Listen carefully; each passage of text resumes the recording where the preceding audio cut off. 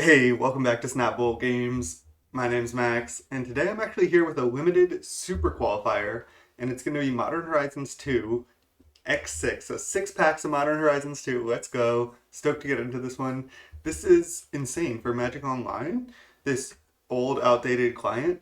This is 672 people have joined this event. Crazy. Out of a maximum of 672. So nobody else can join in the last minute. It actually maxed out this event. Pretty crazy. It's going to be really bad value considering there's so many people and the prize support doesn't change depending on the number of people. So this is basically just going to be for fun. There is the top two finishers in today's event are invited to the set championship, which is essentially the pro tour. That's why I think there's so many people. Plus, it's just Modern Horizons 2, which is fun. Maybe we'll open a Ragavan here. We have 6 packs to do so. Plus, I just have a lot of qualifier points that I kind of need to burn, and I'm able to play today, so I'm down just to fire this one off.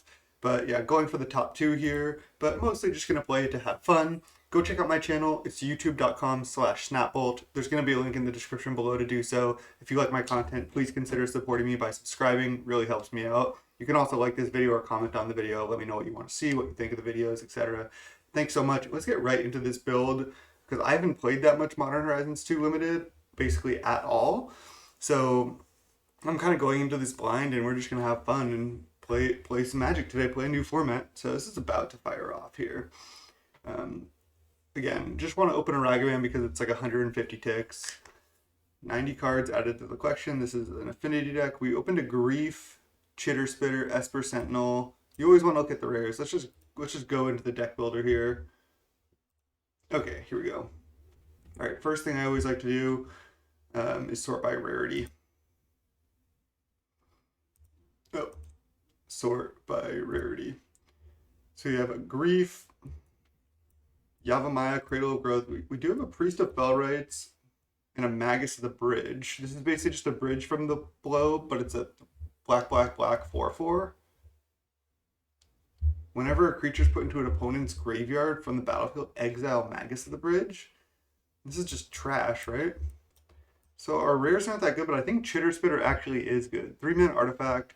At the beginning of your upkeep, you may sack a token. If you do, put a counter on it.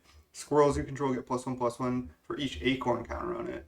And then you can 1 green tap to just make a token. So you can just fuel itself, and if you have other tokens, then you can just make a squirrel every turn, sacking other tokens, and then your squirrels all get huge. This card's great. So let's now sort by color. And then what I like to do is I just like to pull down playables from each color essentially and see what we got. Let's start with green just because we know our chitter spitters in rare. 7 mana, make a 4/4 Beast Storm. I don't think that's really good at all. I don't know a lot of these cards as well because again I haven't really played any Modern Horizons 2 Limited. So if you're here for the first time, so am I. I gotta go kind of fast here. So I'm not gonna be able to read everything. Don't like Yavimaya Elder that much, especially in like in like cube, but it's a fine card. Seems like a sideboard card. There's our Chitter Spitter. I guess Smelfier. If we're like the counters deck, this could be fine. So this is a 2-mana 1/4. I think this card's actually fine. Oops. And this makes a 1/1 token. This card would be totally fine if we ended up in this deck. Okay. I think Gargadon's good. This is basically a 5-mana 4/4 haste or a 5-mana 5/5. It's fine too. We have triple slasher. It's a lot of slashers.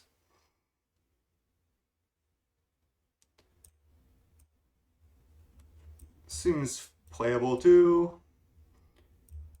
Okay, we kind of have a decent amount of modular creatures here. I don't think I'm going Galvanic Relay or Madness. This card seems pretty bad. I guess it's fine. Lightning Spear actually seems like a fine card. Not interested in Flame Rift. This is just like a shock most of the time. Gorilla Shaman sideboard card. We do have Priest of the Fellrites as well. 7 mana, 4/5. I haven't even like seen this card. Unearth for 5. This card actually seems pretty good. Maybe we can just end up being like black white or something. Black white good cards. So this is like a Gary that makes tokens. We can just hard cast a Grief. It seems fine. This card seems fine too. Here's a discard outlet. I just don't want them to be able to just kill one of their own creatures and then exile Magus. This is just unplayable, right? I think it's just unplayable.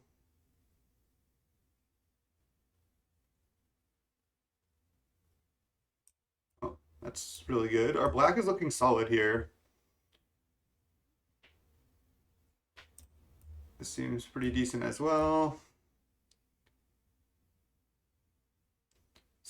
This is actually fine because if you get them low enough, you can just start draining them by sacking your creatures every turn. Tragic Fall is great. Okay, our black is good. We're almost certainly going to be black because we have a lot of removal spells as well. We have good discard outlets. I'm interested in like checking out black white reanimator here, and we even have a bone shards too. All right, let's see what we have in white. 7 mana, 5/5 flying lifelink. Beginning of combat, if you have more life, it gains double strike. I'd like to reanimate that. And this can cycle itself, and then I mean I guess we only have like one way to reanimate, but I'm so fine to play all these expensive cards. Exile a creature card from your graveyard, put X/1/1 flyings, where X is that card's toughness. Well, that's a combo with this. We have like we actually do have a bunch of discard outlets as well. So we can just like, instead of being reanimator, we can also just scour our big stuff to like essentially reanimate it. I don't know if this card is good. Oh, we have a late to dinner as well. All right, I think we're doing it. I think we're doing it. We'll look at the rest of our pool here, but I think we're probably just going black-white reanimator. This card's good. I don't know if we're really the Guardian Knight deck.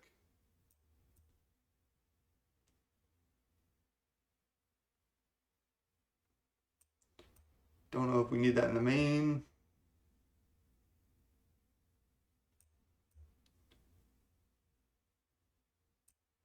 So this says return it to its owner's hand if it's in your graveyard. So we could even just have this in our deck because we can just discard it and then return it to our hand.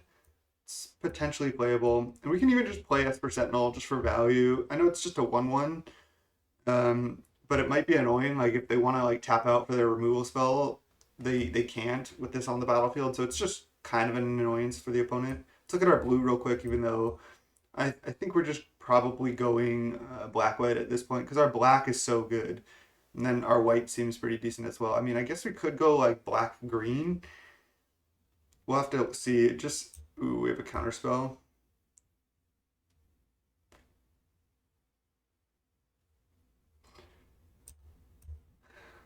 It seems like we have an air amoeba. It seems like we likely just want to be black-white.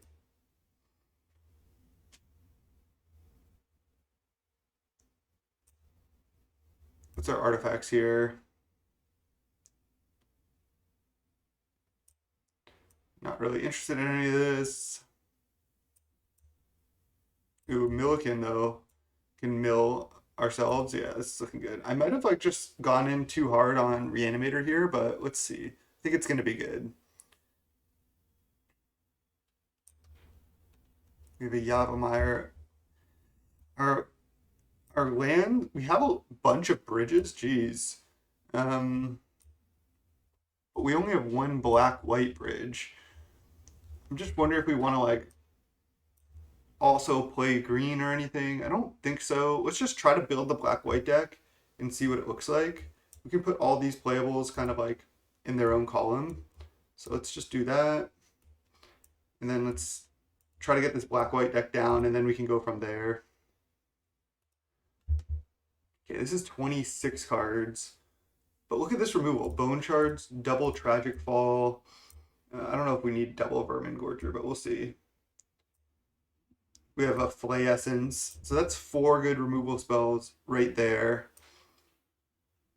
And we have some good synergies, like with a bunch of discard outlets, a bunch of big stuff. I'm almost certainly just playing this deck. This seems like the best to me. We can even like, again, we can scour the desert on like all this big stuff, which seems great. We have a dry keeper. I wonder if we splash like creeper and maybe like where is it, our chitter spitter? That's a possibility as well. Because chitter spitter is just such a strong card. We could just splash it off like I guess we even have a Yavimaya, but Yavimaya doesn't really help you splash. But we have double Dark Moss Bridge. So that's a possibility. I don't know if we need 2 Vermin Gorgers or even any. Seems like a good way just to get them though. It also seems good with Scour the Desert. This deck just seems like it has like the most synergy. We even have a Late to Dinner. So if we're just putting these into play, it seems like a really good way to go. And we can just like cast our spells normally as well. Just tons of removal. I don't know if we need this. This is good to just discard and then return to your hand, though. That's like a slow value train, which I don't hate. Discard a card, it gains indestructible, tap it, and it has lifelink if you're hellbent, which we can go hellbent with this deck relatively easily with all of our discard outlets if we want. This even has madness. Yeah, it seems good.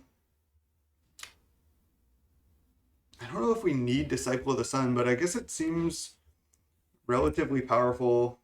Just returning any of our cheap permanents. Milliken seems great in this deck.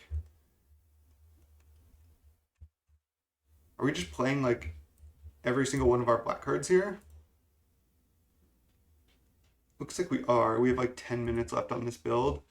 I'm pretty sure that this is what I'm doing though. This deck just seems too sweet to pass up. Again, now we just have to determine if we also want to play Chitter Spitter off like 2 green lands and maybe a Dry Keeper as well. We're still at 25. I mean, maybe I just don't need this. This deck does seem pretty strong. This is a discard outlet.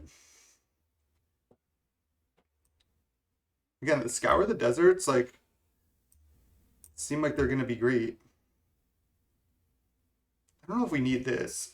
We're not really devotioning to black. I mean, this is still 6 mana, 3/3 that worst case makes 2 1/1 green squirrel tokens. This is making me want to get the Chitter Spitter in there too. And then this also seems like it has synergy. I don't know if I want to splash Squirrel Sanctuary because we only have 2 green sources, so I don't really want to go up to 3 green cards. Yeah, this card is fine, but it's also better when you have more green sources, so you play it on turn 1 and then you have it in play. Not like you don't want to find your green source later, and then these cards are still strong, but this looks good to me. This looks good.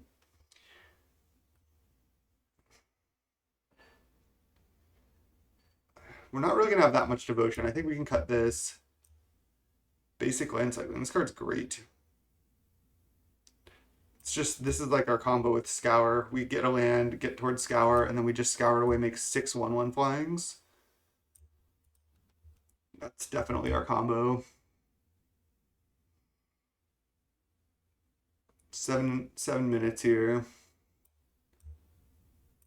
Do not think we're getting Magus of the Bridge in there. I mean, yeah, 3 mana 4/4, and maybe they can't do anything, but if they just have a creature, they can just chump, and then this just gets exiled. Just terrible. Okay. I'm really not sure what to cut. I could just cut this boon and then slide it in like a grindy matchup. I think I like that. These also have Unearth, which is just great with all of our discard outlets. I'm almost never going to evoke this, but I still think we want to play it. I think we may sacrifice a token. I mean, this just, again, fuels itself. We don't have really that many ways to make tokens. I guess we have Scour. It makes 1/1 white birds that we can just start sacrificing. But if we have all these birds, we're probably just going to kill them anyway. I think this is, again, just good enough on its own. I think this card is more powerful than it looks. The thing is, this does make squirrels, which is good with Chitter Spitter. It also makes tokens. 3/2.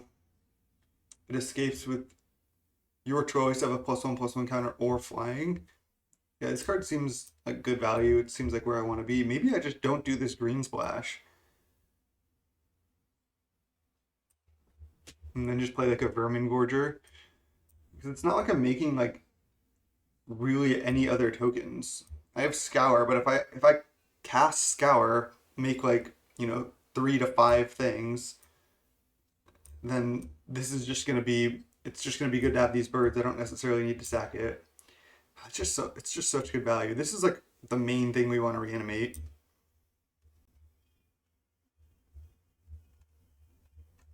Let's see. I mean, I could just cut one more card, but I mean, I could just not play Esper Sentinel or Disciple of the Sun. This just returns it to your hand. I mean, I guess I have a fair number of good things, but yeah, it also costs 5 mana. 3/3 lifelink, not bad. I just don't think I'm gonna have that much devotion in general. These are good together. I think this is a good build. 17 lands, and just splash those 2 cards.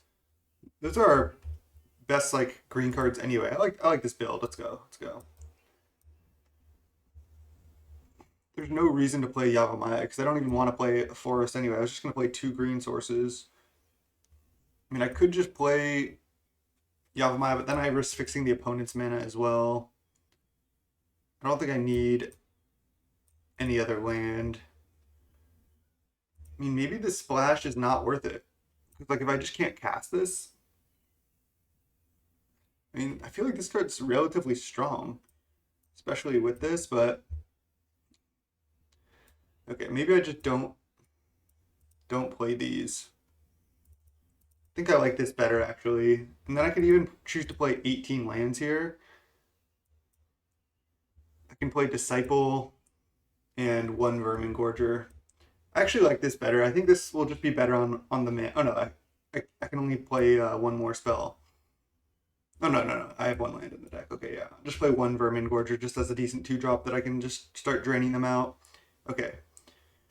Sort by color. Add basics. 9/7 looks good. I don't think I want to go 10/6. Yeah, this looks better without the splash. Those cards are fine, but I just don't know if I actually need to splash for them. 17 lands, I think is good. We have a basic land cycler. Yeah, this deck looks sweet. I mean, again, we have a lot of removal here. Let me just try to make sure I didn't miss anything. Let me submit just to make sure I get it in.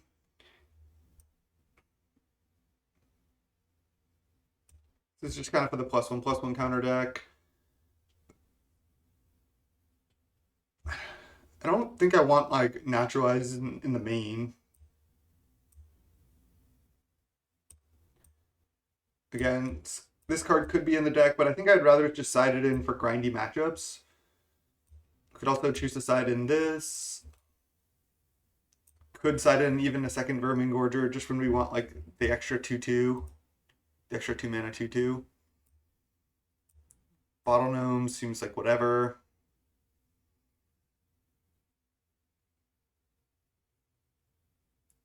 This is a 3 mana, enters tapped. Then you just start moving the +1/+1 counters around. I mean, this card does seem like pretty good value, but it's not really what we're trying to do. We're not like the +1/+1 counter deck at all. It's just a fine card. Could play it over the Vermin Gorger or something, but I think I'm fine without it. This can be good too. People are going to have artifact lands, but again, it's not exactly what I'm trying to do. I'm trying to like kind of like put these things into play. I have Late to Dinner. I can double scour them. I can even just unearth these. I have a bunch of discard outlets. I'm just sticking to the game plan. This is what I'm going to reg. Always later in the tournament, especially as you're playing out the games, you're like, oh, I should have done something a little bit differently. Is there any chance I should like not have Disciple and play a second Vermin Gorger or something? Maybe. But I think I like just like I don't want too many of this card either. Double Tragic Fall seems great. Plus we can go Hellbent relatively easily with this deck. We can just turn 2 Bone Shards plus Kitchen Imp here. Dope. Yeah, seems sweet. I'm just interested. I think this card is going to be great. We don't have that many big things to exile, I guess. But even making 3 1/1s with flying is going to be decent. I guess we don't have that much to actually discard, but making 5 1/1 flyings, exiling this seems fine. We can also, again, just unearth this, whack them, and kill all their creatures. You know, exiling this from the graveyard, making 5 1/1 flyings is fine, and this is like the real combo with it. So, nice. 30 seconds. I will see you all in round 1. Let's go take this almost 700 person tournament down. All right, welcome to round 1. Our opponent did not show up. They didn't register a deck, it looks like. They had 140 cards in their deck. They just never took an action. They must have just regged for this event. Maybe they had either they just regged for the event and didn't show up because they either forgot or didn't make it or slept in or whatever. Or they just had a bunch of QPs like me and just said, okay, I'm just going to reg for the event and I'm not going to play it at all. And then if I open a Ragavan, it's like I get to basically spend QPs to get 6 packs of MH2. So maybe they did that. Maybe they just missed it or whatever. But starting off 1-0, easy victory. Played pretty well that match, so pretty happy with my play, and I'll see you in round 2. All right, after that thrilling victory in round 1, welcome to round 2. We're against Thatted. Would you like to play first? Yes. This hand is actually pretty terrible. We have like no real early plays. We have this Grief, which we like, yes, we can evoke, but we're never evoking Grief. It's just such bad value. Can't cast like any of these black cards. If we draw a Swamp, we have a turn 3 play. Or we also have this Tragic Fall. But we need to draw so many lands to actually do anything. Like Scour the Desert, Disciple of the Sun, and Grief. We're all so far off casting all of these cards. I think I just need to mulligan. All right.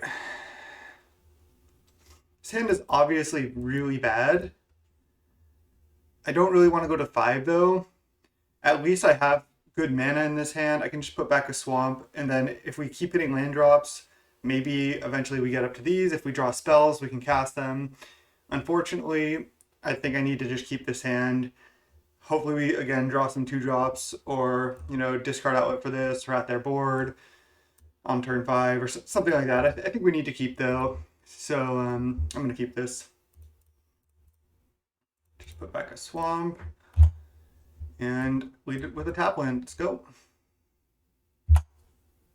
If the opponent ever shows us like the equipment that we have where it gives +2/+0 and artifact landwalk, we can always just side this out and just play like another Plains or something, or even another Swamp.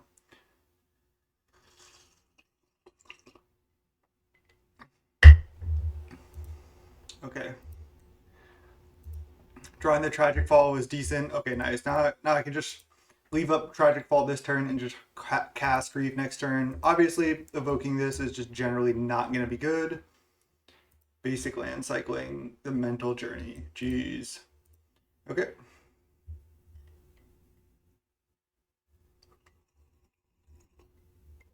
And there's the Cheer Spitter that we could have had. So now they can just start making a 1/1 every single turn. And that's why that card is good. Okay. We're just going to Grief them. Cast. Get to just take their best card, make a 3/2. Oh, geez. So they're just like 5-color good stuff here. Counterspell, Drykeeper, Graceful Restoration. Oh, man. Loathsome Courier, Exploit, 5/4 Menace. Okay. So they are just a good stuff deck. I mean, Drykeeper is so good. Drykeeper and Wave Sifter are both so good with Chitter Spitter. I feel like it's going to be tough to beat either of those cards. I think I'm supposed to take Wave Sifter though, because if I'm ever able to get up to Archfiend, I can just Wrath their squirrels, hopefully. I mean, their squirrels are going to start to get pretty big. They can just upkeep, make a squirrel, and sack it to Chitter Spitter if they want. I think I'm just supposed to take Wave Sifter because this draws cards. Their hand looks pretty good though. I don't think we're going to win this game. So they didn't want to make something on upkeep, which is surprising. I feel like maybe they should have. Wow, they drew a 3-drop. Okay, well I can just Tragic Fall that right now, because they're going to get good value. Next turn they're going to be able to cast a 5-drop and then trigger this. So let's just go land. Tragic Fall right now. Attack for 3. They make a 1/1. Okay, so we're two lands away from casting these 7-drops, but I don't know if they're going to start sacking tokens to Chitter Spitter yet. They might just make more tokens. Man, this seems like kind of a rough matchup for us because they're just going greedy on the mana base and they have so much power in the deck, and we kind of like didn't do that. That might be my unfamiliarity with the format. Maybe you want to like just make as much, just get as much value as you can. So I might need to just Tragic Fall this just to use my mana more efficiently. Again, they're going to just sack a squirrel. They can even make a squirrel on upkeep and then have a bunch of 2/2s. They can just like start giving all their squirrels +2/+2. Probably can't win this game. If I draw like a cheap discard outlet, maybe, but yeah, this is not looking good. Okay, well now I can play this and then discard this, and then if they don't pump their Chitter Spitter, I might be able to Wrath them with my Archfiend, so that's the plan. I'm going to attack here. If they want to trade 2 squirrels for this, they can.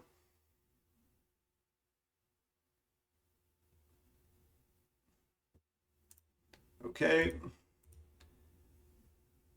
Because now they're less likely to sack squirrels, and then my Archfiend is likely to be better.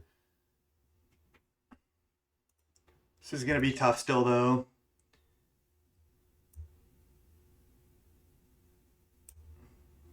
They don't have a target for their Loathsome Curator yet, as well. And they don't have white mana for Graceful Restoration, and there's the second blue source for Counterspell. The good news is they can't counter the Unearth, but I'd rather not Unearth it. I'd rather hardcast it and make them use their Counterspell. It's not playing a land because I want to just start casting these 7-drops for sure.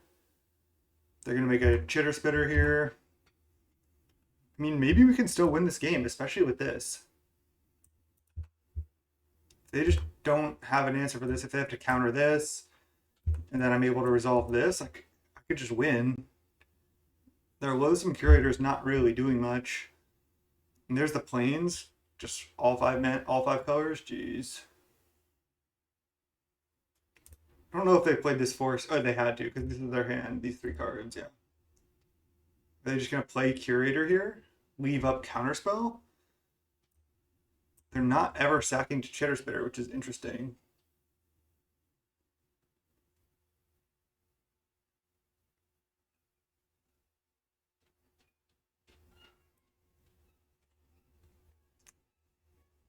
I definitely want to hardcast this if I can. Again, I just trade for Counterspell. Oh, they're Graceful Restorationing. Duh. Return 2 target creature cards with power 2 or less from your graveyard to the battlefield. Okay, well, I'm going to have to unearth this now to play around Counterspell as well. So I get to Wrath their board, but I'm not sure that that's going to be enough.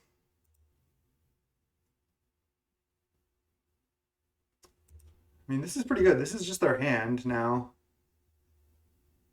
I get to hit them for 5 while I do it. If I can win this game, then that's pretty incredible. They're still going to have a Counterspell, though. Okay, let's just untap. Necromancer's Familiar. Okay, this card's actually pretty good on this board here. So let's discard a card to this. Discard Archfiend. And then unearth this. can play this next turn. They can't counter this. Wrath their board. They never put counters here. And then I get to swing for 9. Okay. I can hit for 11 by discarding 2 more cards. They're probably going to play Curator next turn just with no targets. Leave up Counterspell again. And then I'm going to play Familiar. They're going to have to counter it. And then I can play this. Okay, yeah, we might be able to just win. They're down to 4. Okay. That card is insane. The Wrath. No, it's not. Discard another card. I feel like if they were just putting counters on their Chitter Spitter, I would have been crushed this game. And they drew a land. Okay. They're not going to play Curator? Wait, what? Oh, they're going to make a token and block. Okay, well, they have to block. And they're probably going to have to counter this. And then I get to resolve Glorious Enforcer next turn, and I think that's going to be good. They have to draw like a really good removal spell in order to beat that. And they have to chump this essentially every turn. I'm shocked they didn't play this. I'm drawing all creatures with higher than CMC 3 mana cost. Okay, let's go Swamp, cast Familiar. Maybe I shouldn't have played Swamp, but this is just going to get countered anyway. But just slam this next turn. Yep. So my other hand is just Curator, nothing else. They can keep making 1/1s to chump this. I feel like I'm ahead at this point because of the Wrath. They can still draw stuff to get out of this. Wow. So their squirrels get trample. And this is a 4/4 flying. They still didn't want to play this.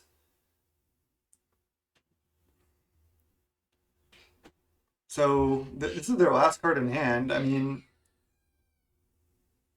if I just attack, they trade, and then I just play a Glorious Enforcer, they need to top deck an out to it.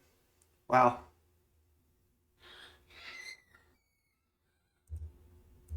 We have some parrots, wild parrots in the neighborhood. I'm not sure if you can hear them.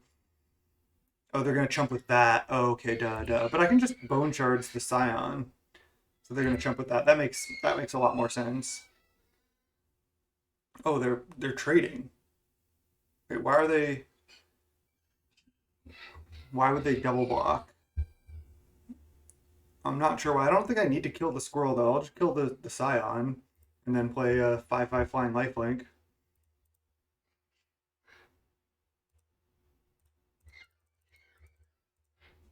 All right.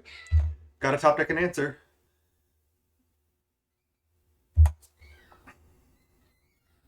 I mean, our Archfiends seem like incredible in this matchup, but oh my god. They top decked the Sudden Edict. That's annoying. Now I'm probably gonna like die to their Chitter Spitter. And they still have this. Oh, that's so annoying. They just top decked the out. Felt like I played this game well. Now they sack. They should have made a token right now and then attacked for 4, though. There's no reason to like sandbag. They could have won if they just had been like putting counters on this. They're just top decking pretty well here. We are not.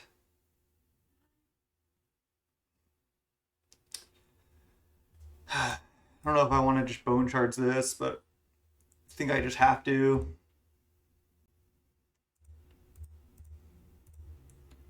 This feels pretty bad. And they just make another squirrel, and then they keep making their squirrels bigger. This felt pretty bad. I think I'm bringing in my Chitter Spitter in this matchup too, maybe. Because their deck is 5 colors. It's going to be pretty slow and clunky. I need more value in my deck. Maybe I should have started with this on the splash.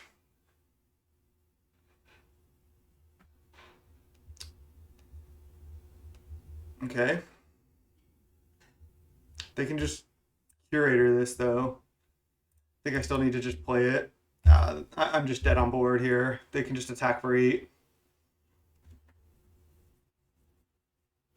I guess they could even attack for 12.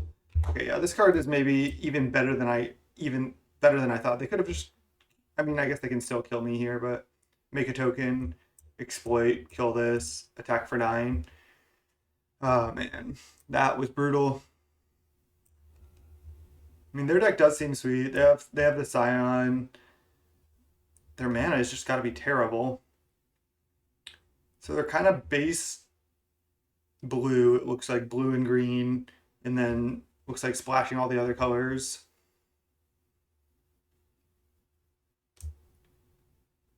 Affinity for tokens. Sure.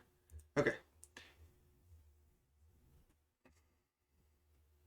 Well, opponent's deck does seem sweet. Seems like they have more power than we do for sure.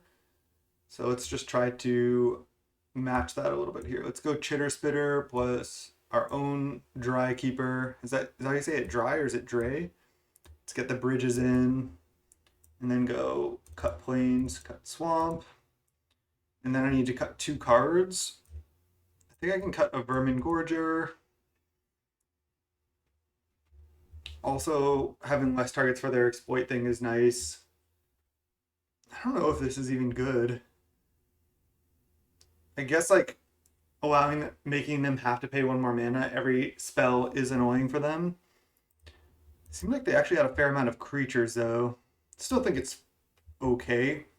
And if I get to draw 1 card off it, it's good. And if I throw them off curve, that's decent as well. All right, what's like just not a very impactful card? Maybe just this. Again, it might be the worst card. I don't really want to side out like my stuff that provides a lot of good value. I think Kitchen Imp is actually good. Just a flyer. All right, I will just Esper Sentinels out. Still think I want 17 lands. I don't think I want more 6 drops. I think the Dry Keeper is what I want. Would you like to play first? Yeah. All right, let's keep this. We can basic land cycle this. Oh, maybe we should have 1 forest for that reason. For the basic land cycling. That gives us 2 more sources. I'm not even sure, honestly. We only have 2 green cards and we have 2 green sources right now. Ooh. So now I can go Priest of Fellrights right now, and then next turn unearth this, or cycle it and then bring it back. I can also play Cabal Initiate this turn, and then just discard like this. I feel like that seems worse. I mean, sacking this to bring back a 4/6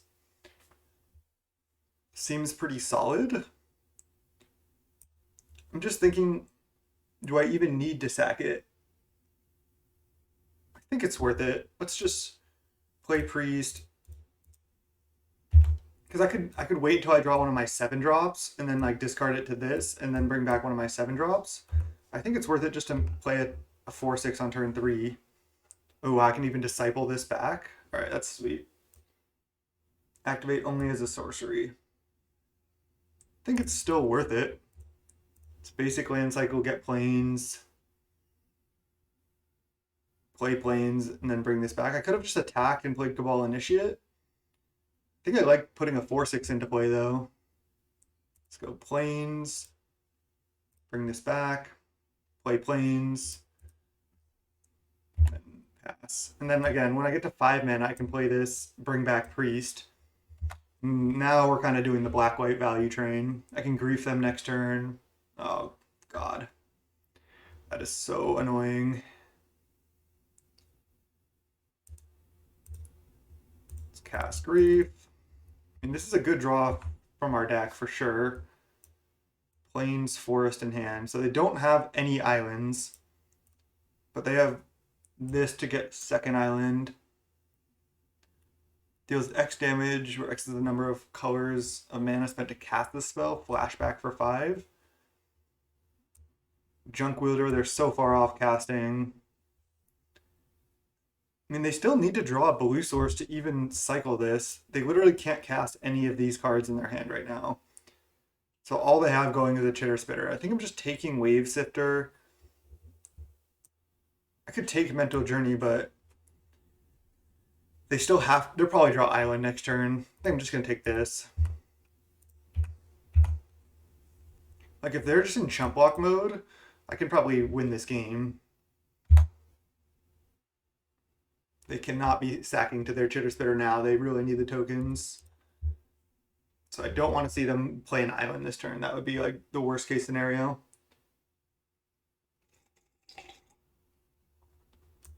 They're going to get a blue-red land here. I guess maybe this is worst case scenario. They get both their colors.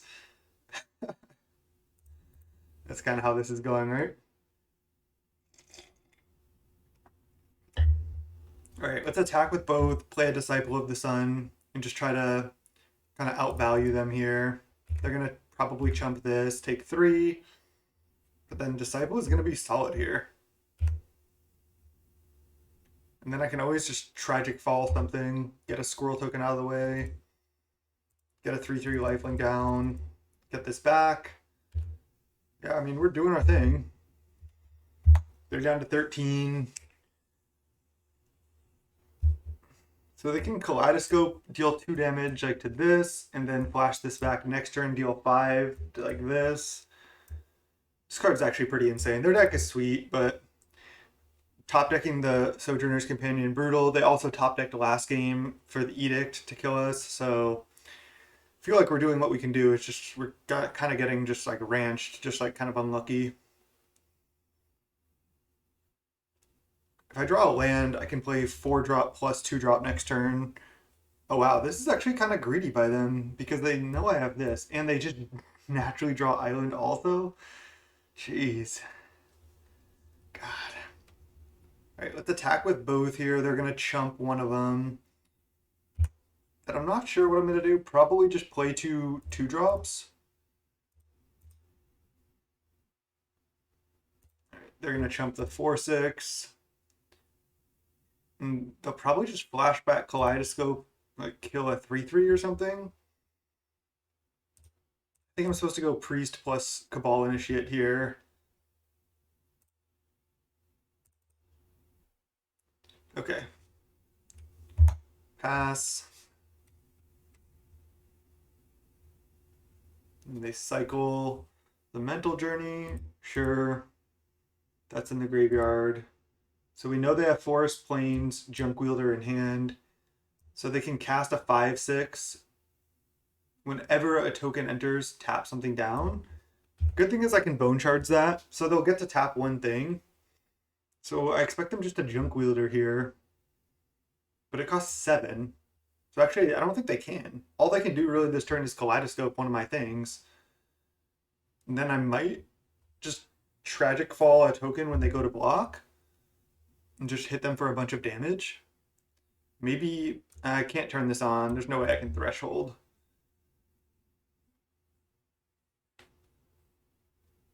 But they can only go up to 6 mana this turn.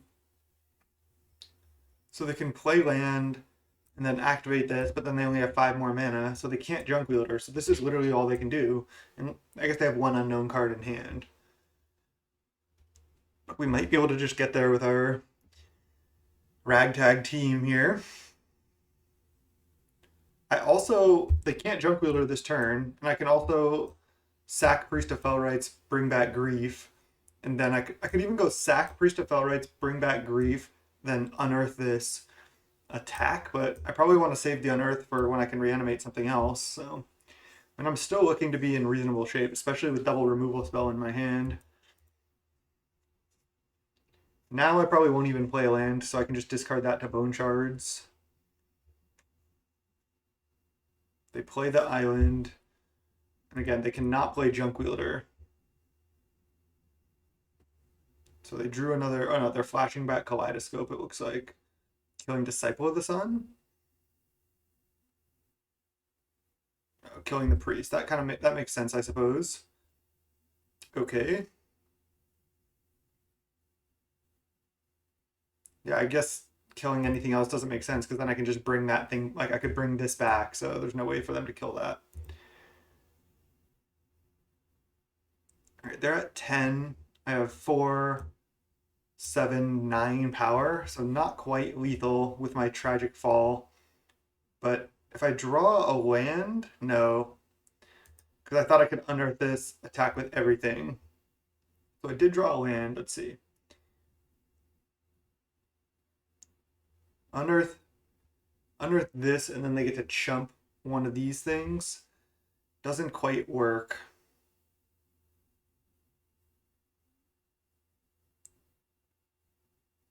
And they are going to get to Junk Wielder next turn, but they can't Junk Wielder into Chitter Spitter yet. I have 2 cards in Yard. I can go up to 6.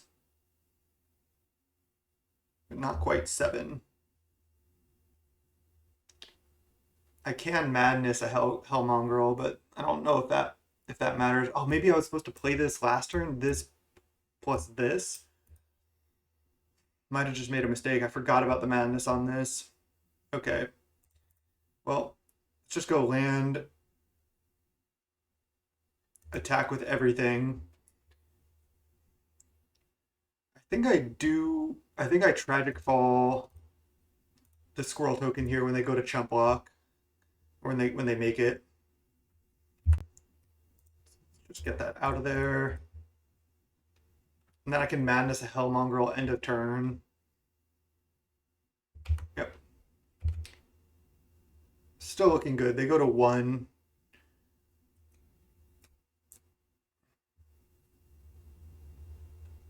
Okay. Yeah, this looks fine. We should still have the win here. Because again, they can't go Junk Wielder into Chitter Spitter token because they'll have 7 mana exactly. This has affinity for tokens. If it dies, it deals 3 damage to any target. Sure. So they're going to try to block and then maybe sack it before damage or something, but I get to just Hellmongrel here.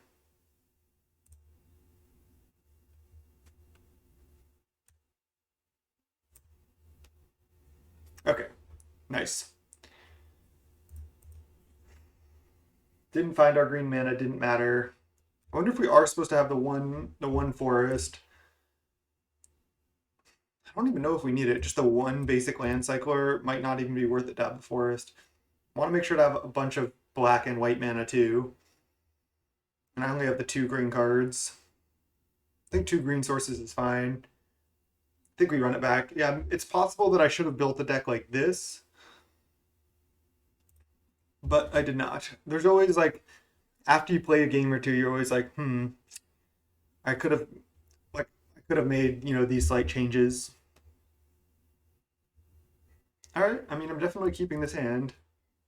We have a turn 2 priest. We have a Milliken. It's a pretty good combo. Okay. Let's just bridge, pass. I wonder if I play Milliken on 2 rather than priest to start milling more. Alright, they're just playing their clunky tap lands. We don't have a green source yet, or a second black source for green. I think I'm down to just Milliken here. Start milling. Get more mana too. So if I do draw Swamp next turn, I can just turn 3 Grief, which is pretty solid. I can play this later. There's no huge rush to play it. Hopefully they just clunk out with their mana. They went ultra greedy, and of course they have all 5 colors on turn 3. So it doesn't look like to be the case. I think they've had turn 3 Chitter Spitter every single game. All right, now this is where we add a mana with Milliken right now, and then we hit the 7 mana Angel and then just late to dinner it. Let's go. Huh. Okay, we hit this. So I can just late to dinner that right now.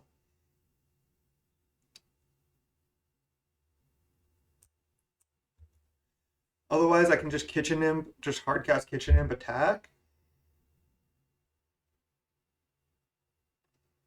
Making the food token isn't really relevant. Whenever this or another creature enters the battlefield from the graveyard, put a +1/+1 counter on this. So I get a 3/3 flying lifelink. And I think that's better than Kitchen Imp this turn. Yeah, let's go. It's late to dinner. So we did hit. That was a good hit.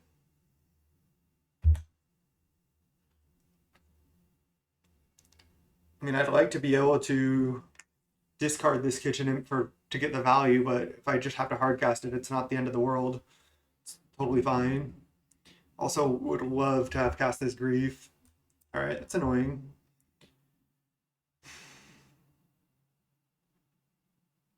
So milling is likely not going to do anything.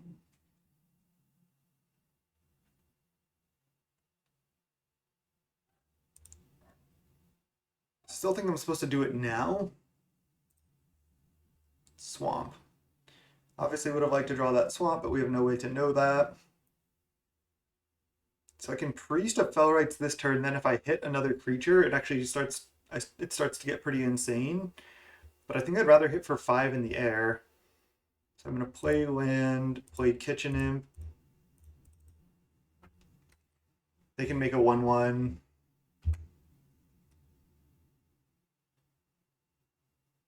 They said, it looks like you drafted this. And their deck looks like, again, to have way more power.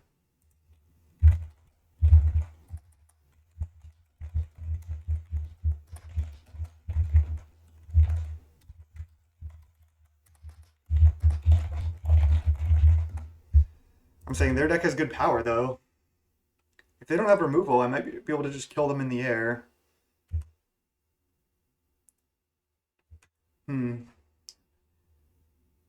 I wonder if this is a situation where I was supposed to grief exiling my Archfiend and have cast Priest at some point to bring back Priest back Grief and start going off that way.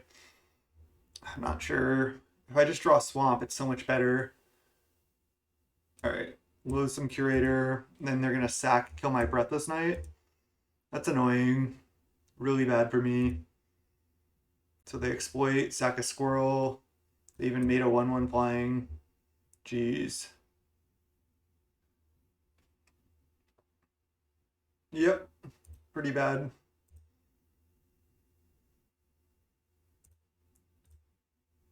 Okay, really want to draw Swamp.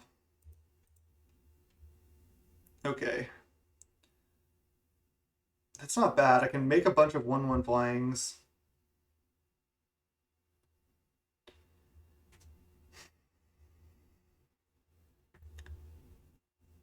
Do want to get this down, but let's just see what I mill. It's a Scorched Desert. All right, we have to just cast Scorched Desert, make 2 1/1 flyings. It's not even that good, actually. I guess I just Priest of Felrites here.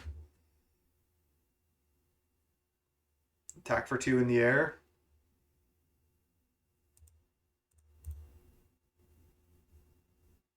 Priest.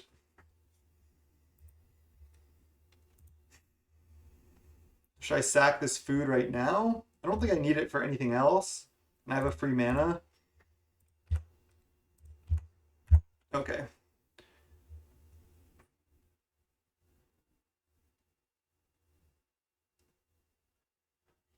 They're saying, yeah, their deck does have good power. And they're saying, yeah, I play all the colors. Yep. They put all their most powerful cards in the deck. That's what you got when you play 5 colors. And when you don't stumble on mana, when you have all 5 colors, it's just so good. Alright, we're at 4, 5 mana, so we're still pretty far off casting this.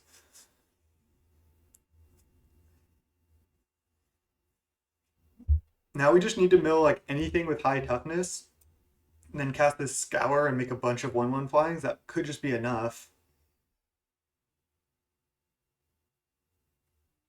Terramorph. Search library for a basic land, put it onto the battlefield, rebound. Sure. It's fine.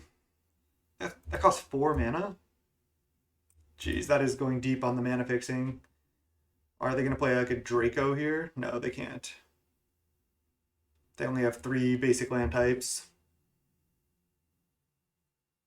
Oh, they Kaleidoscope, kill Kitchen Imp. Okay.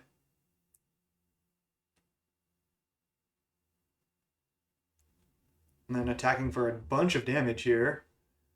Okay, it's not great. The turn 3 Chitter Spitter every game was just brutal. Okay. Well, there's a black discard outlet.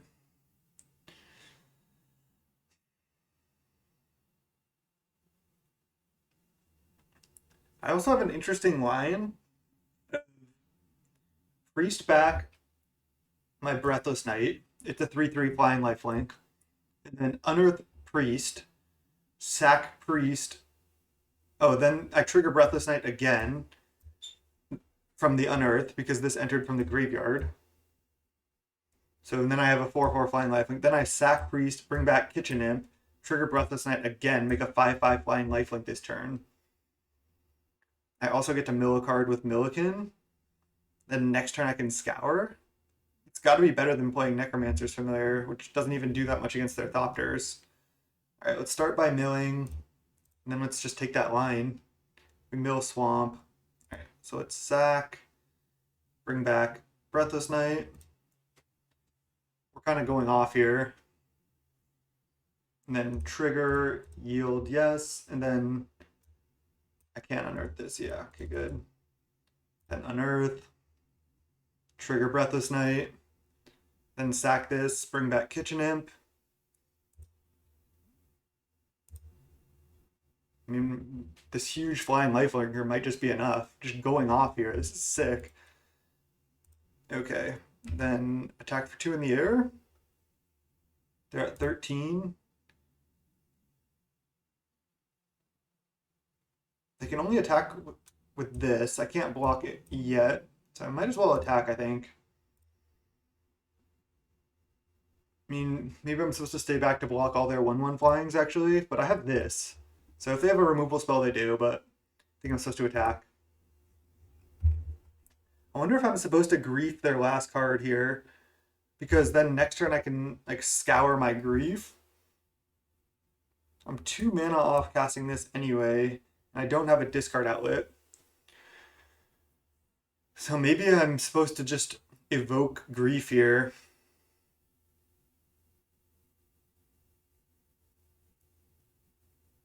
They said, aren't I dead like this? I have a 5/5 flying lifelink out.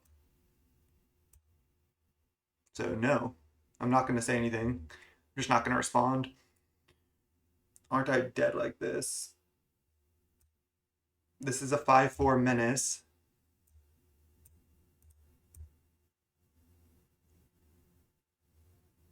They can make a squirrel.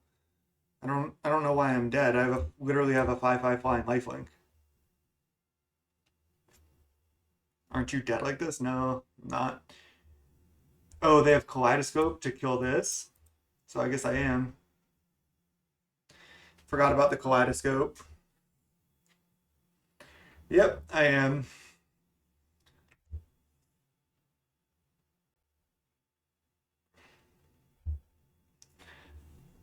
I just forgot about Kaleidoscope entirely. I don't know if I had really any other lines against Kaleidoscope then. This deals X damage to any target.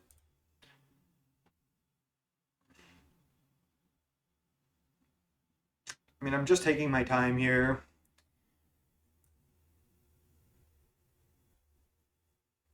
Or you cast it from a graveyard.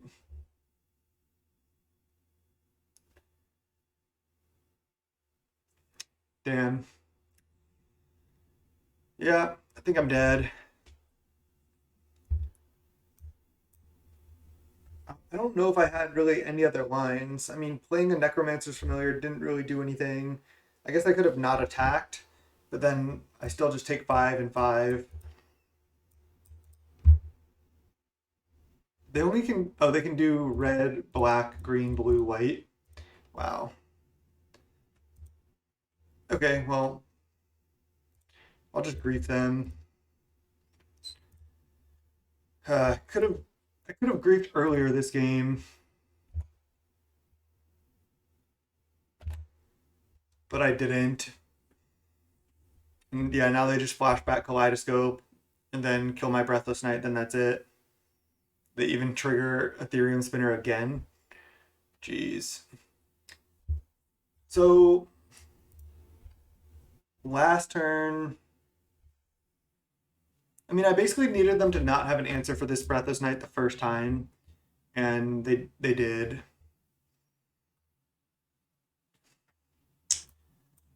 The Curator just crushed me. Yeah, they're just kaleidoscoping. I don't think I had really, again, any other lines. I could have Scorched Desert, but I didn't. All right, they got me. Their deck was sweet. I feel like I should have built the deck with the green splash to start, but again, here I couldn't cast it because I didn't find my green mana. So maybe I should have played the one forest. Then I go up to 4 green sources with my basic land cycler. I think the black-white deck is good. I don't really want to face these like really slow, clunky matchups. But I mean, our deck was doing really powerful stuff. Like they said, this deck felt like I drafted it, so I had a lot of synergy. Just couldn't quite get there. Game one was brutal there, so that was really bad. All right, lost round two there. It's like almost need to win every other match in order to top eight now because it's like insane. There's so many players in this event. You have to do so well in order to top eight. I mean, there's 10 rounds, but I think X2 might not do it. Plus, we had we basically like had an opponent that didn't show in the first round, so our tiebreakers are likely not going to be good. So yeah, pretty brutal. I'll see you in round three. Ooh, tough loss there. All right, after that crushing defeat in round two, that was brutal, disheartening. Let's bounce back. Would you like to play first? Yes. Oh man. Sand is garbage, but I think I'm supposed to keep. Maybe not. I mean, I'm not doing anything till turn 4. All right, let's just mull. Let's just do better than this. I mean, I have to keep this, I think. Can just put back a Scour the Desert. Don't need that till later. Maybe we'll draw planes at some point here. They mulligan to 6 as well. This hand is not very good. Yeah, maybe like building with the splash was also like the more greedy way because we didn't exactly have like that. If I had more artifact lands for fixing, I would have done it. It's actually interesting because now, of course, I draw the bridge. If I play bridge this turn, next turn I can play both of these. But if I play Gorger this turn, I can't even play this next turn either. I don't think I care about the 2 damage. I'd rather play both of my things next turn. So, as awkward as that is, I'm just going to play bridge on 2. Nice, that was actually good. I just think we can win with this card a lot of the time. Just hope the opponent doesn't have an answer to it. So let's lead on Sentinel and then play Gorger. Gorger seems like it has some sweet synergies in this deck as well. I mean, I think Esper Sentinel is pretty bad, but yeah, it might just be annoying. Like, oh wow. That's so good. 2 mana, make 2 squirrels, gain 3. And then it can also exile a card from a graveyard or counter target loyalty ability of a planeswalker. So it's basically 2 mana instant, make 2 tapped 1/1s, gain 3. That's really strong. They also might just be green-white tokens. Or just green-white good cards, or maybe they're another 4 or 5 color deck. Again, I'm not that familiar with this format, so I kind of just went in blind here. Okay, another planes. I'm just going to pass the turn here. This card's also decent just because, like, if they want to kill any of our other creatures, I can just sacrifice it.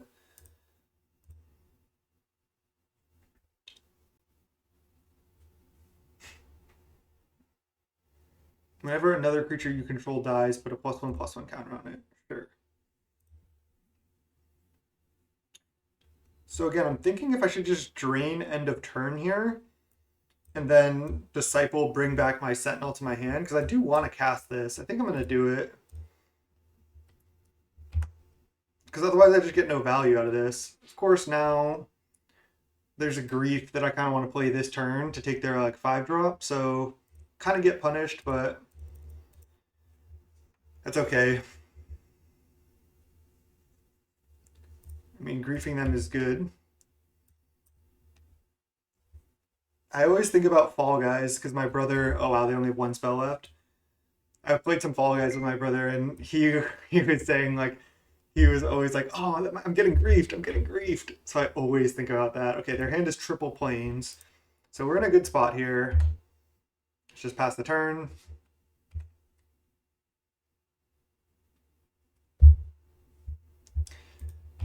Between rounds, I was working on my deck for there's a modern PTQ tomorrow, which I'm going to be playing in, so I was working on that a bit. Okay. Now if I draw land, I can go Disciple and cast Esper Sentinel, which is decent, plus getting me closer to this. Alright. Nice. So I'm going to start by just attacking with Grief. If they want to trade here, that's fine. And then I get to go Disciple into Esper Sentinel. Yep, this is okay. Oh, I forgot about this. Yeah, maybe that's not worth, because now they can also just not attack. I probably just shouldn't have attacked, but I think this is also just fine. They have a 4/5, but I can play a 5/5 flying lifelink. Maybe I should have attacked with Vermin Gorger as well. No, I don't think so. I think that's going to be nice to have out.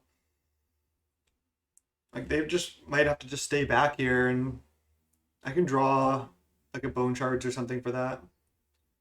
Liquid Metal Torque. Okay, they can pay 1. Esper Sentinel doesn't really do anything at this point either.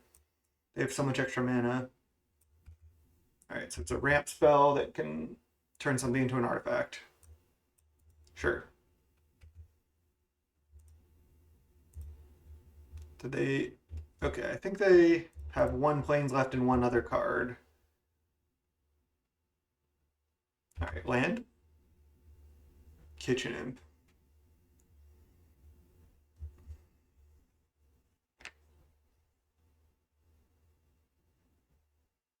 I don't have more life than them yet, but I can sack stuff to get more life. Okay, let's just play this and pass.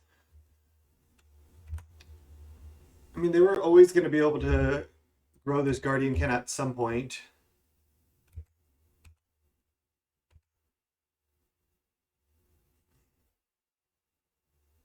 Again, I can just start draining them here. 1/1 flying, protection from artifacts.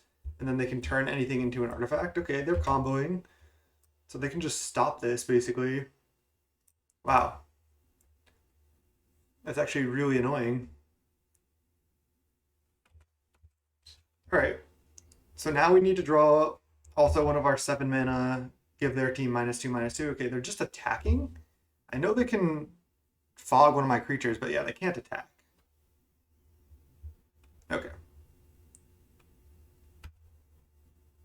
Okay, nice.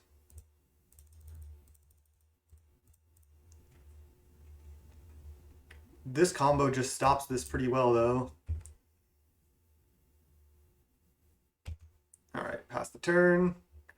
So now I just need to draw basically any removal spell for their Curator, and then I'm in good shape here. I have no cards left, but they don't really have anything going on. I guess they can grow this, so I guess maybe not really. I need, because if I just draw a removal spell, this becomes a 5/6, and it can just trade for this. But even then, I still trade for this, and then I have a much bigger board than them. I don't need to sack Esper Sentinel yet. Okay, nice. Exile. That's actually great. Because now I can just go exile the Curator, and then I can slam with this, and then sack with Gorger to go up on life and give this double strike. And this doesn't even trigger because this exiles. I mean, I can exile the Guardian, but then they can just continuously block this. I think this is just better because of the Liquid Metal Torque. It's kind of a weird play, but it's what we're doing. Otherwise, I need to answer this at some point, and then I can just attack with this 5/5 flying double strike here. I know I need to sack a creature, but I'm gonna just do that.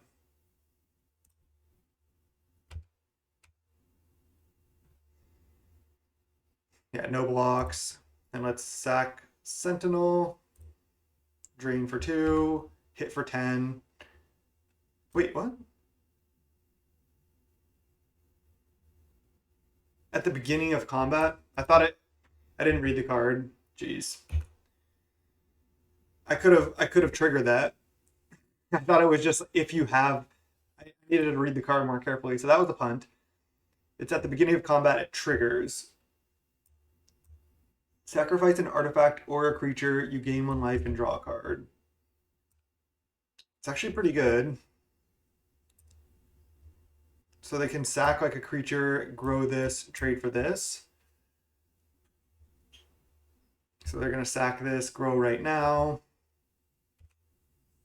Oh, make it an artifact.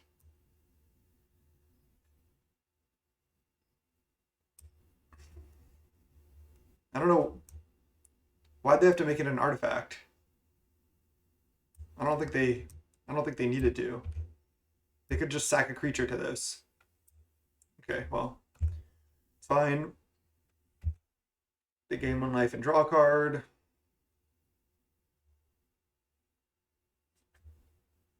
At the beginning of each combat, okay.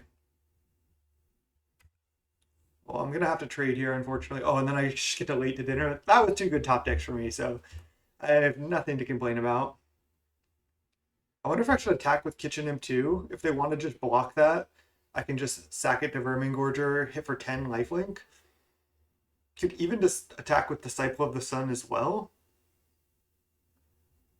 I think I like actually attacking with everything here. I mean, they're gonna trade here, but if I attack with everything, are they just gonna get a free block and then block this next turn?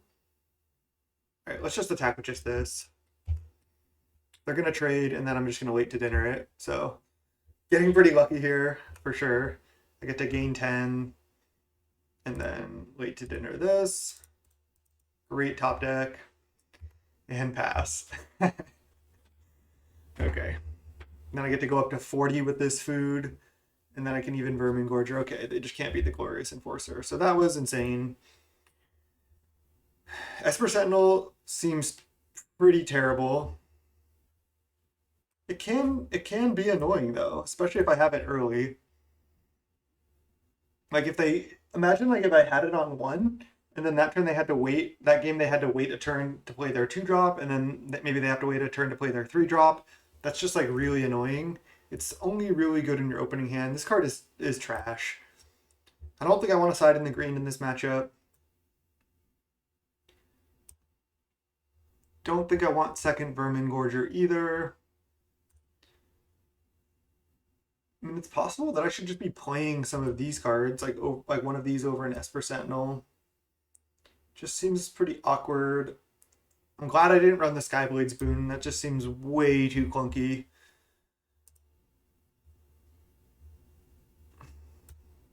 This card seems pretty bad. I mean, this card does stuff. I mean, it's a 3 mana, 4 power thing, and then it makes my other stuff bigger, then I'm left with a 2/2. It's possible I should have just played this instead of this also. I can put counters here on my other flyers. I think I'm just going to run it back. I'll just run the Esper Sentinel again. Again, not sure if I'm supposed to have it, but this matchup seems fine for us. They're just like green-white. They're going to be making tokens. We have double Archfiend. Our deck, again, has so much synergy here. I'm feeling okay in this matchup. Just the last matchup, like, if they don't clunk out on their mana, then their late game is so much better than ours. Okay. Game 2 here against green-white. Snap keep this. Sounds clunky, but we have good mana. I mean, we should have good mana most of the time. We're very not greedy for a deck. And I might be able to turn 4 like Bone Shards, discarding Hell Mongrel here, which is a nice combo.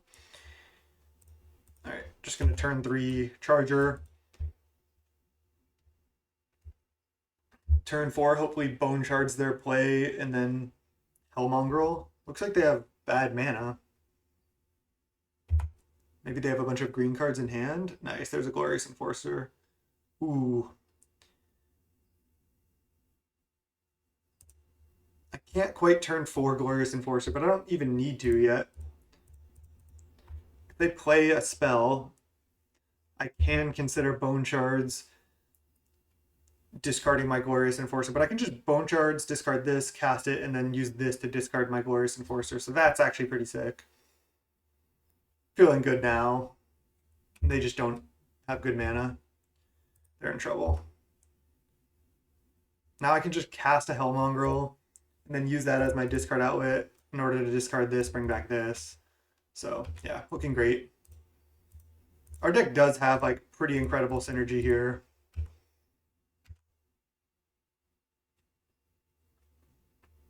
And if they find their mana, they play any spell, any creature, I get to Bone Shards it. Yeah. And then I just get to go Bone Shards plus discard this, then Late to Dinner. And just, they'll probably concede to that. This is an insane line. Even the Scour the Desert. Nice. I can just discard this, make a bunch of 1/1 flyings. Okay, let's just do this. Bone Shards, cast with discard a card, kill this, discard Glorious Enforcer, and then Late to Dinner it. This is pretty nuts. And then I gain double strike and they concede. Nice. So that's what our deck is. That was picture perfect. I mean, they didn't do anything except play a turn 4 Guardian. And we just kind of like went off. This deck is honestly pretty sick. I'm pretty bummed to have lost to that 5-color deck, especially when we just were so far behind in game 1. And then I was able to set up the Unearth through Counterspell, Wrath their board, get the Guardian Enforcer down, and then they just... All I needed to do was dodge 1 top deck, and then they just top decked the Edict for the answer for this. So brutal, but that was pretty sweet. 2-1 after the first round bye, second round loss, third round, that was kind of a thrashing. Sweet, I'll see you in round 4. All right, 2-1, welcome to round 4. We're on the play, and not a keepable hand here. Let's just toss it. Yeah, this hand looks good. Just put back the Scour. These have been pretty awkward so far. We don't really have enough big like butt stuff in the graveyard to go with these. But I think they're still good overall here. They're not likely to play a 1-drop to allow us to like Bone Shards Kitchen Imp on 2, but we have the combo if they were to play a 1-drop. Very unlikely though. Okay, let's just have 6 their turn and just play a Charger on 3. Probably just going Charger into Hardcast Imp, which is a fine line here. I mean, hopefully they play like a good 2-drop here that I want to Bone Shards. Okay. I mean, it's not a good card, but I get good value out of my Imp. I feel like it's worth it. I don't want to... I could save my Bone Shards plus Imp till next turn and just do this combo next turn. Creatures you could discard a card. Creatures you control gain haste. I mean, they could get some value out of discarding. I think I will just Charger here. I don't really care about that creature that much. I'm fine to just trade off Charger, maybe eventually get it back. We're really not good at filling up the graveyard with this deck, though. Oh, wow. Profane Tutor, jeez. Okay, well now I think I'm going to do the Bone Shards line. Cast with discard a card, kill this, discard this, Madness, cast it. Should have played a land first, probably doesn't matter though. Then attack for 5. And we have another awkward Scour the Desert here. Again, our creatures just aren't really big enough to take advantage of this card that well. We do have the basic land cycling 4/6 to combo with it. Oh wow, they don't have a land? Alright, well this could actually be decent here. Let's just play it. Attack for 5. They get to Profane Tutor next turn, but they probably have to Profane Tutor for a land. So that's kind of rough for them. I think I should just play this out. I'm not entirely sure. We might want to hold it to discard to something else, but also we do want to get up to 7 mana to play our 7 drops. So again, if they Profane Tutor and then get a land, and then they just draw a land, it's not even that good. And they have to pay for Sentinel on Profane Tutor. That's annoying for them. They're down to 10, and if they have like removal spells they want to play, they also have to pay mana for Esper Sentinel, and they're just tight on mana. So Esper Sentinel actually doing some work here, but still pretty low impact overall. Maybe just shouldn't be in the deck.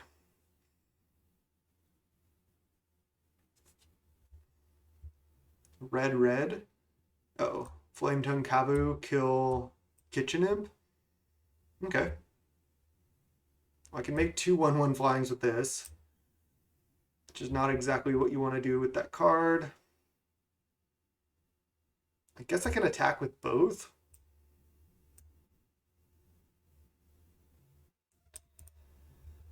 And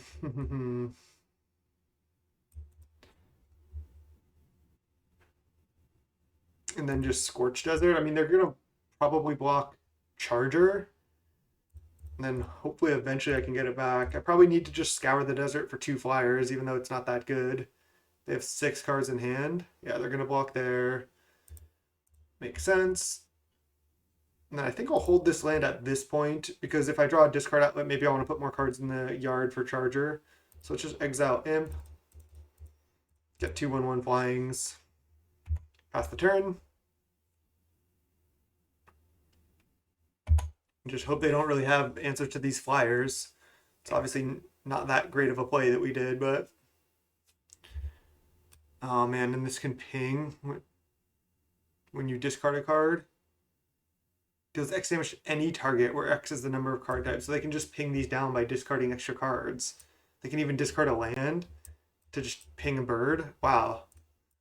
They can just kill all my stuff. Wow, and they just discard Archfiend of Sorrows, so if they draw Swamp, they wrath my board. Okay, I'm in trouble.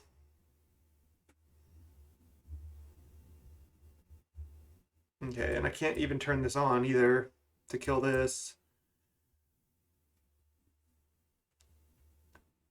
I mean, I guess I can let them keep discarding cards. I guess I just attack for 1, and then that's all I can do. I'm not going to send in Sentinel and then try to Tragic Fall this, I don't think. Looks like we're probably just not able to quite close the door here. Yeah, if they just draw Swamp and they just unearth this, get wrecked. Alright, so they go discard a card, kill my other bird. And they Madness this. Return target instant or sorcery, so they can return a Profane Tutor to their hand. Alright, I can at least kill that. Yep. That's pretty good value. And then they kill bird. This Manticore is just wrecking. Wonder if I should just 2-for-1 myself to kill this now. I don't think so, because I'll probably just Tragic Fall their 3/3, then attack them for 1. Yep, let's just take.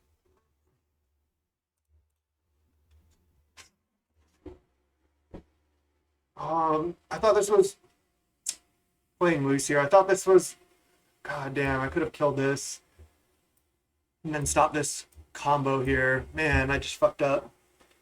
I thought this was a threshold, but this is Hellbent. See, this is my unfamiliarity with the format.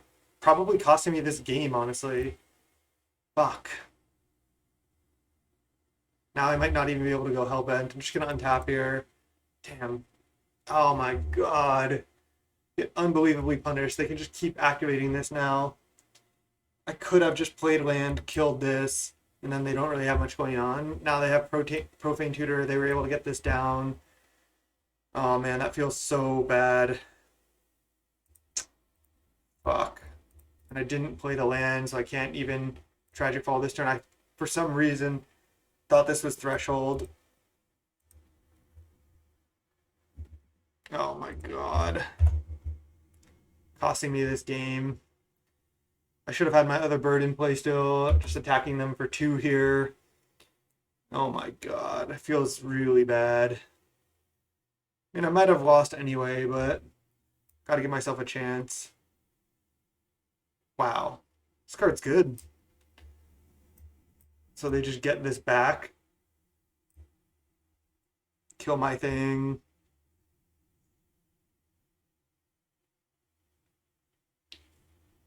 Yeah, so they get their Archbeam back, kill this.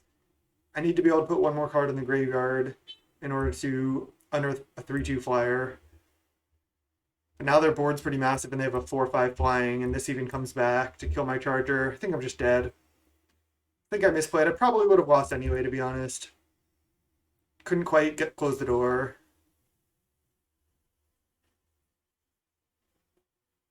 Alright, I mean, I can play a 4/6.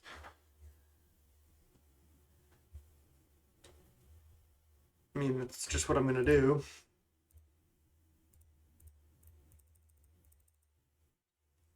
Could have left up black-white mana, but it just doesn't matter. This would have been good last turn in order to get this out of there. Definitely punted this game, but again, I'm not sure if it would have mattered. So they're black-red base, and they just kill my thing. Alright, I'm just going to concede at this point. I might as well just take one more draw step. I have plenty of time.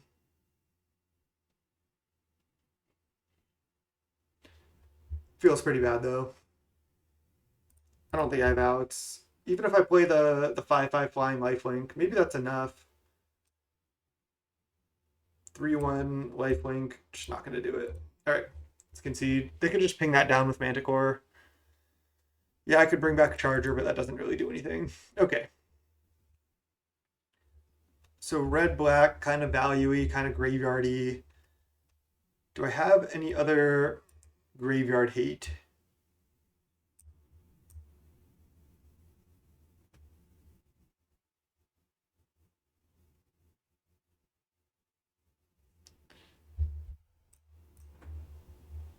I mean, not really. What does this do again? I obviously can't cast it. So it's a rampant growth, and then it deals damage to the number of lands to target creature. Okay. I think I'm just not going to sideboard. I don't think I'm going with the green. I'm just going to keep the black-white. Esper Sentinel seems fine in this matchup. Just going to keep. Just going to run it back. Let's go. We got this. Double Tragic Fall, but only 2 lands, and we have double 7-drop. I think I need to keep and just hope to draw lands. They mulligan to 6. If I draw lands and get up to this, then I can start discarding these, bringing them back. Kind of, I have like 2 removal spells. This hand is really sketchy, but I think I'm supposed to keep it.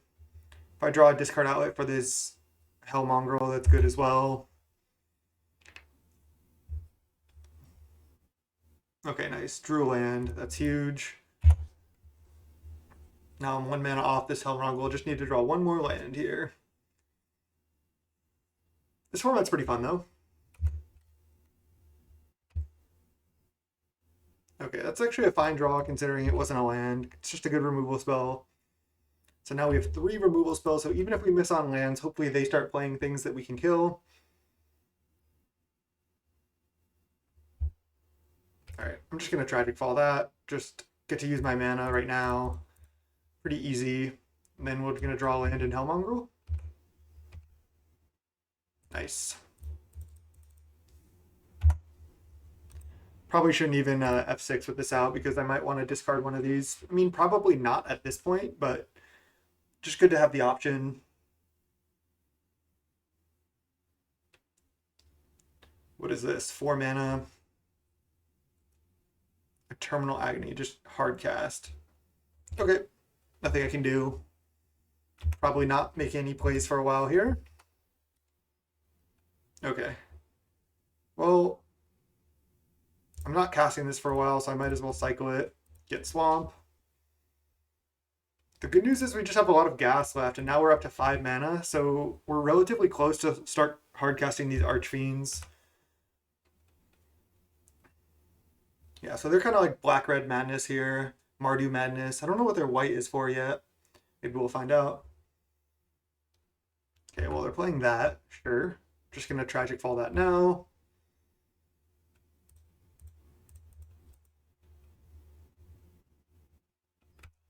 Okay. Gorger, pass. Just going to F6 here. Yeah, this card's fine. It's not incredible, but it's serviceable.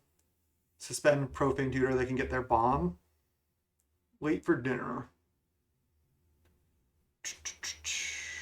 So I can get back a Hellmongrel or a 4/6. I mean, I feel like getting back a 4/6 has got to be good enough. Let's attack and then just get back 4/6.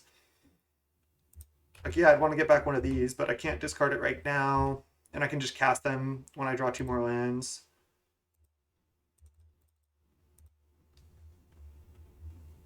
I get a food token. They get to Profane Tutor in 2, not this turn, but next turn. And they have only 2 cards left. My hand is pretty good. So I guess I'm just getting rid of their Guardian at this point, because they have like ways to bring creatures back. This card's actually just like totally fine. And we still have this too, which is just basically exile any creature, which is nice. Especially against their deck, seems good. Ooh, definitely exiling that. It's not like it does that much here, but they can Profane Tutor, go off with this. I think I'm just going to exile it. I mean, I'm relatively close to like Archfiending that as well. They just get so much value out of the Unearth. Oh, they're Bone Shardsing right now, killing the 4/6. Wow, that was interesting. I guess they can go get their own Archfiend, so maybe I don't want to play Kitchen Imp. Because if they just Profane Tutor, go Tutor Archfiend, Wrath my board, that's so bad for me. I'm just not going to play Kitchen Imp. It's a weird line, but I know they have this card, and they have 6 mana right now. They're probably going to Profane Tutor for it. Maybe they get something else they want to like reanimate, but I'm just not going to do anything here. Kind of a weird line, but I think I can just take it slow. I can just crack food.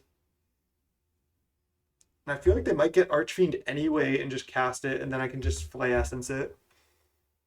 Maybe they have even a better bomb than this, and I should have played this, but if I play this, then they probably go get this anyway, so who knows? Maybe they don't have a land, but I still think it's correct here. Just gain 3, not using that food for anything else. All right, there's a Bone Shards. I'm still going to just not play Kitchen Imp. Not 100% confident on that one.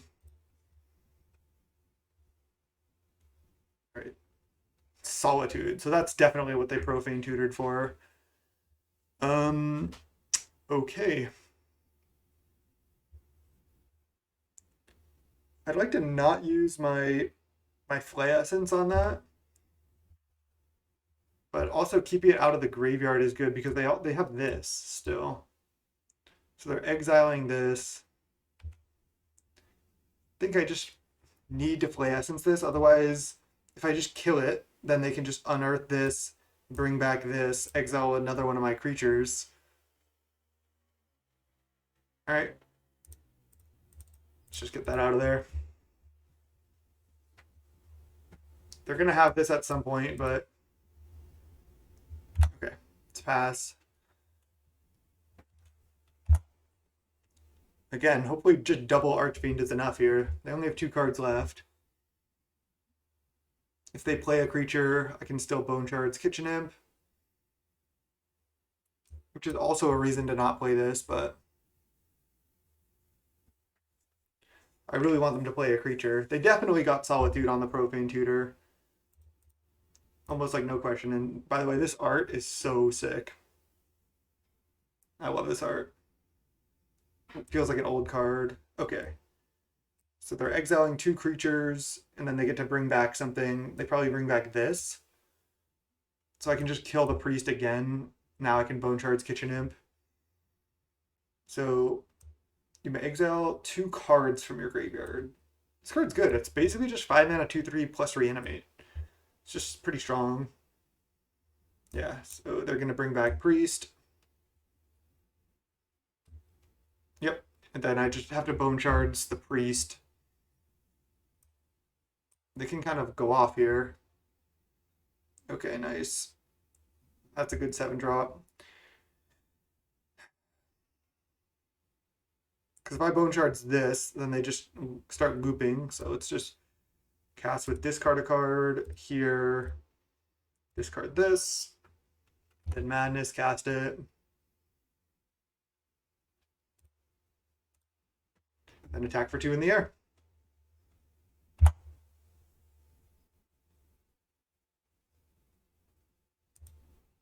They can unearth this, but they have only a Vermin Gorger left to bring back.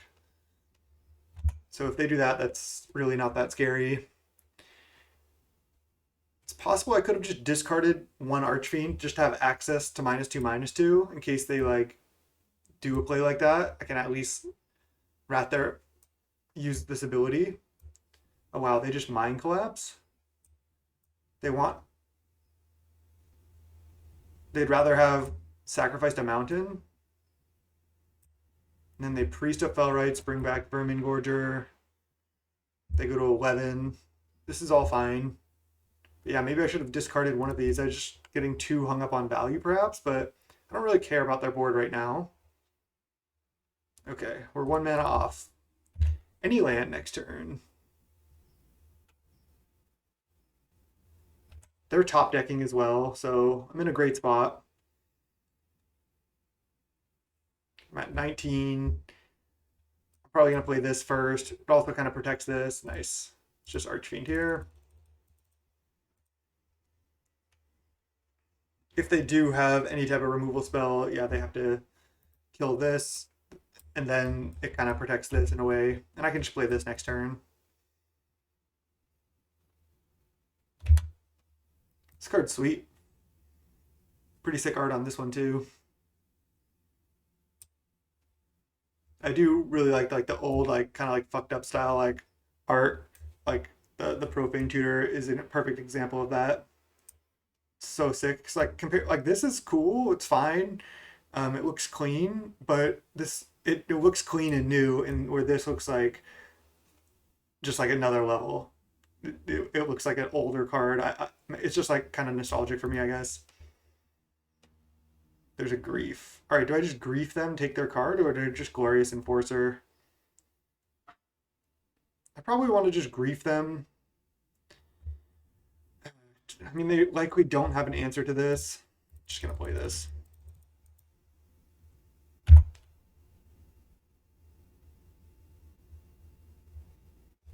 Wait, what did they even? Oh, oh, they just kaleidoscoped. Okay, well, whatever. I wasn't even paying attention to what they did. So they just kaleidoscoped and then flashbacked it? Okay. I think playing this over this has got to be correct at this point. They only have 1 card. Yeah, this card's sick.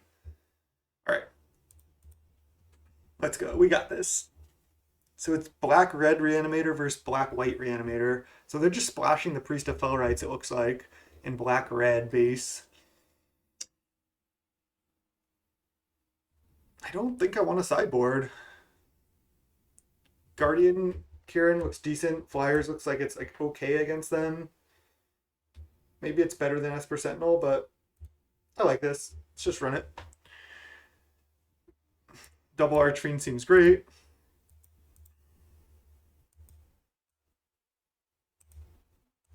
This hand's bad, but I'm going to keep. If we just draw planes, then we can cycle this.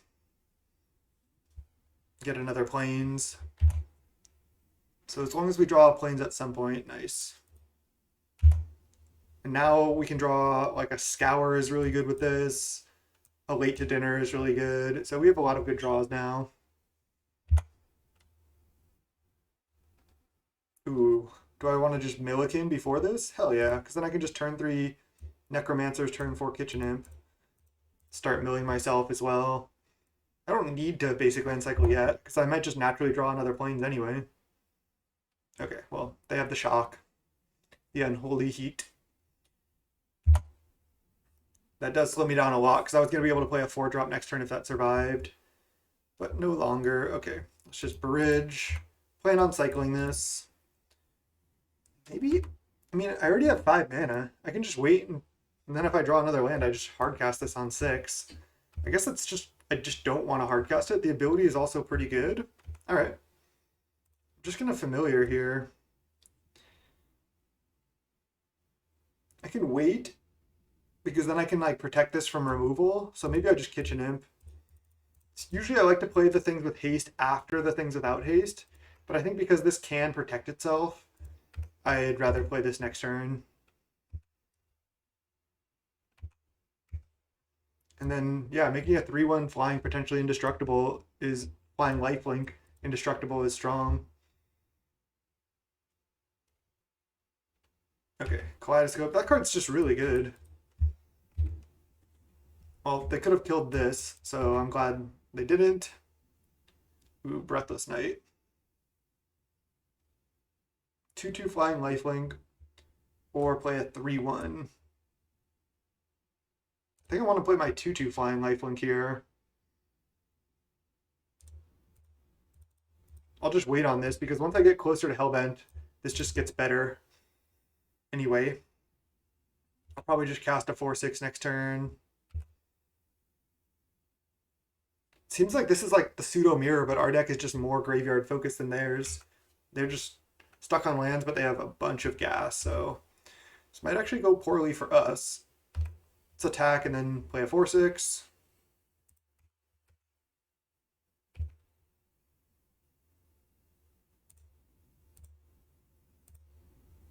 And then hopefully they just play like a random creature that dies to this next turn. Get their Kaleidoscope out of there. Yeah, they can redraw it, but they can't flash it back. Plus, they've just missed so many land drops at this point. Might be able to just close the door. Oh, they hit a land and it's a black source. Not ideal. Okay. I could just play a 4/5 flying, which honestly I think I should do. I can play a 3/1 flying that can gain indestructible. All right, I'll do that, because then this is going to be a good follow-up play.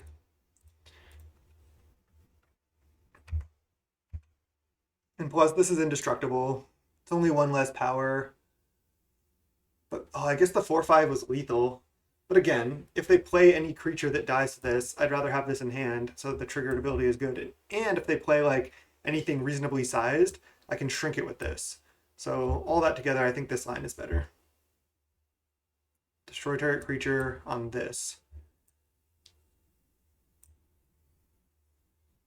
Okay. I still have 5 power.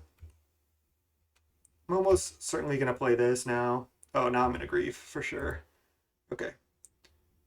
Let's go attack with both of these. And I'm not going to play land because I want to have a card to discard to Necromancer's Familiar here. Now, this is going to be bad for them, because if they have any type of like single answer in their hand for my board, I get to just grief it.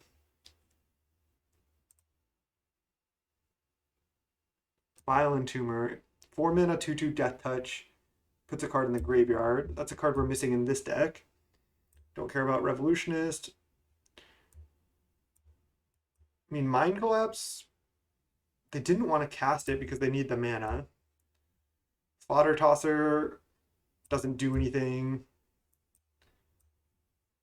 That player discards. So I definitely don't want to discard an Archfiend of Sorrows. But I think I just need to discard the Mind Collapse.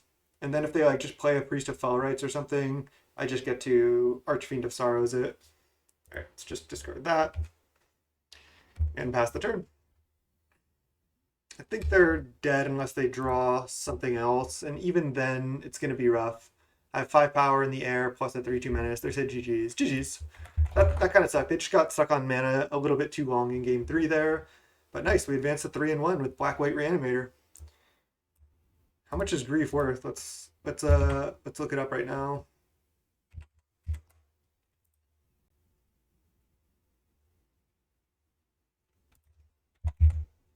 It's IEF? That's embarrassing. 16 tickets. Okay, not bad. Probably just get rid of that after this, but nice. 3-1. I'll see you in the next round. See you in round 5. All right. Welcome to round 5 of the PTQ.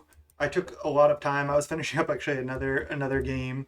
So round 5 of the PTQ here. This hand is decent. I think I'm actually just gonna keep. If we just draw a land, this hand is fine. We got to play fast this match because we're behind 10 minutes on time. So gonna try to play super fast. That could end up costing me a little bit. Again, I was finishing up something else, so not much I can do about it now. But land. Okay, it's a fine non-land to draw. Card is just really strong. I could even consider like griefing and then bringing back grief next turn, but I don't know if I want to do that. Cabal Initiate. Okay, this could be a mirror. Nice. Hit a land.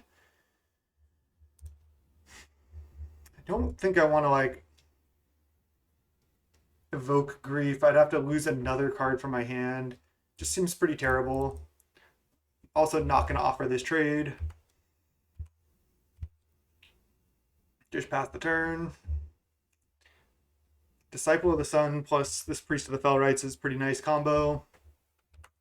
I think I'm fine to trade here. Can always bring this back if I want. A Starfish that can surveil. It's pretty good. Swamp. Plains. Not terrible. I mean, I can't attack with this right now. I mean, maybe I should just bring back a 3-2. I put this in the yard. A 3-2 can attack through this. I think I do it. It's like I have to take 3 damage, but that's not really relevant. Pass. And then 1 more mana, I can just unearth Priest whenever I want. I can also disciple back Priest when I draw any land. 3/3 flying lifelink for triple white. Wow. Alright, I think I want to grief them first here. Start by going land attack with both. Could also just Fillet Essence the 3/3 flying lifelink. Then they don't even have good blocks. I think I'm fine. I want to just get grief down this turn, and if they want to trade here, then that's totally fine. They're not going to. Makes sense. I think getting this down is more important because they could have a good play next turn that I'm able to stop with grief. They're surveilling, sure. The Surveil Fish. Yeah, and I gotta play super fast because I don't want to time out. And the match I was finishing up, I ended up losing the tight match, so I could have just conceded the whole time. Piercing Rays. Exile target tapped creature for 2 mana. But this brings back a creature at some point. I mean, they're going to be able to surveil and just bring something back. I'm just going to take the more powerful card. What is Forecast? Tap target creature. Sorcery. Activate this only during your upkeep and only once each turn. Let's just take this. And pass. Surveil, sure. They keep it on top. Did they already keep it on top on the last one? Exile this. Sure. Then they're going to attack for 3 lifelink in the air. Exile target creature or planeswalker. That's it. Exile target creature that's attacking you or a planeswalker you control. Okay, so if I attack them, they can exile one of my things. I'm going to have to just like have that happen. There's nothing I can do to stop it. They get to hit for 3 lifelink here, which is annoying.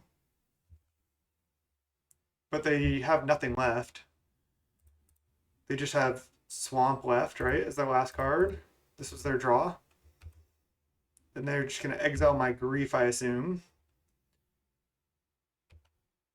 And then I just need to get rid of this now. Ooh, wait for dinner. It's actually a good one. I can wait on it, though. Let's just attack with both. And then just exile their 3/3 flying lifelink. maybe you should have done this last turn, but I think the grief play was the correct play, actually. They're exiling the Charger. Okay, I'm fine with this. I'd rather have this stay around, actually. Maybe not, maybe not. Let's just exile this. And they have nothing left. They can surveil on upkeep if they want. 13 to 14, but I have like so much gas because I get to go Disciple, bring back Priest to my hand. Then when stuff starts dying, I can like wait to dinner this after using this again. Like I can just keep looping stuff here. Hopefully, that's at least the idea. There's the swamp we know about. This looks like basically just the mirror, yeah. Wait to dinner, yeah. That was, I mean, such a great top deck. They did have the Surveil, but still. So they get to bring back Cabal Initiate here as well. Okay. I still kind of get to go off. They have no cards left. And there's a Tragic Fall. I have 5 mana. I definitely want to cast this turn. I think I'm fine to just trade Grief for like one of their things. I could Tragic Fall, but then that's all I get to do this turn. So I'm just going to attack, trade for one of their things, and then play a Disciple of the Sun, get back Priest to my hand. Oh, they're not blocking. All right, well, I'm fine with this too. This is sweet. Kind of lagging here. Yeah, they go to 13, sure. And now I might be able to blow them out with like some type of double block. If they try to double block my Disciple or something, they kind of get wrecked. Wow. What? They just like insane back-to-back top decks here. I know they surveilled one card away, but then they drew Late to Dinner, get this back into this. I mean, that sucked for me. At least I still have the Tragic Fall. Okay. So now I can just attack with both.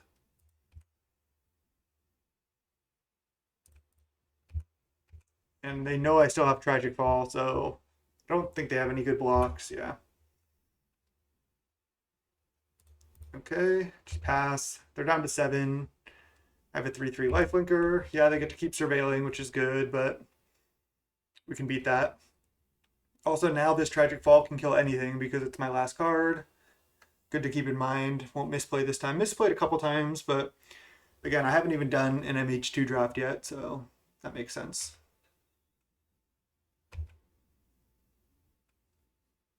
Don't want to just unearth Priest of Fellrights to just attack with it, but if it's for lethal, then I might. Okay, so they milled these two things, so they're drawing a random card. Is it another banger? Doesn't look like it. They're attacking? All right, well, I'm going to take. And then I'm going to kill this post-combat. Then I can unearth to represent lethal here if I want.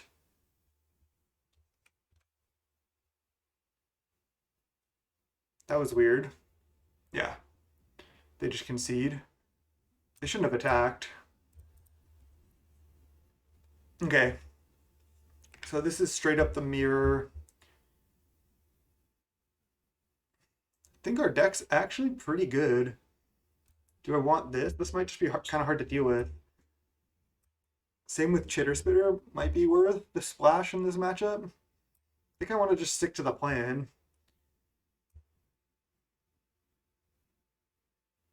What about this? Seems like kind of hard to deal with. Maybe just do like this.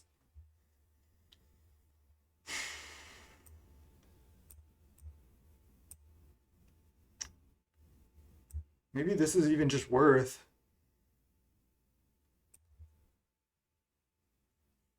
Let's just try this.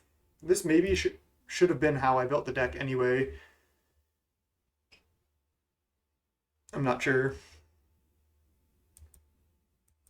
All right, it sounds pretty bad. I think I'll just keep.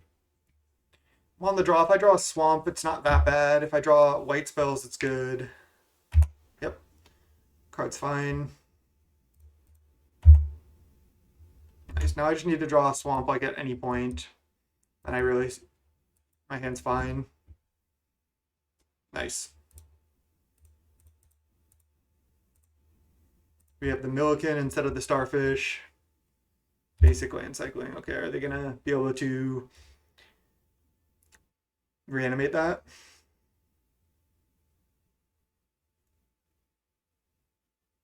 I could play a Hellmongrel next turn, which is nice. Cabal Initiate. Let's just plan to mill and then most likely Hellmongrel here.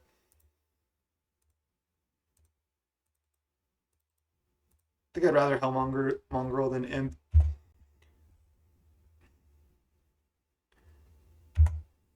Four, three. I can use this to Kitchen Imp as well if I want. Oh wow, they're evoking this.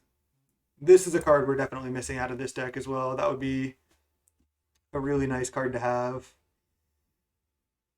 And I don't think I really need to mill.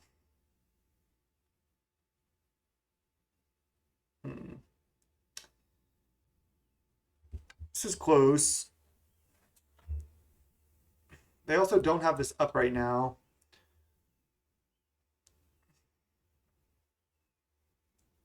I mean, I want to be able to Kitchen Imp here, but I don't really want to just trade it for these birds anyway.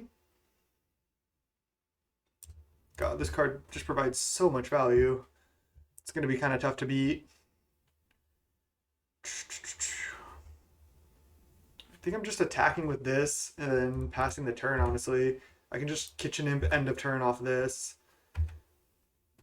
I probably will just randomly mill with Milliken end of turn. I guess I could have hit for one more damage here, but I think the surprise attack is better. I also have Tragic Follow-Up this way. Alright, they're attacking for 2 in the air. I actually like this. Oh wait, I was supposed to flash in. Oh, I'm misplaying pretty bad. Damn. Maybe I save the Kitchen Imp. If they're going to attack again next turn, I can just surprise block one of these with Kitchen Imp. Wait to dinner, get that thing back. Oh man, I could have eaten one of their flyers.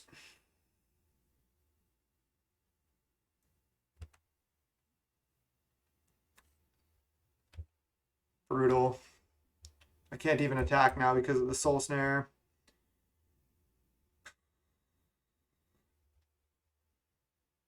Playing pretty loose here. Do I have to just Tragic Follow a bird? Then I don't. I guess then I can draw a swamp to Essence Harvest this. It's just mill. It's a swamp. This feels pretty bad. I gotta fight through their board at some point though. Gonna have to flash in a Kitchen Imp this turn.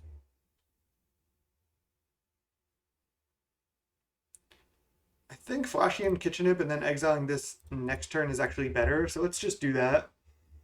Play this, and then just pass the turn. Don't want to attack into the Soul Snare yet. And then I will Hellmongrel this turn, flash an Imp and block a bird when they attack. And then next turn I can Flay Essence the Soul of Migration. This card's sweet. This card's playable in Pauper, I think.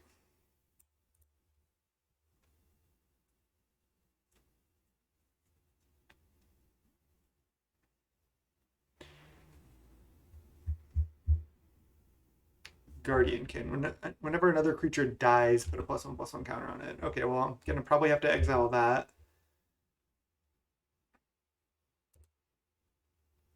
Exile Imp, cast it.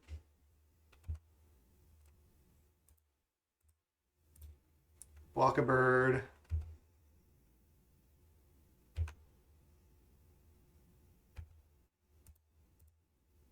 Take 4. Their Guardiankin grows, but I can exile that with this. They have 3 cards left. And they didn't leave white mana up. They have a Bone Shards here? Or did they tap wrong? They do have a Bone Shards targeting my Hellmongrel. Okay, I'm fine with this. Yeah. Because now I get to kill this too, and then that dealt with a bird, so I'm totally fine with that. I have 5 cards in yard. I can actually turn this on. Give it lifelink. Let's play land. Flay Essence this. Mill a card. I guess I don't need to lifelink this. I'd rather have 7 mana. But I do want to make this a 3/3. So let's just mill. Guardian Spirit, and then hit for 5. Still behind in this game for sure. But they only have 2 cards left. If I can draw like a 7, like any of our 3/7 drops, I should be in pretty decent shape. They still have the Soul Snare as well, so yeah, I'm pretty far behind. Okay, it adapts.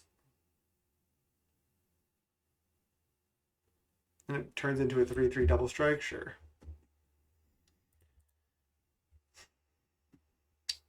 Can I please draw the -2/-2 thing? 7 drop? Oh, late to dinner, okay.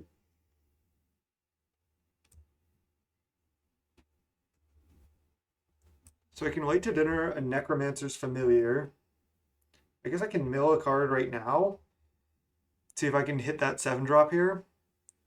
1 time. I did hit a Charger. Okay, that was good.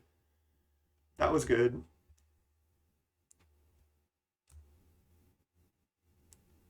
So this gains, oh, it just gains double strike till end of turn. That's fine. I guess I can wait on the late to dinner then and just make a 3/2 flying.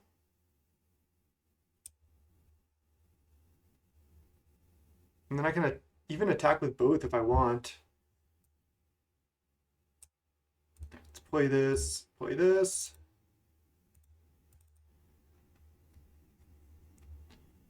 Oh, then I turn off Threshold. Don't want to do that. All right, let's just late to dinner the Necromancer's Familiar. Oops, tap 1 too many mana. Not the best play, but... Oh, maybe I should have held the land to protect this as well.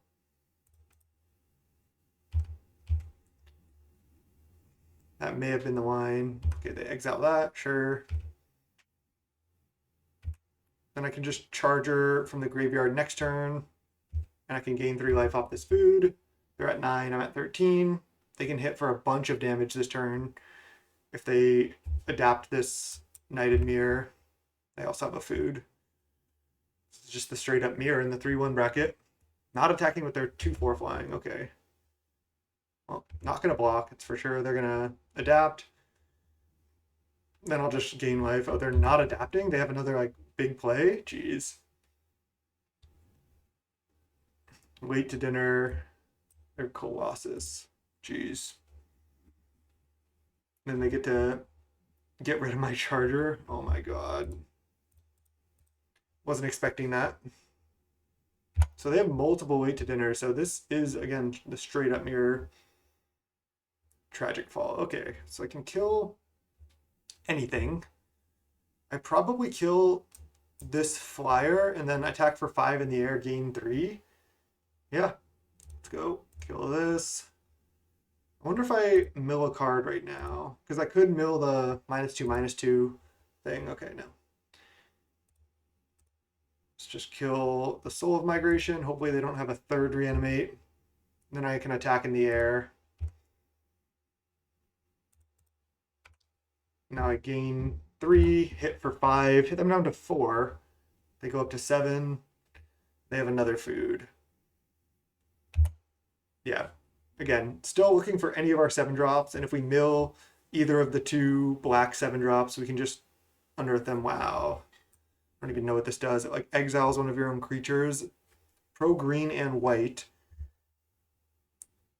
Exile up to 1 target creature you control. So try for a basic land card. Put both onto the battlefield under your control. So you can like flicker. So they can like flicker this.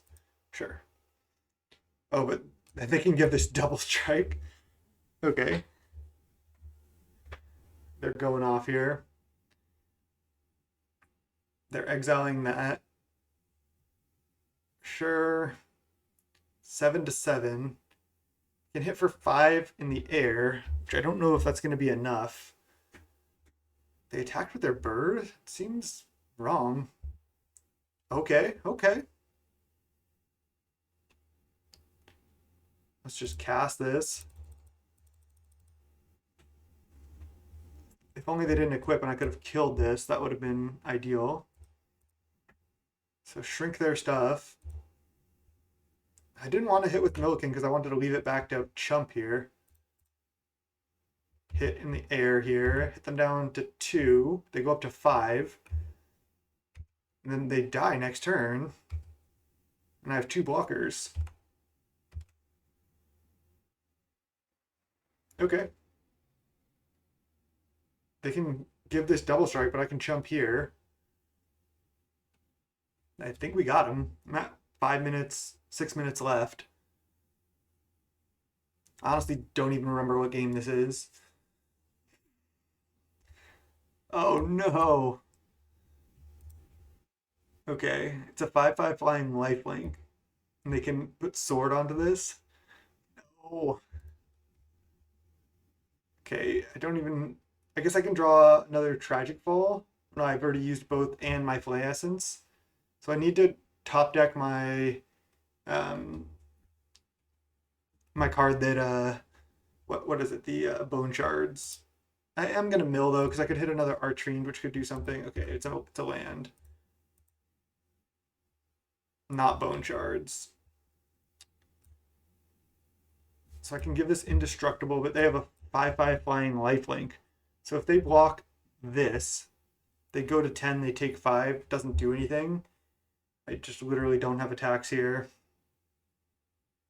What if I mill right now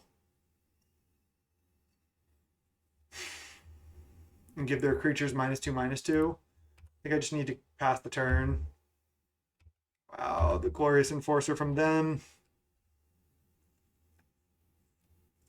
Need to play fast because, again, I was 10 minutes late to this match. Yep. 7/7 flying life. I can block here and activate, but then they still gain 7 life. Might be able to beat this because they gain 7, go to 12, and then next turn I can attack. It's gonna be rough here. Let's block here, and then before damage, activate.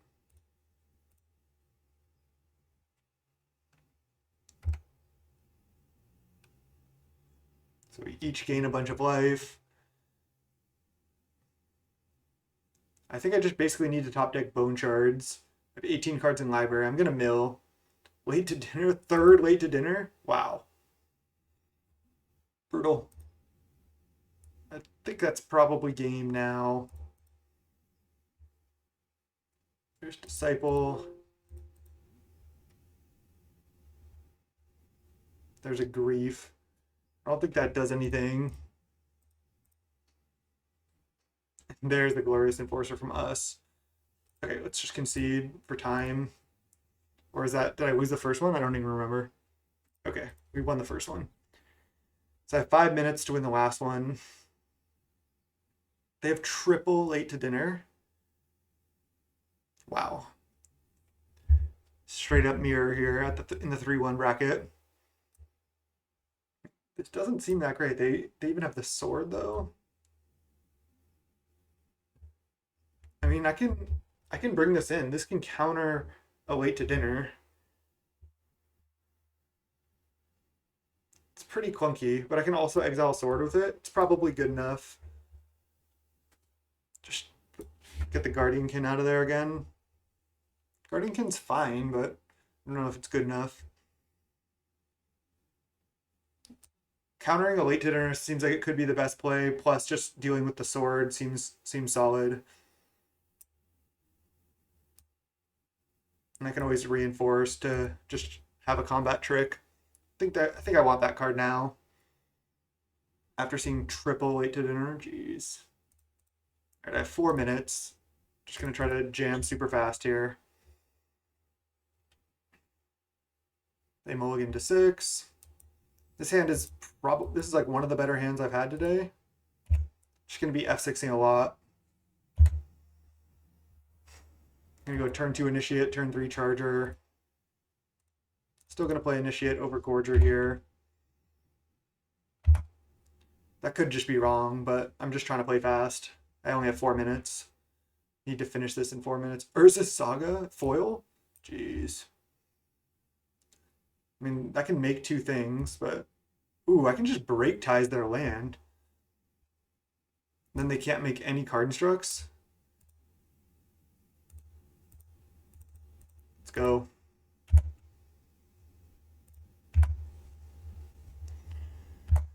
All right, Stone Rain you.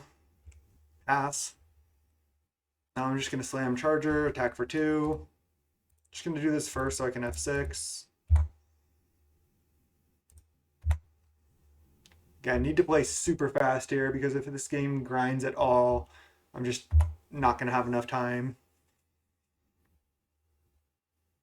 Okay, they Flay Essence, they exile my thing, it's pretty good for them.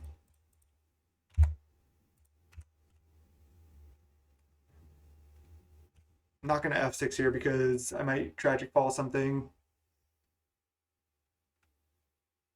Wow, so just discard my last 2 cards.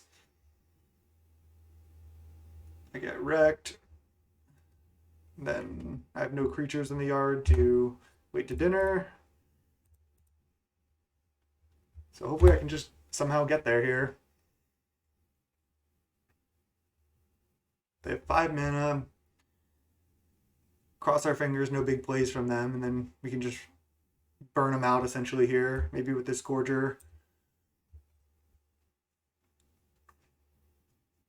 Okay, they just give that -4/-4. I think I'm just gonna late to dinner this. I just need to like go aggro, and I think playing my cards is good.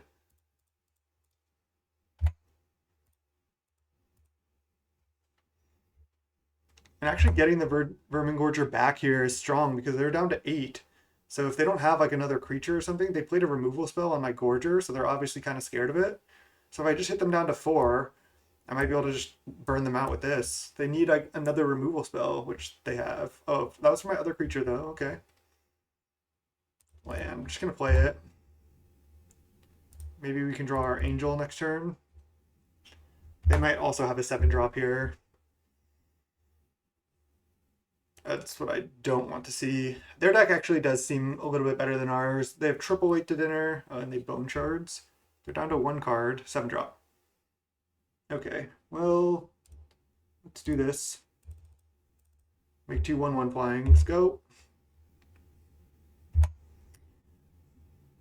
Yeah, they only had 1 card left. Is it a 7-drop? No, it's not. Nice. 7-drop? Okay, well, I have no more creatures in the yard. Hit them down to 4. 2 more turns with these birds, unopposed. Let's go. Might be able to just get there. Just gonna play this. Not sure if I'm supposed to. Probably not. I'll hold any future lands I draw, but I mean, they need an answer. Plenty of time.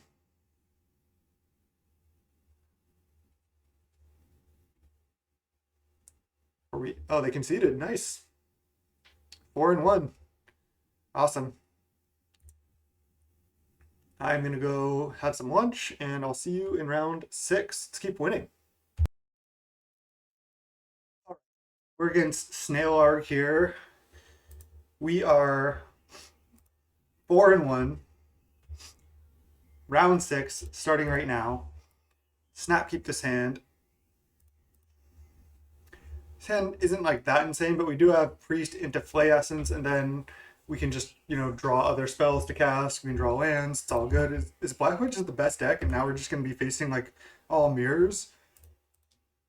Did I just walk into, like, a solid sealed deck here? Okay, Charger was a great draw just because it's a 3-drop I can cast. Just slamming Priest, passing.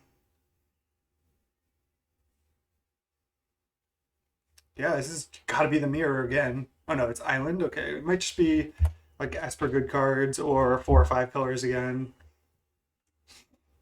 Again, this is the X1 bracket, so I'm recharged. Just went and ate a little sushi. Okay, Breathless Night. Sure. I mean, I can like offer the trade of my priest for their Breathless Night. I don't like love that, but priest isn't really doing that much yet. I guess it is because on turn 4 I can go like Hellmongrel, discard Archfiend, and then like priest back Archfiend. So I should just go Charger Go here. I should have played Swamp, but that shouldn't matter. Yeah, so next turn I can literally go Mongrel into Reanimate Archfiend, and then that should be pretty sick. Just kill this as long as they don't reanimate this turn. Okay, nice. If they play another thing that dies to Archfiend, they are just like done here. 2/3. Okay, well, what I can do, I can attack with Charger first, and then I can go Hellmongrel, Unearth, or, you know, bring back Archfiend here. So if they block here, still benefits me, I think. Just going to attack for 3, and then take the line. Their Guardian's going to grow if this dies, but that's fine. I could always Flay Essence this like next turn if I want to. Not that scared of Guardian. Maybe this card is better than I thought, just being like a reasonably sized flyer. Right, they're just taking, and then let's do the line. Just going off here. Discard 7-drop, reanimate 7-drop, kill their Breathless Knight, and pass. Just have a 4/5 flying. We still have the priest in the graveyard, so like if they kill this, we can just reanimate it again with priest. We even have the Flay Essence for their Guardian here. We have 11 power in play. Wow, okay, so they are a bunch of colors.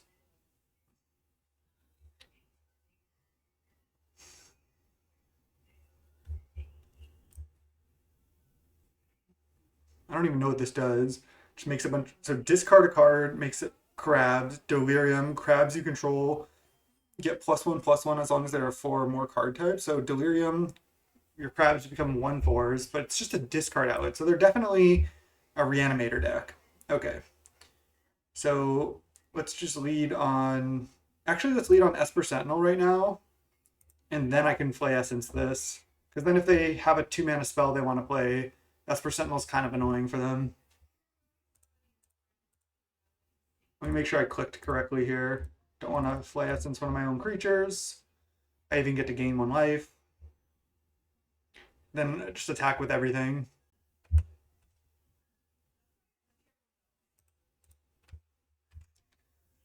I do not foresee us losing this game, but who knows?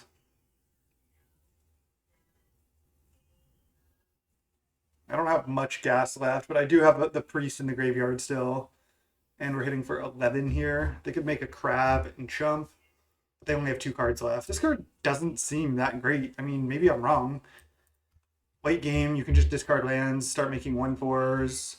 It's also, again, a discard outlet for a Reanimator. So I guess it does some stuff, but just making an 0/3 isn't that much value. It's like you don't get the if it was like make an 0/3 plus investigate, then it would be really good. Oh wow, Thought Monitor. Okay. Straight up Mole Drifter, 5 mana, 2/2 flying. They might just be blue white or like Esper and just playing this as a black land and not even have red cards.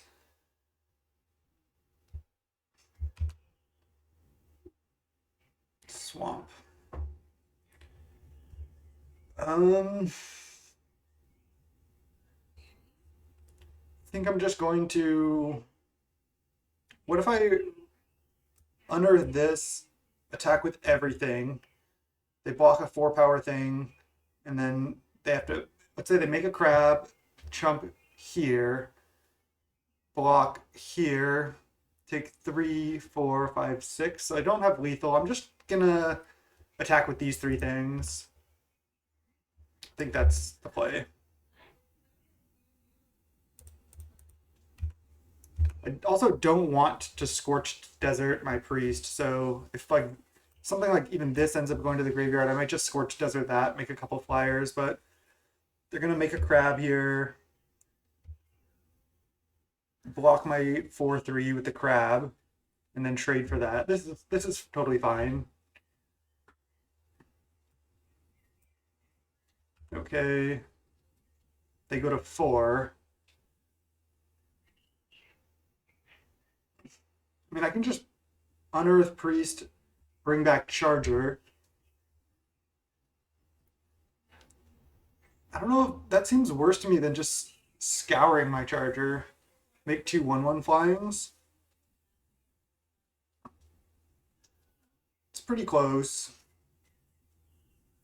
I'm just gonna scour the Charger.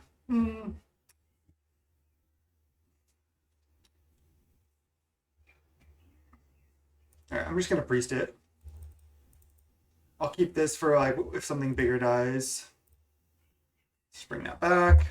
Pass. 13-4. They can scuttle, make a couple crabs to block with, but that's not even going to do that much, and they concede. Nice. That was such a good draw from our deck. So that was sweet.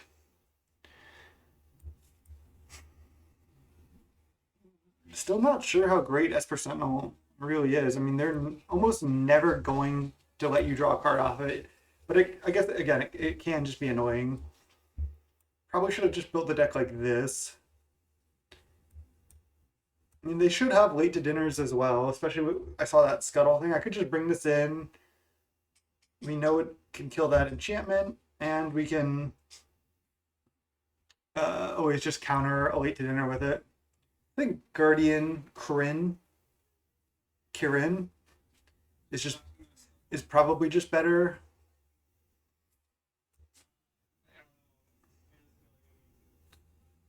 I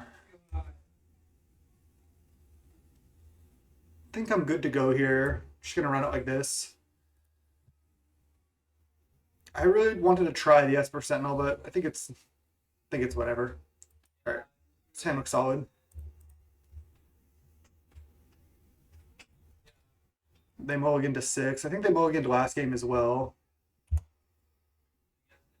So they have a little affinity theme going here.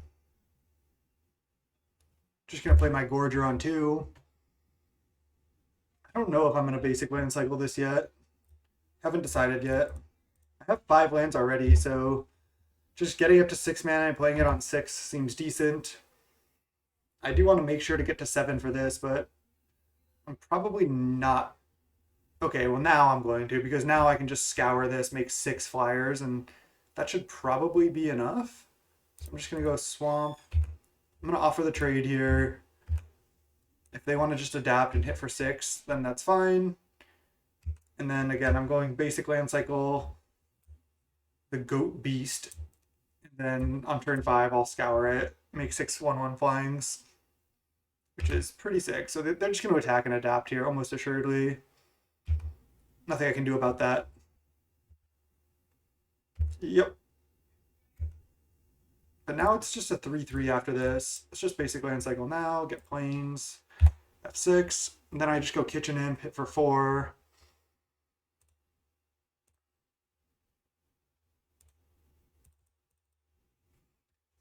Then they can attack back for 3, and then I get to, again, make 6 flyers next turn, which I think is going to be pretty hard for them to deal with, especially with the Gorger out, actually. Just combo. Jeez. Gorger plus Scour combo. And then I can get up to 7 and just Archfiend. So they are attacking. Interesting. So they probably have another play here? No. They're only on 3 mana. Just going to attack with both, and then Scour.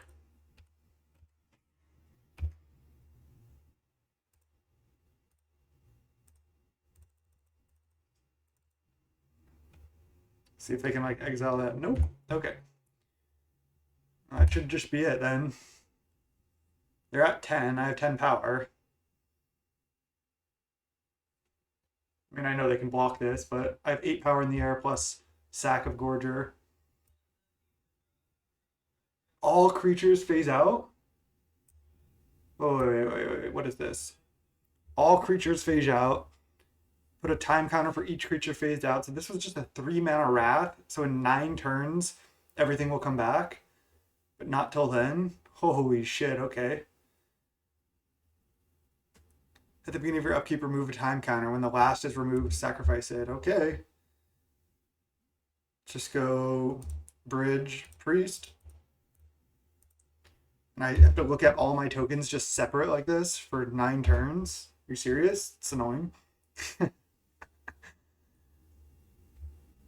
That buys them so much time to find lands. But they still do. And if something phases back in, this is not going to have summoning sickness. Well, it's going to phase back in on their upkeep, so yeah. They're basically going to need like another Wrath. 5, 6, 7 mana. I'm going to just attack for 2, and then I'm going to just play a 4/5 flying, I think.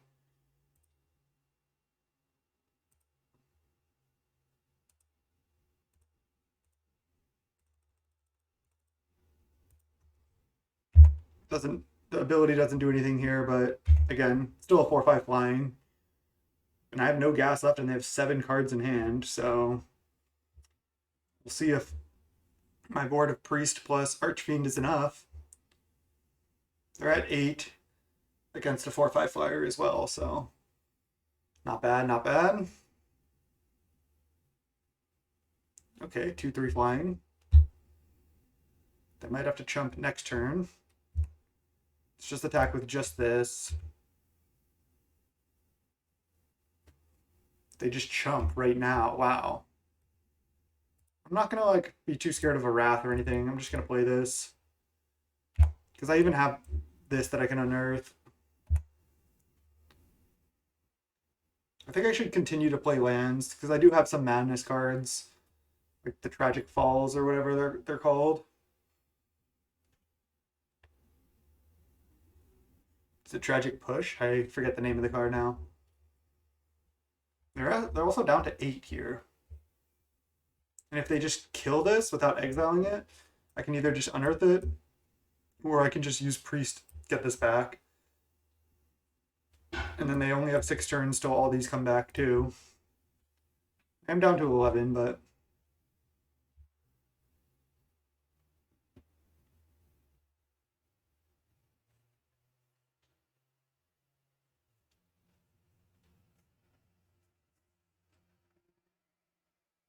liking my position. Out of time seems pretty insane, because if there's like 4, if they have like 3 creatures and you have 1, it's still, I guess this was like the best possible out of time, because the more creatures in play, the more similar this is to like a Wrath. But if they have like 2 creatures and you have 1, and you have to out of time, it doesn't actually give you that much time. 2/2 flying vigilance. Other non-token creatures you control have +1/+1 in vigilance. Okay, so if I attack with everything, they could just trade for Priest. Then they go to 2. It's probably worth. I'm just going to attack with everything. If they block Priest, they actually go to 1. Trading with this, they go to 2. And then I go land, Cabal Initiate. Pass. They have 6 cards in hand, but only 4 mana. And I have 3 lethal threats. And then still their clock is ticking on out of time. It is good flavor on that card though, and good name compared to what the card does. It kind of sucks they had to play their 4 mana flyers and just be chumping with them, but yep, their draw was just a little too awkward. They also were on the mulligan both games this match.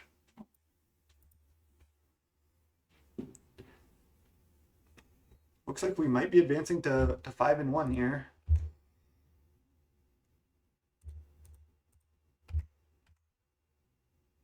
Just gonna attack. Nice. That was a pretty insane scour the desert there. Was I saying scorch the desert earlier? I'm not sure. Nice, round 6. Finished that one pretty quick. Again, advanced to 5-1. Ooh, nice. Against which is Weber is 5-1 as well. Nice. Maybe I'll pop into Weber's stream here in a second. But nice. We're all the way down here in 75th place at 5-1. We're gonna move up a lot to like top 32 or so at 5-1. But there's a bunch of 5-0s. There's a 6-0 here. There's gonna all these 5-0s. Half of them are gonna be 6-0s. So we'll be anywhere from like, I don't know, top 12 or 13th or 16th or something. Like, and we could be even as low as like still 50th or something. I'm not sure exactly, but nice. 5-1, and I'll see you in round 7. Right, 5-1. Welcome to round 7. This hand cannot be a keep. 6 lands and a Flay Essence just isn't gonna get there. It's mulligan. Why? Not now. Let's go 5. It's unfortunate. Gotta keep this. Let's put back a 7 drop. This hand's actually not that bad. So I can put back a Grief or a Flay Essence. I need to draw a Swamp plus another land to be able to Grief, and I just need a Swamp for Flay Essence. I think I should just try to Cabal Initiate Kitchen Imp and just get there on those cards. I don't think I'm supposed to keep a 4-drop here. This is kind of a 2-for-1 though, where this, I need a Swamp, and if I just keep the Flay Essence, I might be able to get there just with these 5 cards. So I'm going to do it. That's pretty close. I could see putting back the Flay Essence, but I need to keep 2 lands, Cabal Initiate, Kitchen Imp, I think. What? Is this modern? Did I like just join the modern queue by accident here? Geez, well, we're going to get crushed here. Turn 1 Ignoble Hierarch is just going to be nuts. I can just play a 3-drop right now. Jesus. What modern brew is this? This is going to be tough. Alright, Charger's not a bad draw. Pass. There's almost no way I'm discarding any cards here. They have 5 mana on turn 3. Okay, they play a 4 mana 4/4 trample that has scavenge for 7, and then they attack with a 1/3. Okay, take 1. Another land. So I can play Charger, or I can just discard Kitchen Imp, play it.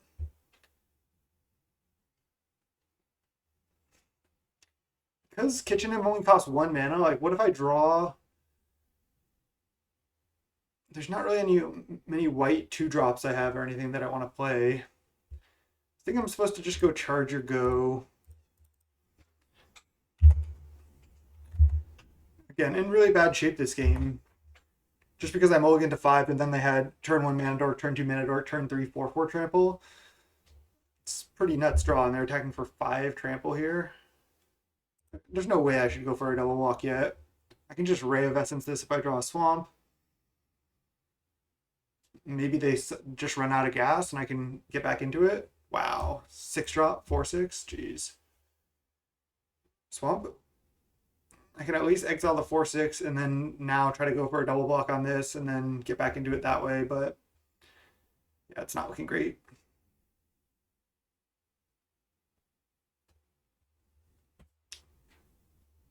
I mean, opponent played a rare on turn 1 and a rare on turn 2. This isn't a mythic, right? No, it's just a rare. This kind of looks like a female Groot. I like this card. I like the art. I like the card. Just sweet. Nice addition to the format. Plains, brutal. Swamp would have been so much better than Plains there. I think what I'm going to do is I'm just going to play Plains, pass the turn, and then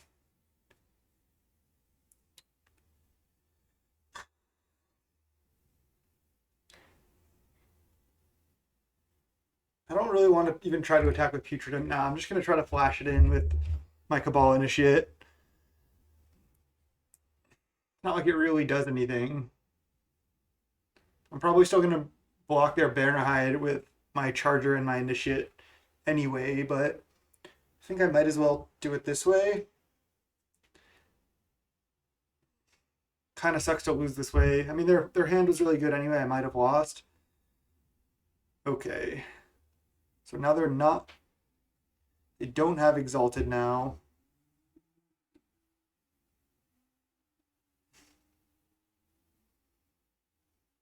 So alternatively, I can flash into Kitchen Imp now and then triple block the Rhino to play around any type of like removal spell on my creatures. I'm not even sure exactly what they would have, but then if they kill one of my creatures, I can still trade for the Rhino. It's probably what I'm supposed to do. And then the problem is they get to choose what to trade for. I'm just going to hope to... I'm just going to go double block here and then just flash in an Imp, I guess. I'd rather trade these two for Rhino, I think. And if they have a removal spell, then I don't think I'm winning this game anyway. Maybe I should have gone for the triple block, but then they can kill Charger plus Imp. So let's just do this. They can reinforce this pretty soon, but then maybe I can Flay Essence if they like reinforce onto here. Okay, let's do this. And then I'm going to flash in Imp now.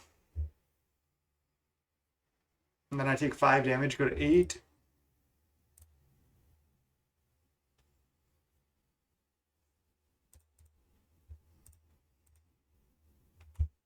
Okay.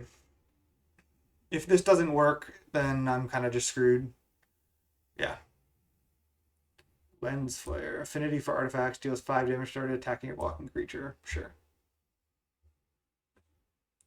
So I have a late to dinner. I can just get back a Charger. Let's just go next game. That was just a variance game there. Just mulligan to 5. Opponent's draw was good. Looks like they're kind of just green-white cards. Green-white stuff. Seems bad. Seems better. I think maybe this is how I should have built the deck.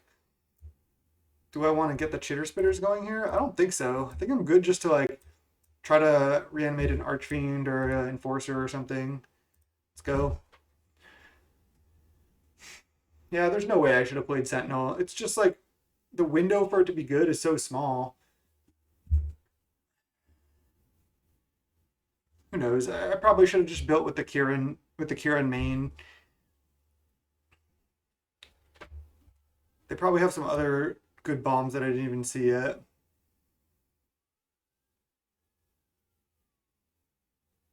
I mean, my green cards were decent. I think just the black is where I had to be. I could have been like, I could have made like a junk deck of like black, white, green. But I mean, all my cards are still pretty strong cards. So I think this is where I want to be. Let's go game 2.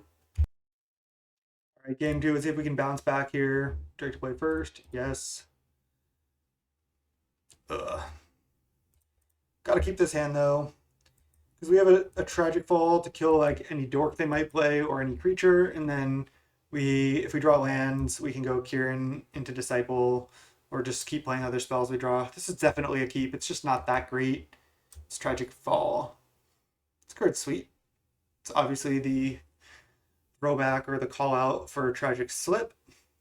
This costs 1 more mana, but you get -3/-3 up front.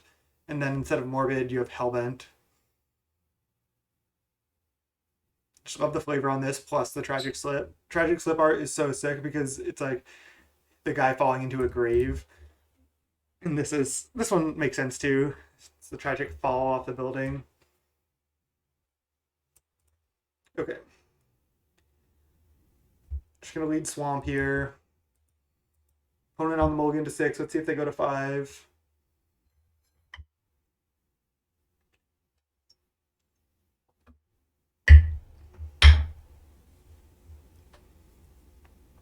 They keep 6.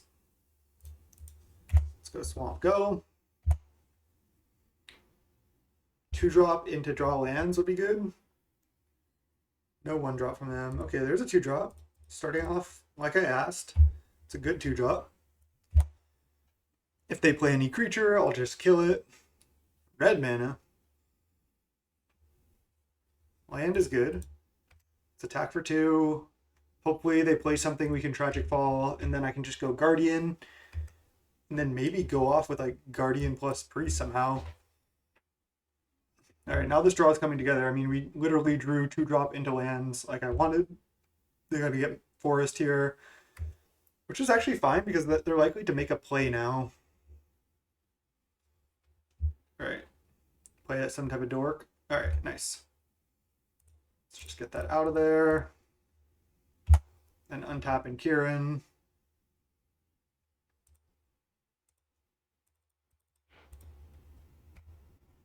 Attack for 2. If I don't draw anything, do I Disciple here? I mean, hopefully they like kill my Priest right now. I don't even know this card. 2 mana, 2/2, Reach, Lifelink. Outlast for 1. It becomes a 3/3 Reach, Lifelink. Each other creature you control without a +1/+1 counter on it has Outlast for green or white. Jeez, well I wish I had a removal spell now. They have another land. Okay.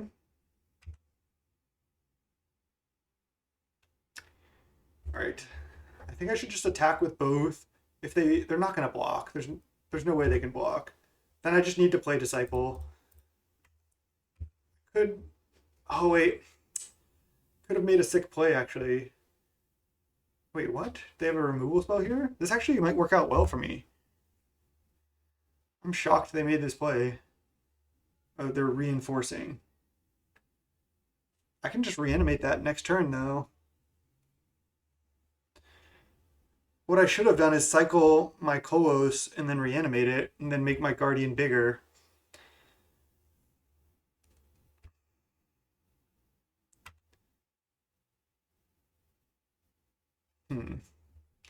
Now I am going to do that. I'm just going to... I kind of fucked up here. But now this also has counters on it. Oh, wait. No, they can still Outlast. They can just Outlast as many times as they want? Wow. Alright. Let's just pass. Definitely fucked that turn up. I am not playing well today. I've been... Oh, wow. General Ferris, pro monocolored. Okay, well, it's not like they have that many monocolored spells, I don't think. They just Outlast right now because they have to do it as a sorcerer. They have a 5/5 Reach Lifelink. Okay. Basic land cycling, get Swamp. I mean, I can deal with this with Archfiend, so that's good. Then let's go untap. The double attack there was just not the play. Ooh. There's Scorched Desert, though. I can just make 6 1/1 flyings.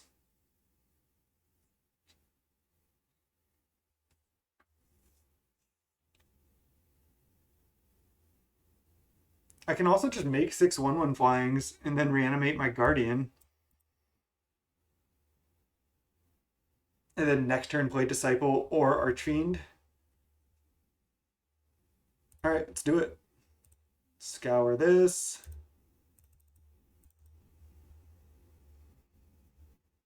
And then reanimate this. Pass the turn. If they attack with the Acolyte, I'm just going to take. They have a multicolor spell here. It's pretty bad. They do. Captured by Legox. Support 2. And they made a Golem. Jeez. She needs them to not have a multicolor spell for 1 turn. So they support 2 onto this.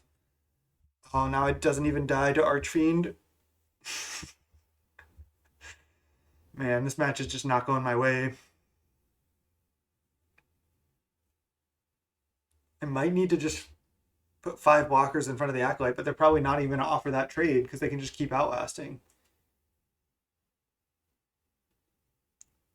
Wait a second. Oh, they can support onto anything? So it's a 6/6 reach lifelink.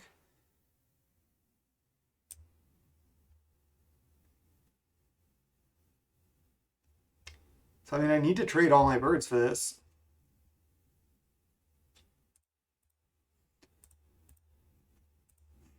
I'm not sure whether... I guess they... If I have a removal spell, it could get bad for them, but I don't right now. I'm down to make this trade. And then if I draw a land, I get to kill the general. This is definitely the play. They have scavenge for 7, but they don't have it yet. I really need to take out General Ferris here. So they trade for all my birds. They gain 6 life. I can also disciple back my priest. Okay. Really, again, need a land first, though, to play this 4/5 flying. If they just didn't attack, then I would just straight up have to draw a removal spell, and I can't attack into a 6/6 reach lifelink. When I lost my Kieran the first time, it was just brutal. Just like you make one mistake in these games, and it just compounds. It's just so bad. Magic stuff.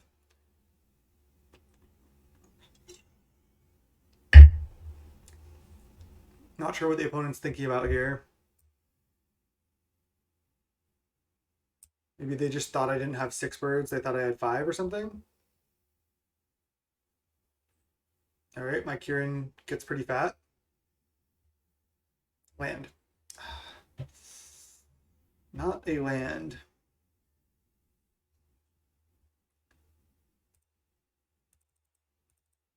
All right, let's get back our priest. Pass the turn. I don't know if I have any outs to this, so I don't think my Guardian's like getting unlocked at any time, at any point here. It is an 8/9 flying now, though, but it can't attack or block. They can just hit for 5. If they attack with General, I'm going to trade. Maybe I don't. Maybe I just take 9 and hope to draw land and then kill General with this. All right, 2/2 prosciutto. Now's our time to draw a land. Land, please. I get to even hit for 3 lifelink. Land. Yes. Slamming this. Kill 2 of their things, and then I get to attack for 3 lifelink. Go up to 15. Now they can't even really attack with Golem, and then I have a 4/5 flying, and they have 2 cards left. The attack with the Acolyte was so bad for them. They even have Arid Mesa? Jeez. Next turn I can play Priest plus Hellmongrel. They can't attack, because then I could attack with a lifelink. Land. Alright, let's attack in the air. This doesn't have any abilities. And then let's just go Hellbent here. I could hold the planes to discard the Hellmongrel in order to make it 5 power. I actually like that.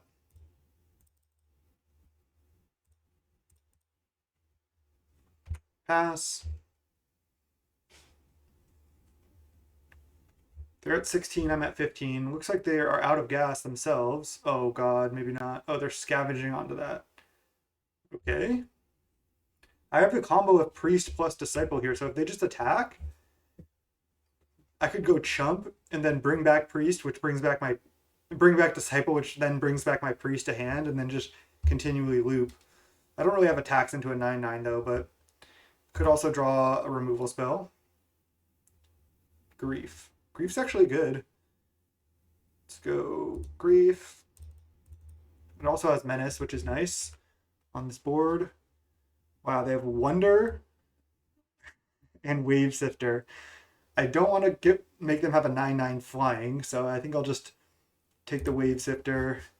So they're also splashing blue. Wow. They're at 16. I think I'm just going to attack for 4 in the air. Maybe next turn I can attack with everything. All right, let's just pass. So even if they draw a blue source, yeah, we got him. Nice. Whew! I think they fucked that game up when they attacked with Acolyte, because I messed up when I attacked with Guardian plus Priest, and then they had the Scavenge creature when they had this Bannerhide Crushhawk. I should have gone. I don't even remember what the line was. Oh yeah, the line was cycle Kolos, bring it back with this. This dies. This makes this bigger, and then attack for 3. I guess then it still gets eaten. Maybe I overthought it. I would have had this in play, but maybe it worked out better the way I did it. Okay. Gotta win this game. This matchup seems okay. They have a lot of like bigger stuff, but with Bone Shards, double Tragic Fall, Flay Essence, and then double Archfiend, we have a lot of removal, and they're just like a creature deck, so do I want second Kieran? Seems kind of annoying for them. They kind of make a lot of ground stuff.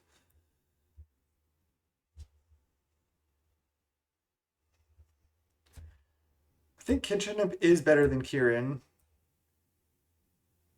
I think Necromancer's Familiar is also better than Kieran, because this can discard cards, which is good. I'll just play the 1 Kieran. I think everything else is better. I don't want to go to 16 lands, even on the draw. I need to get up to 7 a lot of times. I was just like, I didn't even question playing the 7/7 drop in this deck. I was just like jamming 100% because we have a lot of ways to discard them for Late to Dinner or Scour. And then we're also kind of just like a grindy removal deck that we can eventually get to 7 mana and just cast these 7 drops. So, all right, if we win this next game, we advance to 6-1. If we lose, we're down to 5-2. There's so many people in this event. I basically, to top 8, I have to keep winning. Especially, I guess I lost round 2 because we had the round 1 bye. But long tournament today. It's been a lot of fun, and let's go game 3. All right, game 3. His hand looks great. Keep. If I draw a Swamp, I might also be interested in turn 2 Millikin, turn 3 Grief. Okay, Abundant Harvest. I was so scared of the Hierarch there, the Ignoble Hierarch. Rod Ruin. Sure.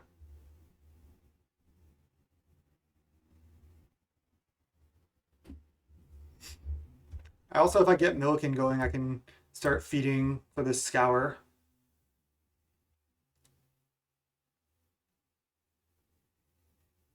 All right, they're stopped on my upkeep for some reason. We know they have not Rod Ruin, Road Ruin. I guess so. You're building the road when you get the lands, and then you're destroying everything. You're just dealing damage equal to how big your road is, or something. It doesn't exactly make sense, but it kind of does. Okay, we're gonna plan on the turn 2 Millikin, turn 3 Grief line since we drew the Swamp. We'll change our line depending on what we draw, though. I am stoked here. It's getting down to the wire here. Is he gonna play the 2-drop enchantment thing? No. Millikin go. Cycle the basic land cycle. Yeah. Get island this time or no?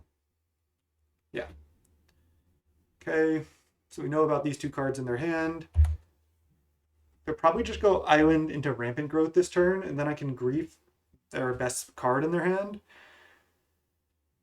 It's looking good. I can even, if I get lucky and out of the first 2 mills on Millikin, mill anything with high toughness, I can even just play a turn 4 Scour, make a bunch of flyers.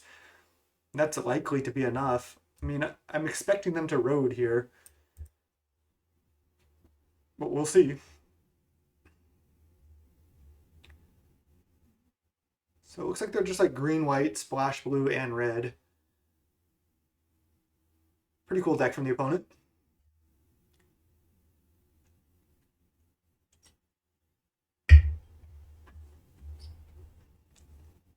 Man, I just really want to take down this tournament. I know we have a long way to go, but I'd love to do well in this tournament here. Arid Mesa. All right, they're getting Mountain. We just had the Mailman, but Dog didn't even go off that hard. Okay, they get second Plains, so they still have Island in hand. They played the Road to Ruin. Nice. There's a 7-drop. I mean, that's not bad. Let's just grief them. Okay, nice. That's a good thing to scour. It gives us 3 flyers. Can also play a priest next turn, but it's definitely grief this turn. They have 5 cards in hand. Let's just get that Wave Sifter out of there, shall we? Geez, their hand has a lot of big stuff. Wave Sifter is just the most value. I mean, I don't care if they just cast a 4/4 next turn. I care about them drawing cards. I can beat a 4/6 and a 4/4 by just making a bunch of flyers. Yeah, Wave Sifter, you're gone. Nice. I mean, I'm on the draw here, so I am feeling like I'm a turn behind. And they play the bridge. Okay, makes sense.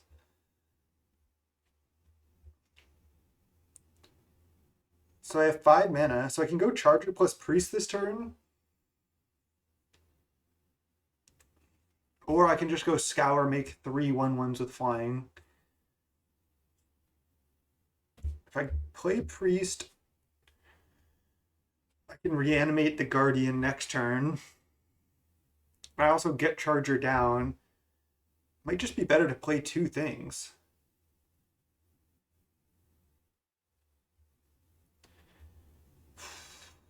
I think Charger plus Priest is the line. It's mill a card, so late to dinner. That would have been nice. Nice to have. All right, let's go land. Charger, Priest, attack for 3. I think I'm ahead at this point, because if they just play a 4/6, I can beat that. But I don't even know if they really have attacks. I mean, they can attack for 4, sure, but then I can attack back for 3. I think I'm priesting back my Guardian here, but I'm not sure yet. We'll see. I'm 1 mana off Archfiend. There's Island into 6-drop. Yep. They have 2 cards left, both we don't know about. Oh, they get rid of the Guardian with that. Yeah, I forgot about that. Okay. There's another land. So I really want to hit something here. Land. Okay. Fuck. Now I can't even scour because I don't have a target.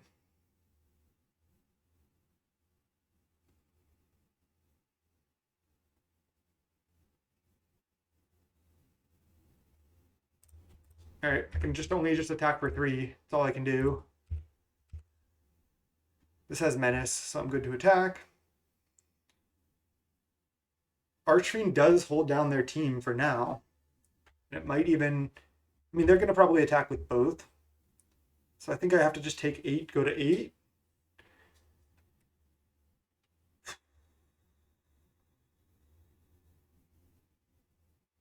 I could go to double block the Banner Hide, but then they get to scavenge when they draw a second green source. Probably just take 8 here, and then hopefully a 4/5 flying is enough. I mean, maybe they don't even attack with both. Another Plains, I like seeing that. Oh, they already have a second green source. What am I talking about? So they can scavenge when this dies. I'm not making any blocks.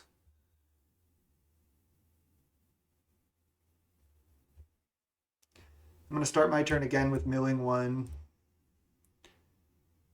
All right, let's go to 8.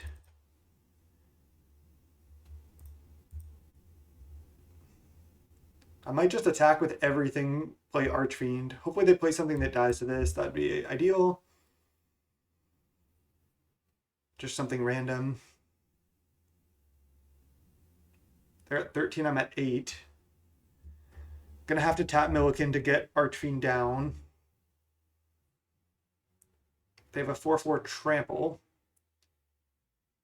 But again, I can play a 4/5 flying. Play like a General Ferris with no multicolor spell. Do it. This feels like a Ferris. I guess they would just tap these 3 though. Or are they tapping this?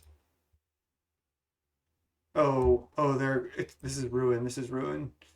They're deciding what to ruin. Ruin targeting the grief. They're like, they want me to like priest it back or something? Okay. Grief down. And something that dies to Archfiend. Okay. They have only one card.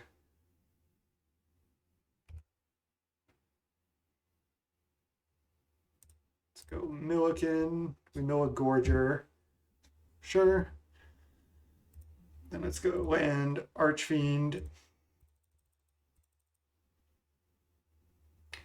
Kill their guy.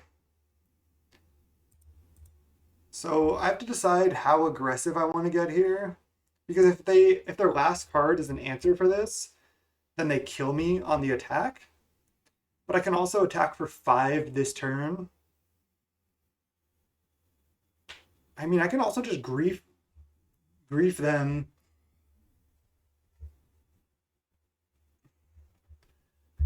They did not play a land last turn, right?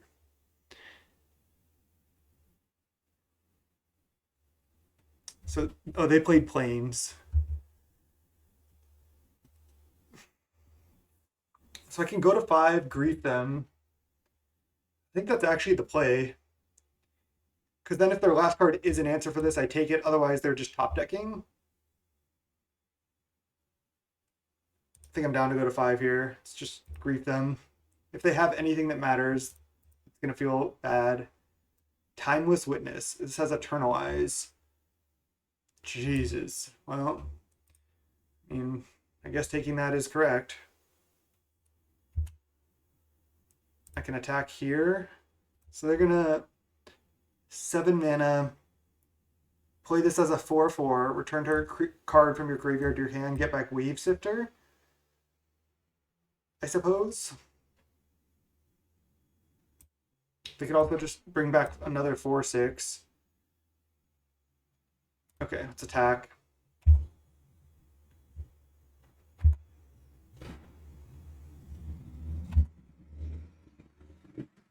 So they can just eternalize the Timeless Witness. This is close. And they're gonna probably get Wave Sifter. Why would they get a 4/6 over a Wave Sifter? I don't know. They're down to 10.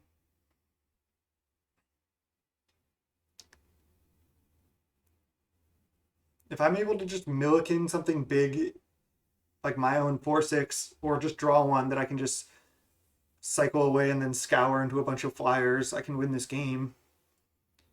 I do need a good draw or two here, though.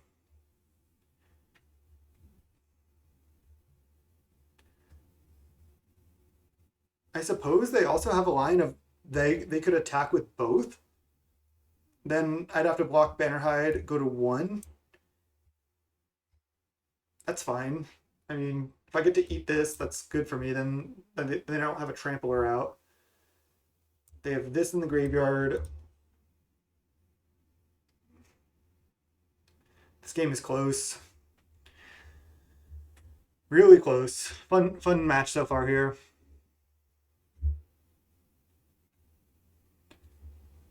I just can't really make any decisions until I see what they do.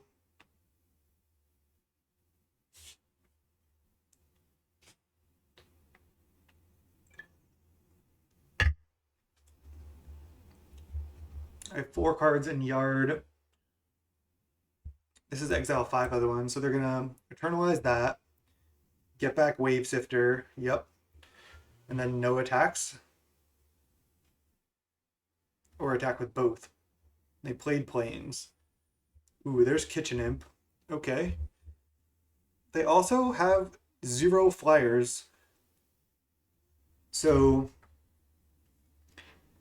I'm at 5. I can attack if I like Kitchen Imp. If I just cast Kitchen Imp, attack with Kitchen Imp plus Archfiend. I don't have a discard outlet to cast it for 1. But again, I can attack for 6 in the air. Then they have a Wave Sifter. Then they could Wave Sifter block this next turn. I can only scour make 2 things.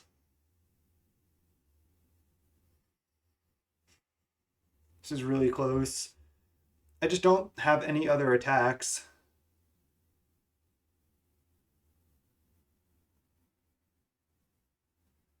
I have 6, 7, 8 mana. So I'm 1 mana off going Scour plus Kitchen Imp.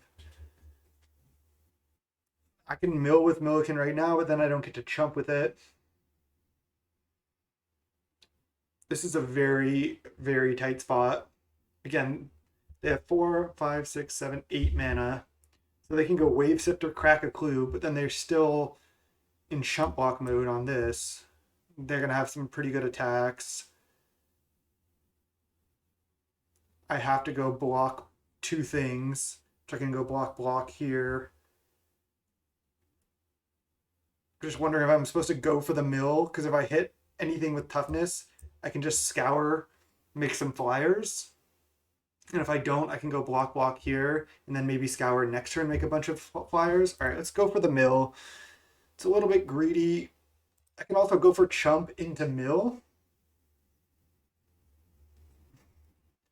It's just like, I'm likely to just miss on this, and I'm likely to want to just Kitchen Imp basically no matter what. And I don't think I want to reanimate with this. All right, I'm going to go for the chump with this into mill, I think. Because they might not even be able to attack with everything. So I'm just going to go land, Kitchen Imp. Then attack with my 2 flyers. Nothing has reach. And then I have 3 blockers back. And then they can Wave Sifter. And I might even be able to just Unearth Priest attack like with everything, depending on what they do. I think this was the best line. They're down to 4, so they even have to chump this. They have to lead back 2 blockers for this. They might not even have good attacks here. This is so close. Again, this I can't really block anyway because I don't want them to be able to scavenge. The good thing is if they Wave Sifter, that takes up pretty much their whole turn. Yeah, it looks like they're just casting it now. Oh, did they draw the target thing can't attack or block on my 4/5? That would be brutal.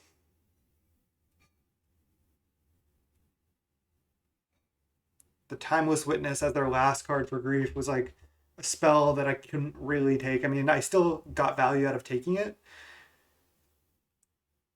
But, shit.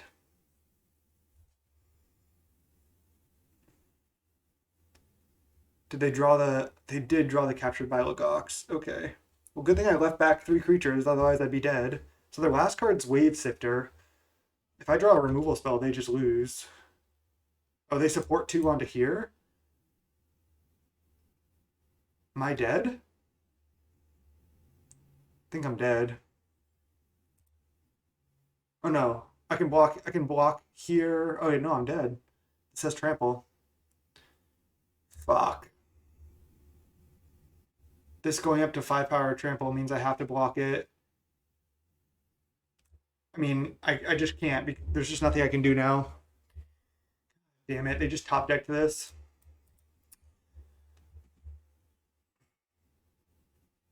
Let me just make sure I'm dead. If I go block, then I can't go to 1. Shit.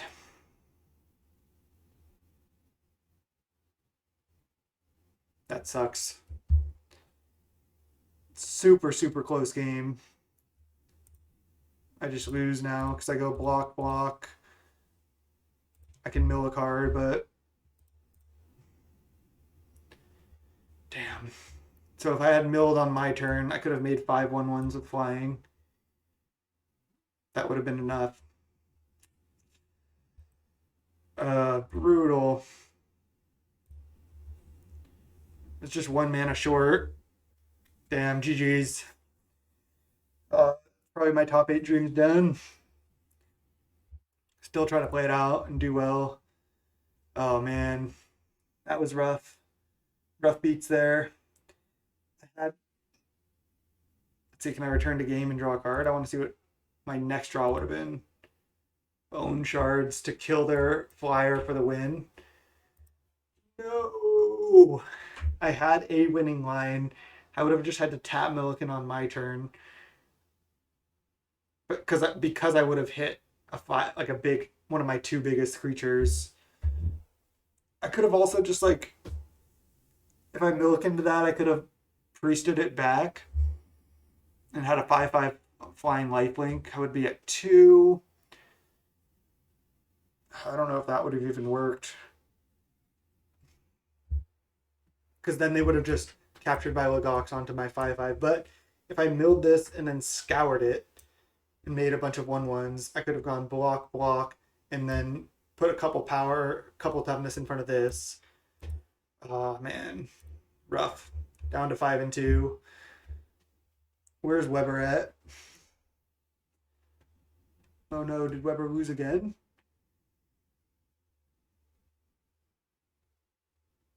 I'm not sure if I can even search it, but Joseph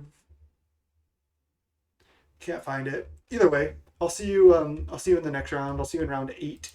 It's a long tournament. Let's go. 5 and 2, round 8. I was gonna say we haven't had a turn 1 Esper Sentinel yet. I think we're probably not gonna have one here, but I am gonna keep. This sounds awkward in the fact that we don't have a white source. But if we draw any land, we still have like 2-drop, 3-drop. So I still think this is a keep. Plains. Swamp. Okay, could be worse. Not going to get to run out the Sentinel when it's the best. This card is just not good. That was a mistake. Should have been a Kieran or whatever that thing is called. Or is this Sagon too? Jeez. Don't have an out for it this time. So now they can make a 1/1 and then make another 1/1.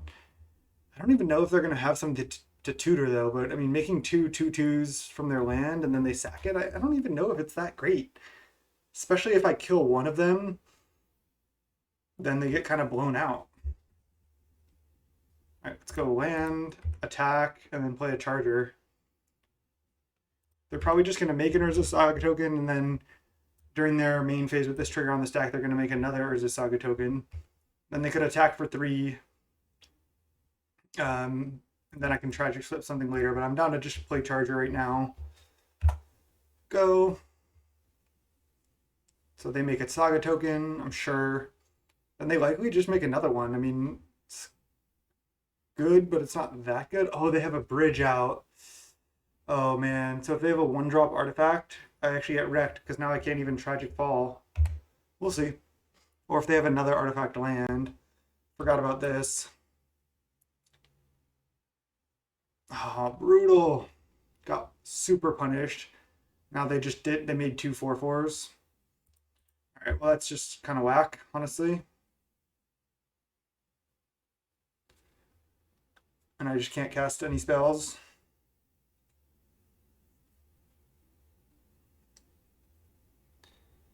I'm gonna just pass, and then I can just try to like essentially trade my board for their constructs, but this sucks. These last game 1 of the last match was rough, and this has been pretty rough here.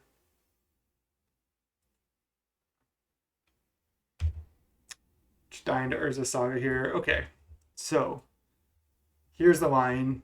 We go block, block. They already played their land. So if this just goes through, I can Tragic Fall this one after damage, or I can even do it before damage to just kill this one, and then this one will die because there'll only be 3 artifacts on their side. So this is risky. I could have let damage happen first, but then I lose my thing. Maybe this is wrong because if they kill this in response, I just lose the game. But I feel like I need to do something.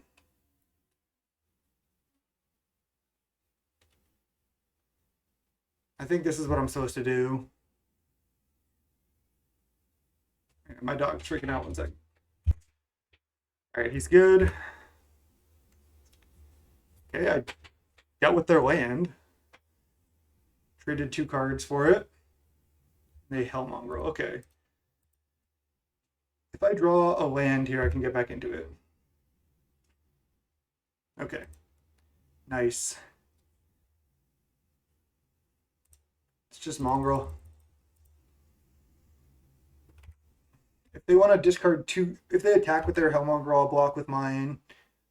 If they like discard 2 cards, I can just discard one to discard my Esper Sentinel. I don't even need it.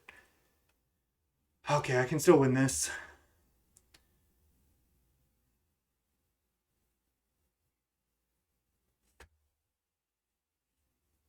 This has been a pretty brutal game so far, though. And if they want to just trade, I'm fine trading. I need to just play like for the super long game here. Just kind of outgrind them.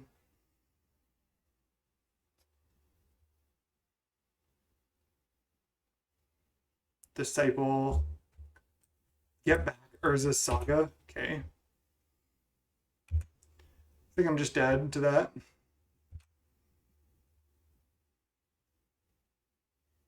Another swamp.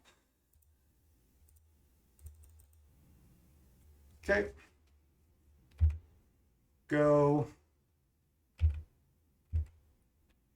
I might be able to discard my Archfiend to my Necromancer's Familiar and then eat their Urza's Saga tokens, but actually no, I won't because they have 2 artifact lands, so never mind. They're just going to make 2 more 4/4s.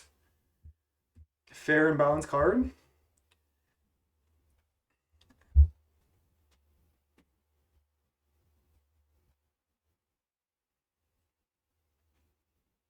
They play a 4/4, sure. Now they can make 2 5/5s next turn. All right.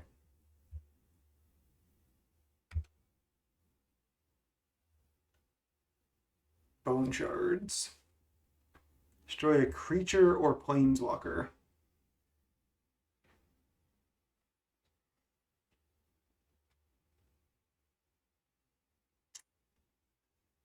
Just don't really have any good lines. I can destroy their 4/4 companion by discarding an Esper Sentinel. That's probably what I'm supposed to do.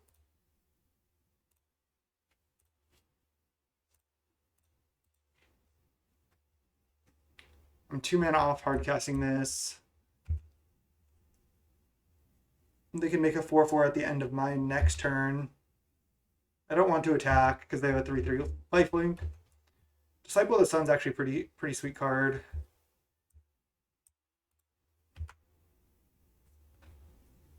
Getting back the Urza Saga is just nice. It's just so brutal. Turn 2 Saga, and then just like you don't even need to cast spells. You just make a bunch of tokens.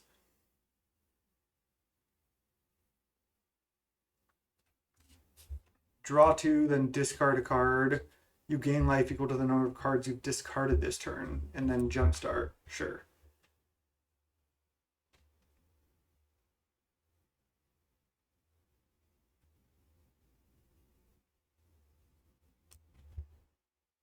Four mana, return it from your graveyard to your hand. When it ETBs, you draw a card and lose 1. Forgot about this card too. If they need any more value this game, they got it. Can I draw planes? No. Okay. Go ahead. I need to play planes because I need to, if I draw land, I need to be able to play my Archfiend. Although, I guess they're only going to have 2 4/4s now, so yeah, it might be okay. Not sure. Probably have to just discard this Breathless Knight to my Necromancer's Familiar here if they try to kill it. The good news is they don't have a 0 or 1-drop artifact. The bad news is they just made 2 more 4/4s.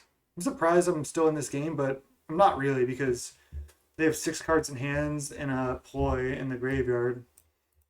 So I mean, I could basically go to the next game whenever. I think I'm done. So I have to go double block.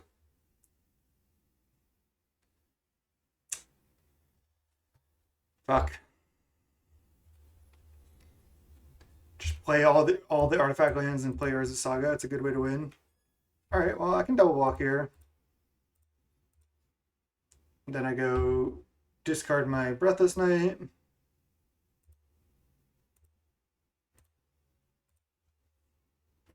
to save my 3/1. Now if they have a removal spell in response to this, I'm just super dead. Yeah, they do. Target player sacrifices a creature. Okay. Because now playing a 4/5's not even going to be enough. Don't even really want to show it to them. They have a hard evidence, sure. Card's actually sweet. Makes 2 tokens. I wanted to brew with this card in Pauper, but as we know, Pauper format's pretty broken. I'll just grief them.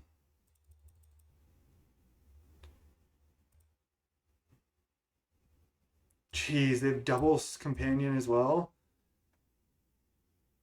Target non-creature artifact becomes a 0/0 artifact creature. Put 4+1/+1 counters on it.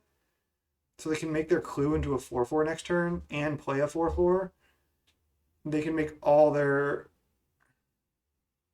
Wow, they can just overload this and they make their constructs +4/+4. Jeez. Oh no, it's only on non-creature artifacts. But they even have the Wave Sifter. All right, let's just go to the next one. That was disgusting from the opponent. That's what happens when you like get to the late stages of a limited tournament and you're doing pretty well. And you're like, oh, I've been doing pretty well. And you're like 5-1, or like we're 5-2. And then you just play against these decks that are just so much stronger than yours. All right, this sucks. Let's get this out of there. This is how I should have built the deck, I think. I don't think I should have splashed for the Chitter Spitter, honestly. Maybe this card can just win some games on its own. But then we also have to play 2 more tap lands. And like we drew this one game. If you draw it without having a green source, it's bad. So don't think it's honestly worth it. I think our deck has enough synergy. I just think the Esper Sentinel should not have been in the deck. All right, let's go next game. Oh wait. Do we want to break ties? Destroy Urza Saga? It's just, you have to time it right. It's probably worth it. They do have a lot of artifacts. Maybe I'm just supposed to do this. See, I should have taken more time to sideboard. There's no rush. I always rush sideboarding for some reason. I just want to get to the games. I'm like, let's just get to the games. Okay, well, this is what we're doing.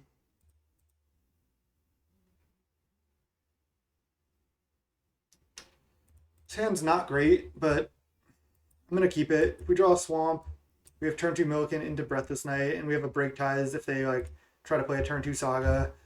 So this hand's, I think, certainly a keep. Again, it's not great, but... Swamp? Nice. Now I can go Milliken into Breathless Night, and then maybe mill some permanents to get back with Disciple of the Sun here. They don't play the Saga on 2 this game. They don't even have a 2-drop. So I am just going to Breathless Night. Then I'll just leave Milliken untapped. I'll mill end of their turn.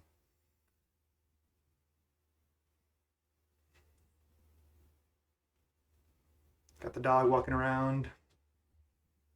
Lose focus. Brutal. Okay. Can't pay for it. But I can Disciple back the Breathless Night next turn, which is great. So I'm fine with that exchange, actually. Lose focus was probably going to get something. I'm glad they just didn't lose focus like this. Are they going to Saga here? They do. Okay, well, I'm just going to take a turn off to kill that then.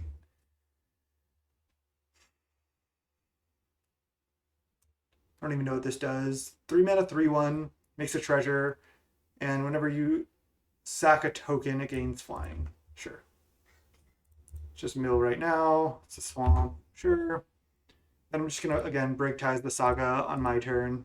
I know it's not mana efficient, but I kind of I get to kill their land, and they don't get to make anything. I'm gonna just go break ties and then tragic follow this right now. Just like double spell here. That was a good draw. Definitely destroy target enchantment. And then I'm just gonna Milliken, kill the aerialist right now.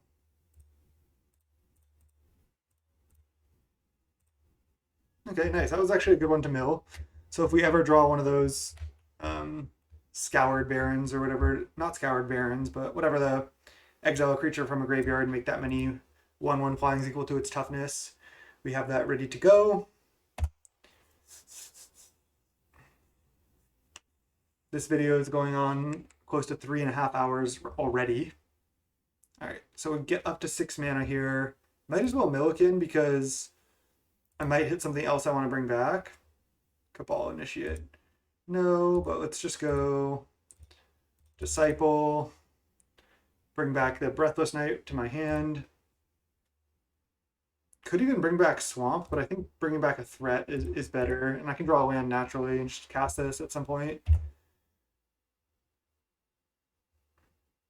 I need like more cards in this matchup for sure. Like if I bring back a Swamp to my hand and then I just draw a land, it's just like I didn't do anything with my Disciple. They Disciple, get back Urza's Saga. Okay. I need to draw land now for this. Land. Nice, let's go. Let's attack first, off with the trade. Yeah, they could reanimate it or something, but I do want to go up on life. They might just take thinking they're going to attack back, and then I play a 5/5 flying lifelink. Okay, they're trading. This is still fine. Mill. It's a grief. Go. They have 4 mana out, and I have a 7 drop. So if they don't have like a good black removal spell that kills this, I'm protected from Sudden Edict. If all they're doing is this, then I'm in decent shape. Okay, they give it -4/-4. Still is a 1/1 flying lifelink that can potentially gain double strike. Let's just mill a card. Nice, it's an Archfiend. It's a good one to mill. Let's just dump my hand here. And then attack for 1 in the air. So if I have any other artifact and enchantment hate, which I don't think I do in black and white, then I can bring that in. So they're just going to make enters the Saga token here for sure. It's going to be a 2/2 right now. Oh, then I can just Archfiend on my turn to kill it. Oh no, because yeah, they're going to make it at the end of my turn, so kind of annoying. Land. Should I mill a card right now? I think that's fine. It's just a land. Play land. Attack for 3 in the air. I gain double strike, so actually 4 in the air.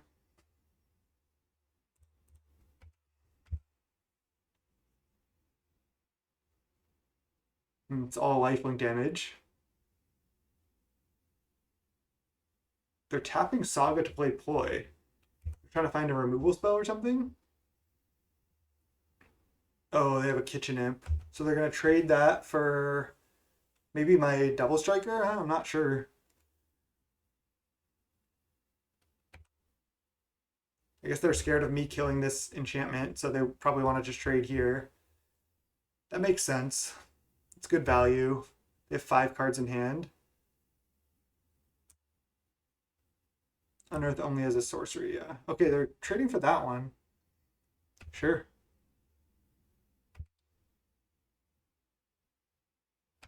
Okay, I go up to 28. I'm going to leave the Archfiend in the graveyard. Just a little bit flooded here. Just F6.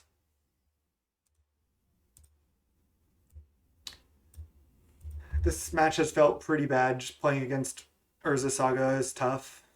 I even had the answer, and then it just doesn't really matter. They're going to play an artifact land here. Forest, okay. This triggers. Ooh, Archfiend. Let's just cast that from hand. 5, 6, 7, 8, 9 mana.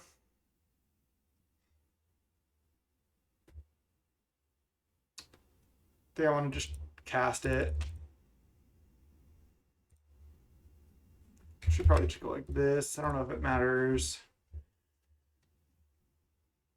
Do they have like a lose focus doesn't do it? Okay. This is looking pretty good now. Do attack for 2 in the air, and then I can again unearth this whenever.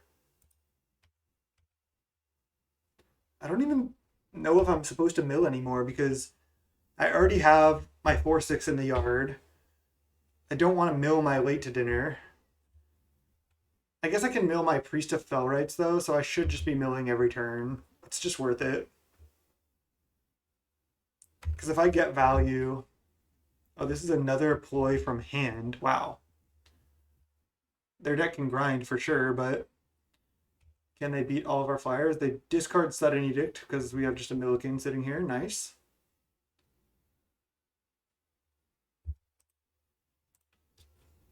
It's just too hard to see this. I'm just not even going to look for other artifact and enchantment hate right now.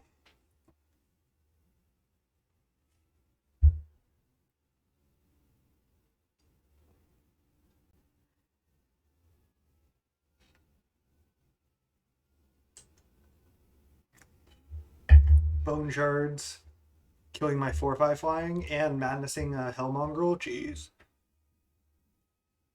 Opponent's deck has some sweet synergy as well. So I have 5, 8, 9 mana. So I'm relatively close to double unearthing. If I just draw a land, I can. I'm also up to 30. They have 3 cards left. Kitchen Imp. Okay. I need to draw actual swamp to double unearth here. Alright, I mean, I think it's worth it. They'd have to discard 2 cards to save this. I get to hit for a bunch of damage. I guess I'll start by milling a card. Necromancer's Familiar. Okay, let's go play land. Unearth this. And then unearth the other one too. I guess I could have waited a turn because then they can't really play creatures into double Archfiend here, but I think this is fine just to use my mana now. I get to kill their thing. Attack for 10. Again, now I just really need to find one of my 5 mana spells that makes all those flyers. Then I should be good to go. They still have those ploys in graveyard that they can cast. Spinner, sure. Land 4 mana spell? They do, and it's a 2/4 flying. Okay.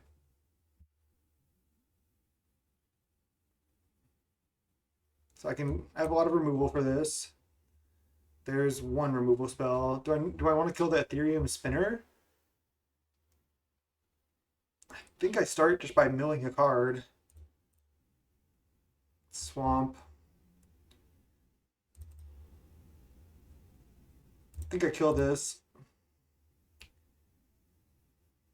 And then I can attack because this will be a double striker. I go up to 34. If they make another flyer, I can even still attack because eventually when I mill my Priest of Felrites, then I can bring this back with Priest. Uncounterable. They only have 1 card left. 8 to 34. 14 cards in library. I also have a late to dinner that I can draw.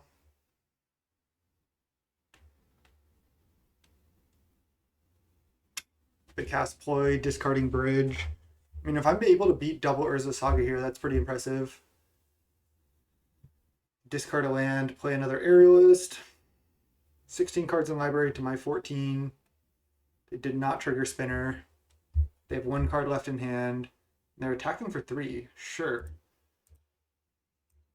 Whenever you sacrifice a token, it gains flying, but that can't block this. Land, brutal. Okay, there's Charger, nice. Let's cast it. Just get rid of a lot of these lands. I don't think it really matters what else. I should leave the creatures. I don't really have a way to like bring back other stuff, so I can just exile the spells. So I can make a 4/3 or a 3/2 flying.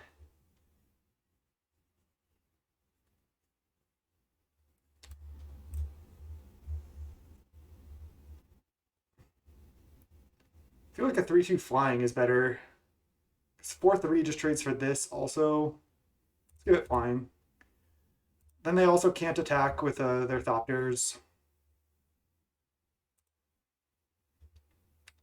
Glorious Enforcer just doing work. They might even try to not kill Glorious Enforcer, so I'm not able to reanimate it. We have 12 cards left. We have 2 of those 5 drops to make a bunch of 1/1 flyings. And we also have our Priest still in the deck. So we have a lot of good draws. Like, at what point do I stop milling?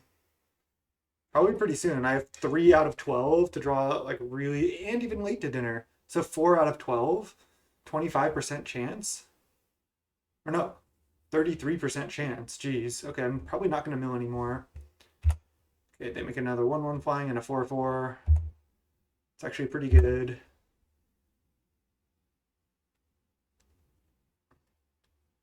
If they attack with Aerialist, I'm going to just trade because I can just bring back Charger. Yeah, okay. There's late to dinner.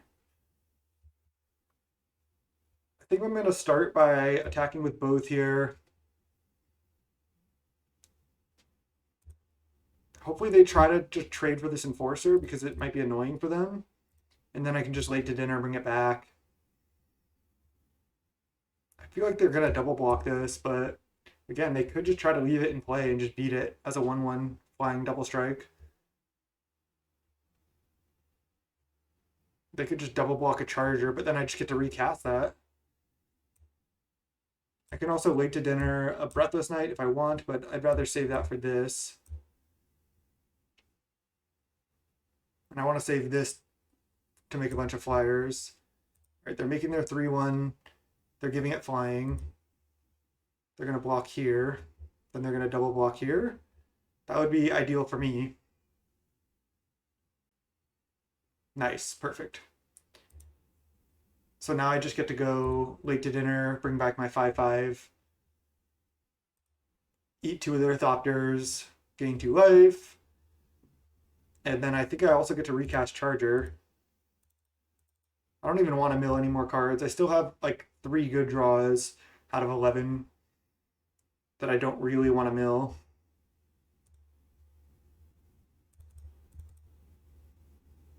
I could just mill now to gain life. I'm not sure if that matters. So I think I can get rid of Necromancer's Familiar. I actually might want Disciple of the Sun, Cabal Initiate, Break Ties. I kind of wanted to leave the Kitchen Imp. I guess I'll just get rid of Grief. Okay. Gonna make another 3. I guess I could make a 4/3 at this point because that kind of wrecks their board now. All right, let's just make it a 4/3. Go. And am I cracking food here? Not sure. They just go ploy. They discarded Rise and Shine. That is kind of situational. Then they discarded a 3rd Burdened Aerialist. Wow.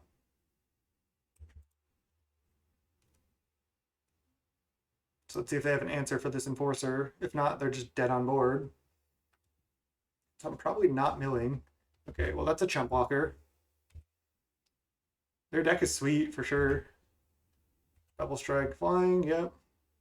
Yeah, I'm just not going to mill here. Swamp. All right, let's attack with these 2.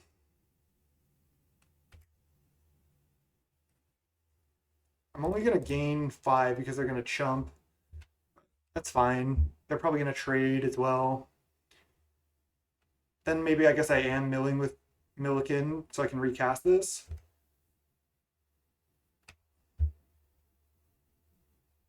Just getting so much value. And there's a Scour, of course. Should have milled earlier, but how could I have known? So let's go. Oh, then I have to exile everything else if I charge her, which kind of sucks, but I think it's worth. Maybe not, but I'm gonna just do it. I just get a 4/3 now. Okay, let's just pass. Oh, I think this is only game 2. Jeez. What a grind this tournament has been. Wave Sifter, make another flyer. They can draw cards. But they need to trade for Charger again, and they can't trade for Glorious Enforcer. I was maybe too hasty when I unearthed both my things, but I still think it was fine the way I did it. Putting pressure on their life total, killed their 4/3. Seems reasonable. I'll probably draw the other 5-drop now. Yep. All right, let's go attack with both of these. They're going to just chump this. They get to draw more cards here with these clues. It's not ideal. They're trading there and there. Okay, I do get to scour my Charger, which is nice. I don't think I want to mill any more cards, though. I still have a Priest of Fell Rights, but make 2 1/1 flyings. Go. Again, I'm going to choose to not mill because I also don't want to mill out at this point. If they draw another card, I'm still going to mill out before them, but again, they need an answer to Glorious Enforcer. I don't even know if they're going to have in their deck anymore. They draw a card, they lose 1 life. Okay, now they would mill out before me, and I'm at 48, so they concede. Okay. I think they just realized, they probably realized they don't really have any more outs to Glorious Enforcer. Let's see what the rest of our deck was. Swamp, Gorger, there's the Priest, there's the Bone Shards. Gotta remember Bone Shards, I shouldn't have been playing all my lands. Okay, let's go game 3, we got this. Whew. So, I guess I can search artifact or enchantment.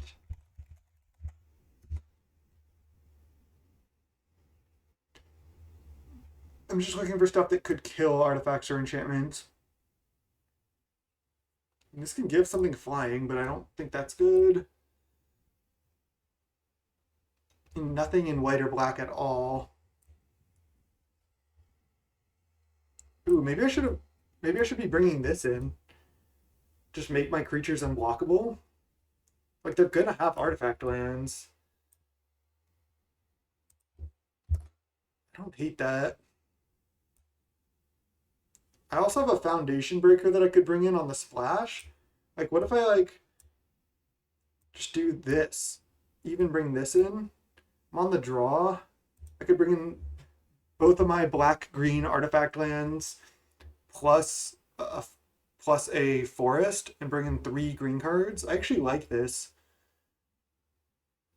And have the break ties. Yeah, I should have done this earlier. I am going down on my synergy then, though.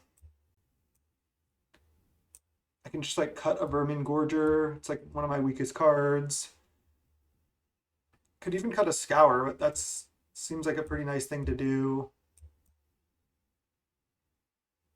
Should I cut a Kitchen Imp?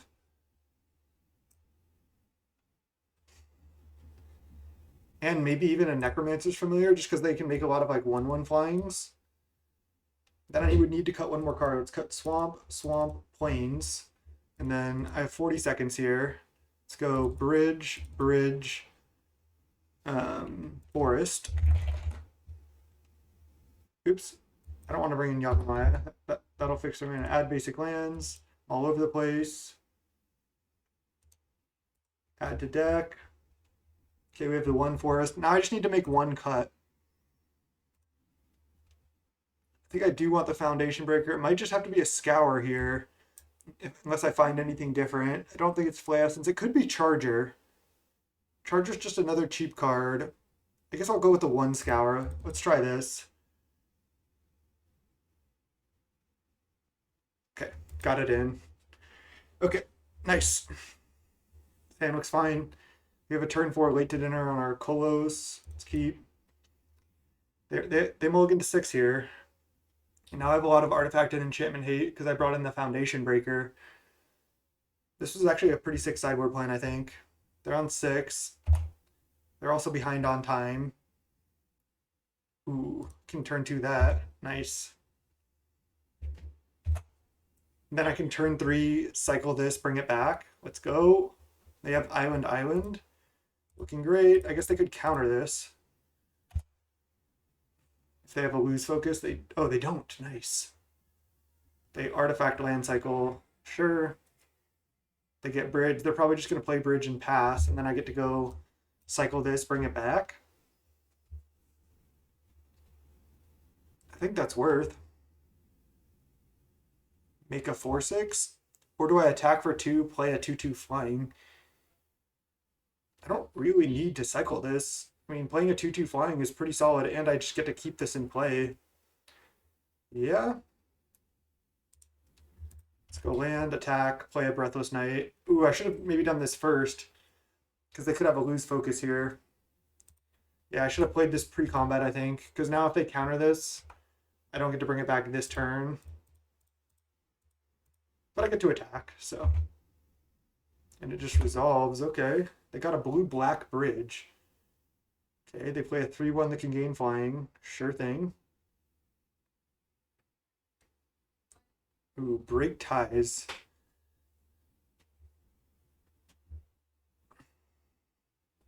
Can also reinforce with this. I can also...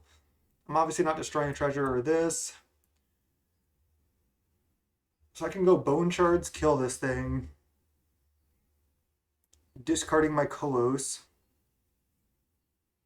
And then just attack with this in the air, bring back Kolos with Priest. Then I can even next turn late to dinner my Priest if I want. Should I Bone Shards this or should I just trade for it? I think I should Bone Shards it. Wait, I'm Bone Shardsing, discarding Kolos. Then I'm just Priesting Kolos. Is that good? Alternatively, I'm just attacking with Breathless Knight, offering the trade. They have a pretty awkward draw here. I'm going to go for this. So let's go land, Bone Shards, discard a card, discard the Kolos, and then go, I guess just activate now. Why not? Bring back a 4/6. This gets bigger. Exile this. Could have exiled the artifact. And then I just leave up Break Ties. I could also kill their treasure with Break Ties. That's pretty aggressive. I don't think I want to do that because they actually have artifact-like creatures that they play. Alright, let's pass. Again, I can also just late to dinner my Priest. It's just value. Air Amoeba. Okay, well I can actually Break Ties. Make this bigger. That's pretty bad. They're gonna discard a card, trade for this or something. Okay, is what it is.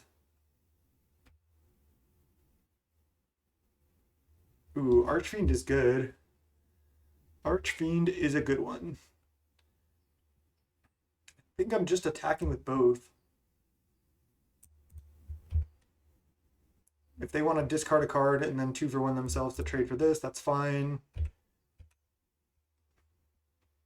Then I could even just Unearth Priest. Because if I go for Break Ties here, then they can just discard a card and then 2 for 2. But then I can Unearth even just this. Then I can even just late to dinner this. I won't be able to this turn. I think I just let this happen. I don't need to do anything, I don't think.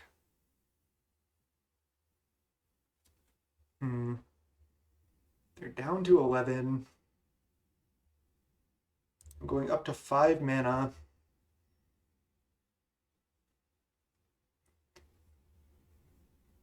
I guess I could have late to dinner main 1 to grow this. That would have been the play. Let's just do it.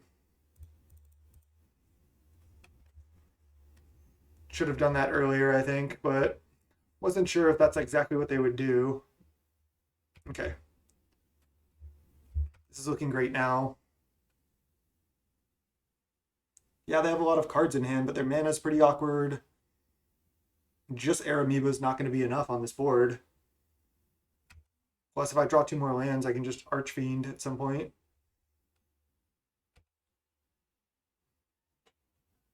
Scour, okay. Can't quite cast it and don't have targets yet, but that's okay. Just attack with these 2. They're at 11, so they're going to have to do something here. They're madnessing a 4-3 into play. Okay, it's just, and they're switching this, so they're going to try to trade here, and then I'm going to break ties, put a counter here. Reinforce says what? Yeah, discard this, put a +1/+1 counter. That's what I thought. Okay. So they cast a 4-3, they switch power and toughness, and then they're just going to block here, and then I'm going to reinforce here.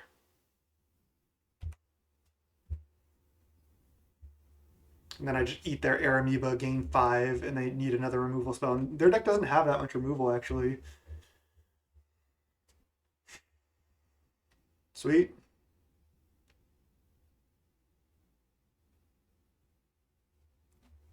What if they go block, double discard on this? That would be going deep, because I even have Priest out right now. Let's just break ties, reinforce 1, choose target creature here.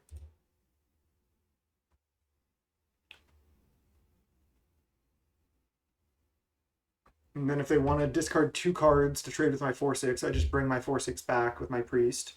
And they're doing it. Wow. This is totally fine. Oh, and then they're kitchen imping also right now. It's fine. So they get good value. They only have 2 cards left though. Oh, I'm not trading for the Hell Mongrel now. They're just eating my thing. Okay. It's actually good for them then. But I grow my Breathless Knight again by priesting this back. So I priest right here. Breathless Knight gets bigger. I exile their Chattering Augur, I guess, because this comes back. This ability is surprisingly relevant. Okay, and then I can't do anything else right now, so I just have to pass. I'll crack a food. They have 2 cards left. This is down to the wire. See how many matches are still going. 7. I think I'm still pretty far ahead right now. And I can always bring back Priest to grow Breathless Knight again. I don't want to just fire it off for no value though. They're attacking for 2. That doesn't make any difference. I go to 23.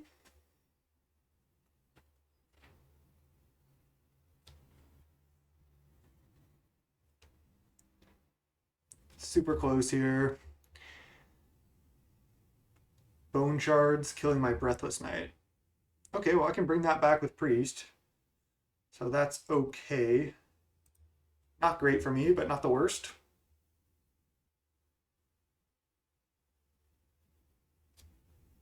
And then they Burdened Aerialist again. Okay.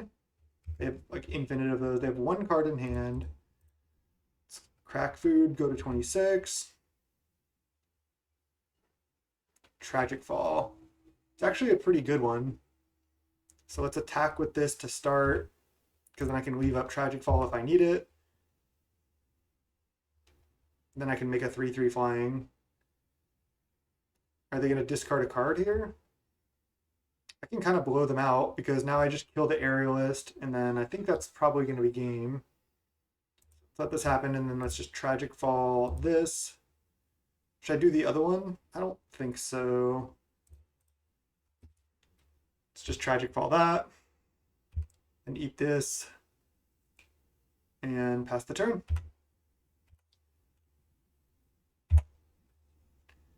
Certainly did not get flooded here, which is nice. Could still lose to some bomb from them.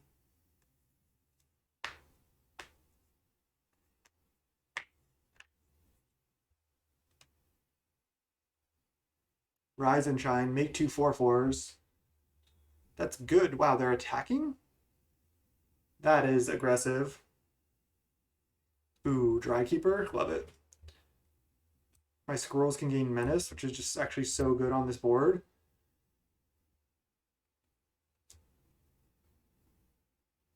I can't scour anything that big yet. I think I should just attack and then Drykeeper. I can just take 8. They have 0 cards in hand. Oh, this even brings up their artifact lands. I didn't even realize that. Just a noob in this format. Okay, I mean, yeah, giving my squirrels +1/+0 and menace is kind of brutal on this board. They're at 7. I might be able to just go menace, swing with everything. Or is this Saga? Not going to do it. So are they just dead? They can block here, here. No, they're not dead. What if I go priest, attack with priest? Then they go... They have... Oh no, then I can't activate this. So I think the play is just...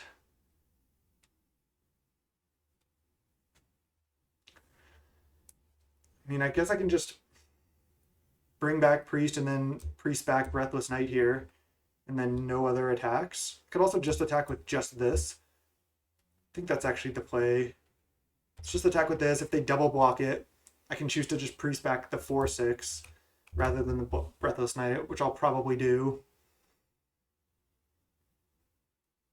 Oh, so one of their things is indestructible still.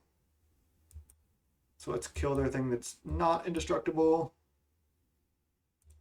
Okay. Then I guess I just make 6 1/1s with... Oh, no, I can't. I can't cast this. Okay. So now I just go priest.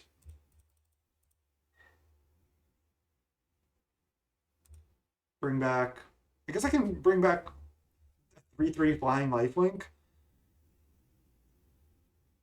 Is that better than a 4/6? I guess against a 4/4 indestructible, I think it is.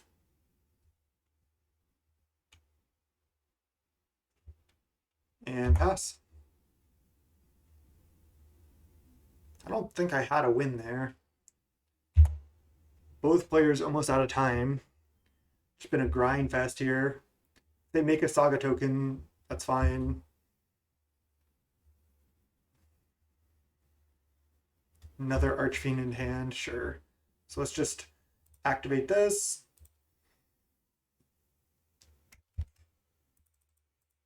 Just tap like this. They can make a 1/1, or I guess it's going to be a 2/2. I guess I'm just attacking with both squirrels. I guess I'm going to attack with everything. Yeah. Because then I threaten lethal next turn. Because, yeah, they can make an Urza Saga token. It's a 2/2. And then if they have to double block any squirrel they want to block. Target player sacks a creature. I'd rather make them double block a squirrel here.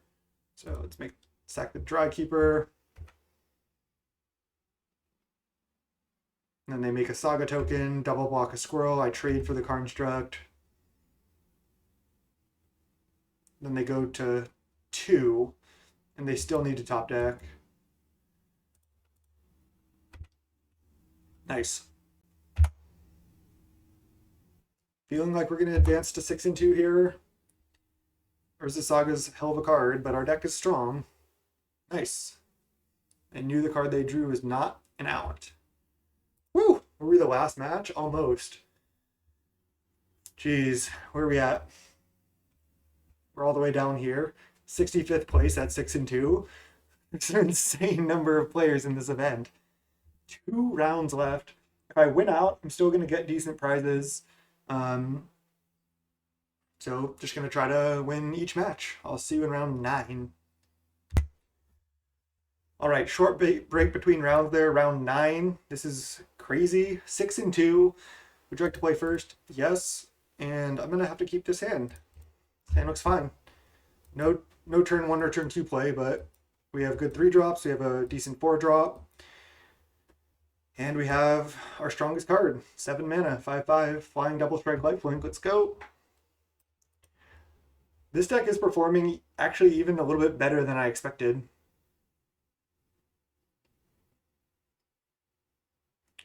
Let me pause and wait for the opponent to get here, but snap keeping this hand and we'll see what happens. All right, after a couple minutes, looks like our opponent's here. We'll go Swamp Go. And we have no 1 or 2 drop, like I said. We'll just keep playing lands and probably go turn 3 Breathless Knight. This card's sweet. It's another card that I would like to brew around in Pauper, but there's just no way right now. Pauper's way too powerful for this. You can't just play a 3 mana 2/2 flying lifelink. Yeah, you can like combo and like play some unearths and stuff like that, but sure, it's just not enough.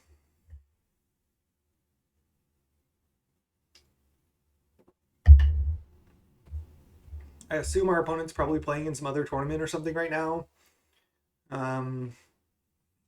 Because they took about 5 minutes and then they came and passed the turn. I immediately played a land and passed, and now they're not here again. So let me pause and hopefully they'll be fully here in a moment. All right, opponent came back. They played Mountain Go. We draw Priest. Let's hope they're fully here now.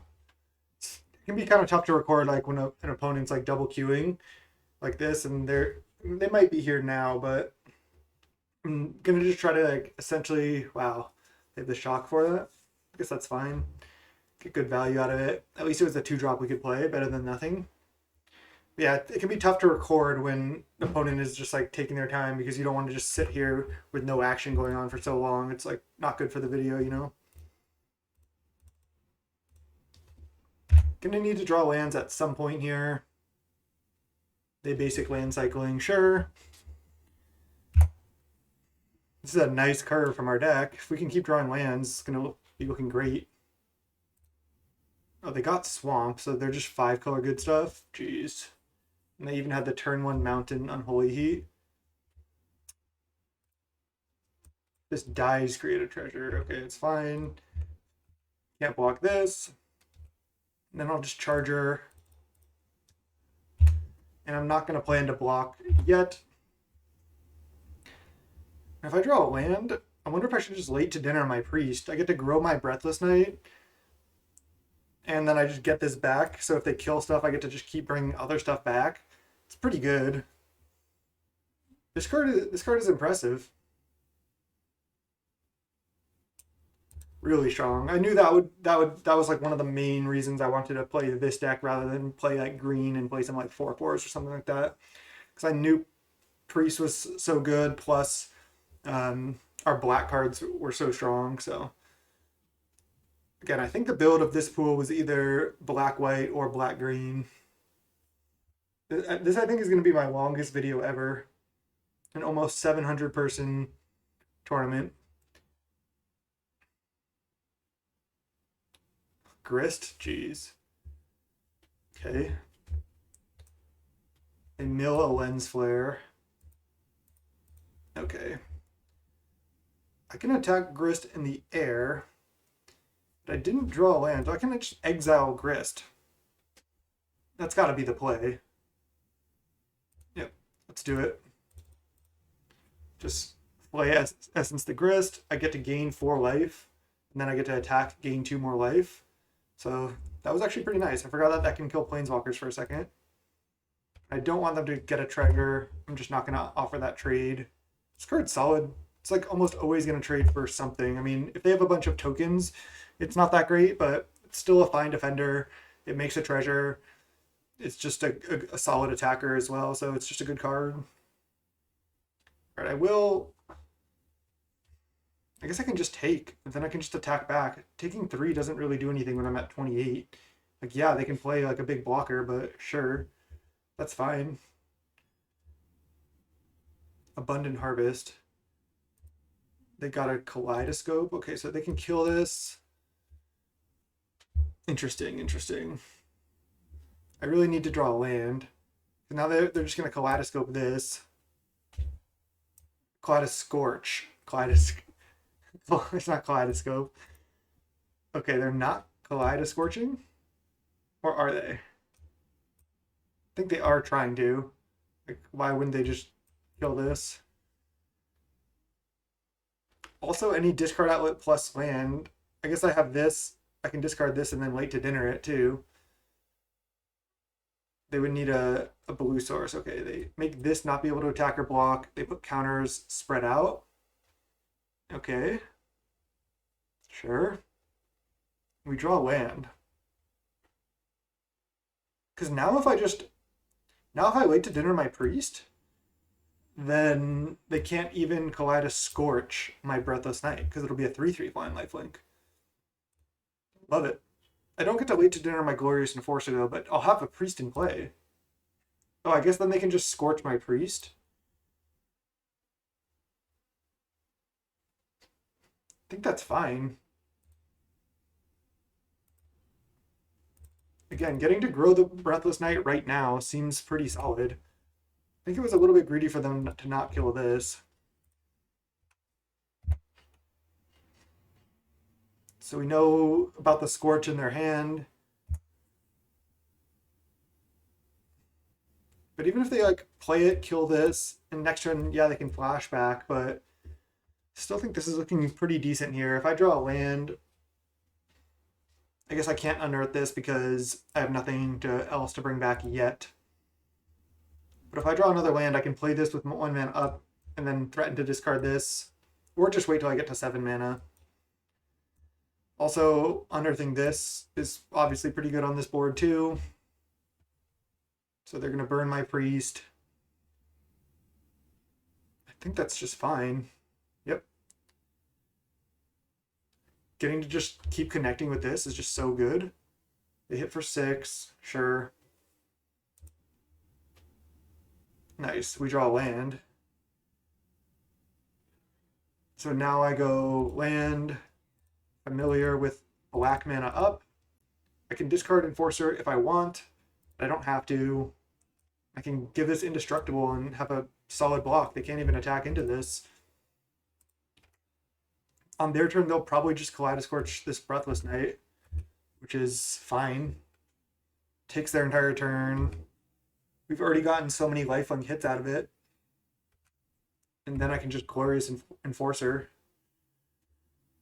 with my Priest next turn. Depending on what they do, also, I can just discard this and then unearth it, rat their board, attack for 1,000,000 damage.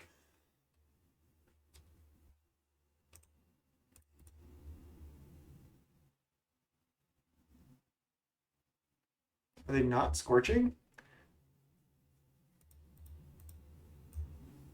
It's the snake, the like multicolor like array is cool, but the snake is not great.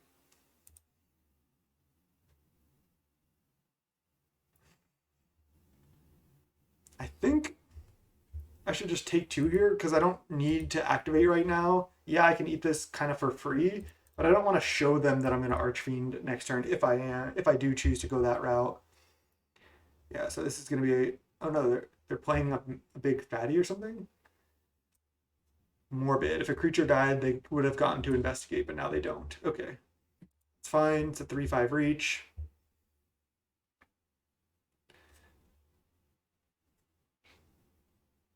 So, do I want to Glorious Enforcer or discard Archfiend and then just unearth Archfiend? I get to kill both their things here, shrink this. I think I'm just going to go with the Archfiend line first. I get to grow this again.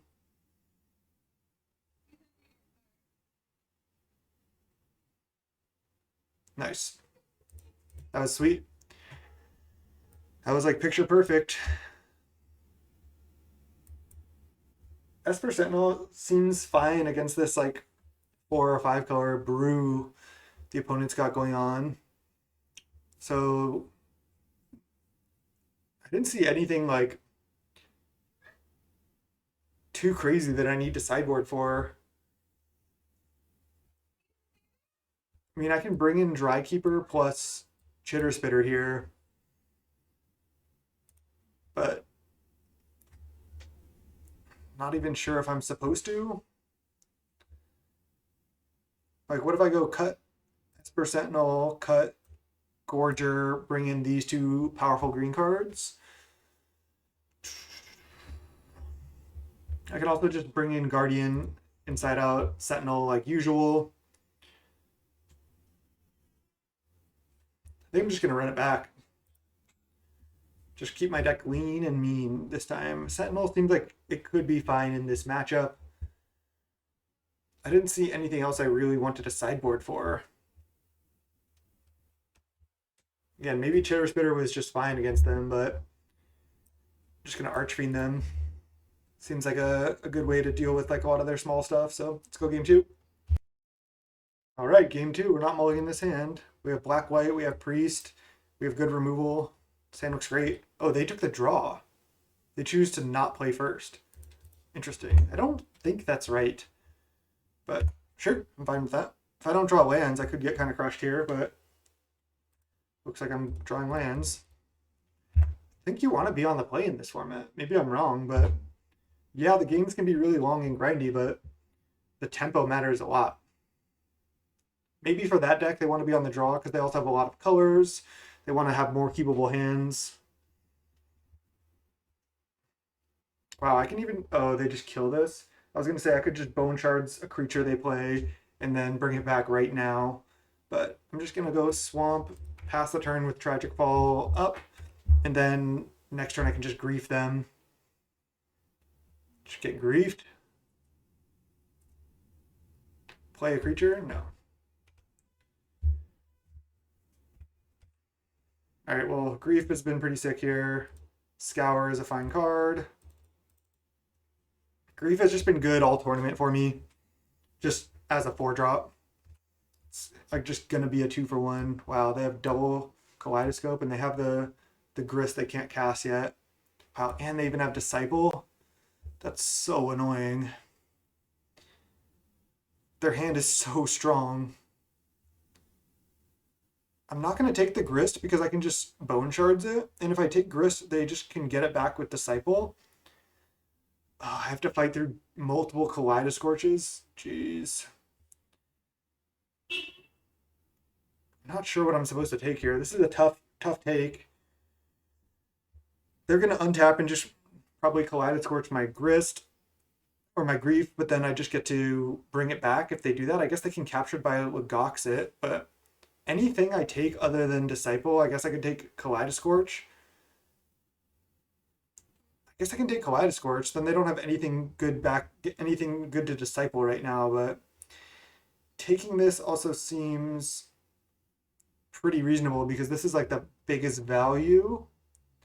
But also keeping this alive, they have to capture by Legox it like now. I'm not taking Grist. Between Kaleidoscorch and Disciple of the Sun, I think. This play makes them not be able to do anything next turn, and they don't have anything right now to get value out of their Disciple of the Sun. The Disciple of the Sun's gonna be good value later. I mean, same with the Scorch. I'm just gonna take Scorch. I don't know, that one's close. That's a tough take.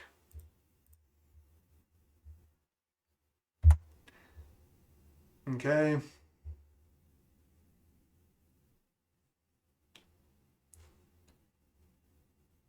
And if they do kill this, again, I can bring it back.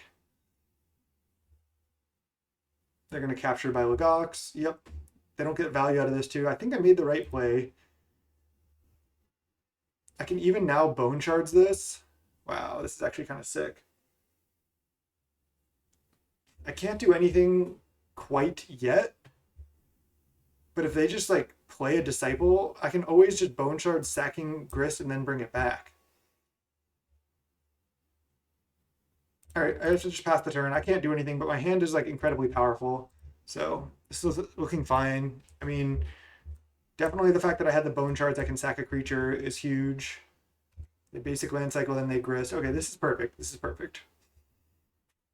I guess I don't know about perfect, but this is great. I can just Bone Shards this Grist. sacking my grief, and then bring it back. Especially if I draw land, this is perfect. Okay.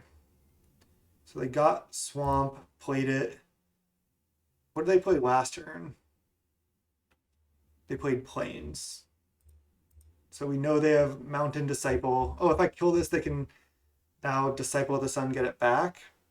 There's nothing I can do about that, though. I might be able to Grief, take the Disciple, though.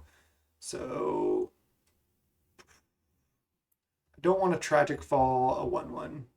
Just gonna untap. Okay, land would have been good there. So let's go Bone Shard, sack a creature, kill this. Sack the Grief.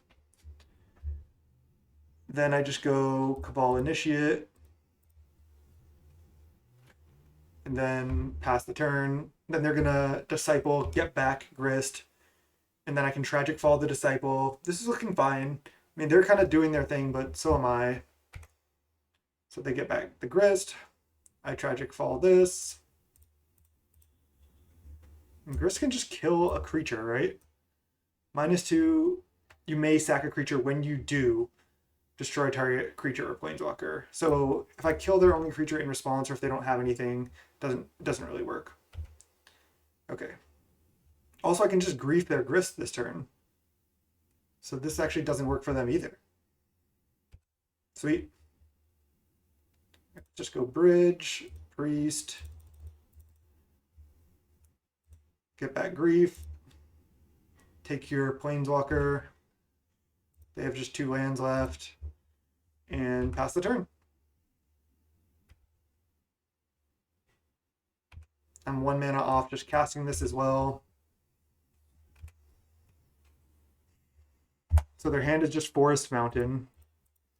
They have double Kaleidoscorch in graveyard though, so this is going to be a while. They can only Kaleidoscorch for 4, so they can't kill an Archfiend. And I can also Scour, getting a bunch of value that way. So they just Scorch the Grist, sure. I wonder if I just make 2 1/1 flyings, not even that good. I think I'm just gonna play a 4/5 flying and attack.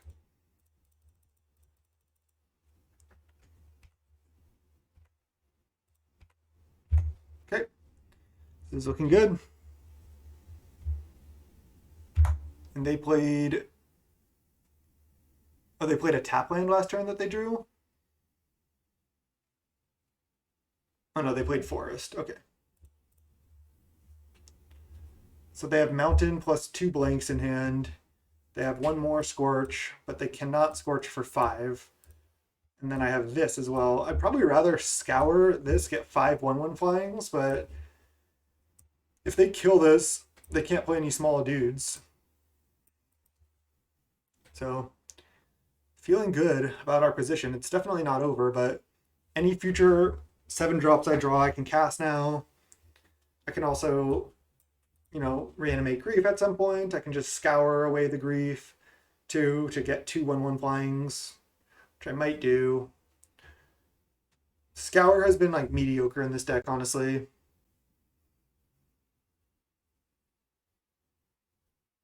Okay, they kill that. Sure. Did they tap 1 mana too many, or are they going to play another spell? No, they just tapped. Okay, I should keep this Plains in hand, I think, for discard effects. And I think I'm supposed to just make 2 more 1/1 flyings, as bad as it seems.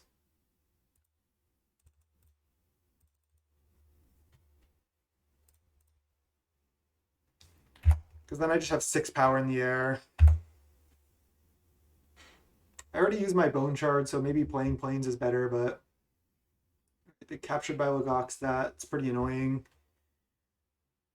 At least they're not able to use these to support. They don't have any creatures. Their last card is probably just a land. Wow, that was good. It's just attack and then play that. I'm not going to wait to hope they play a small creature next turn that they top deck. I'd rather just play a 4/5 flying.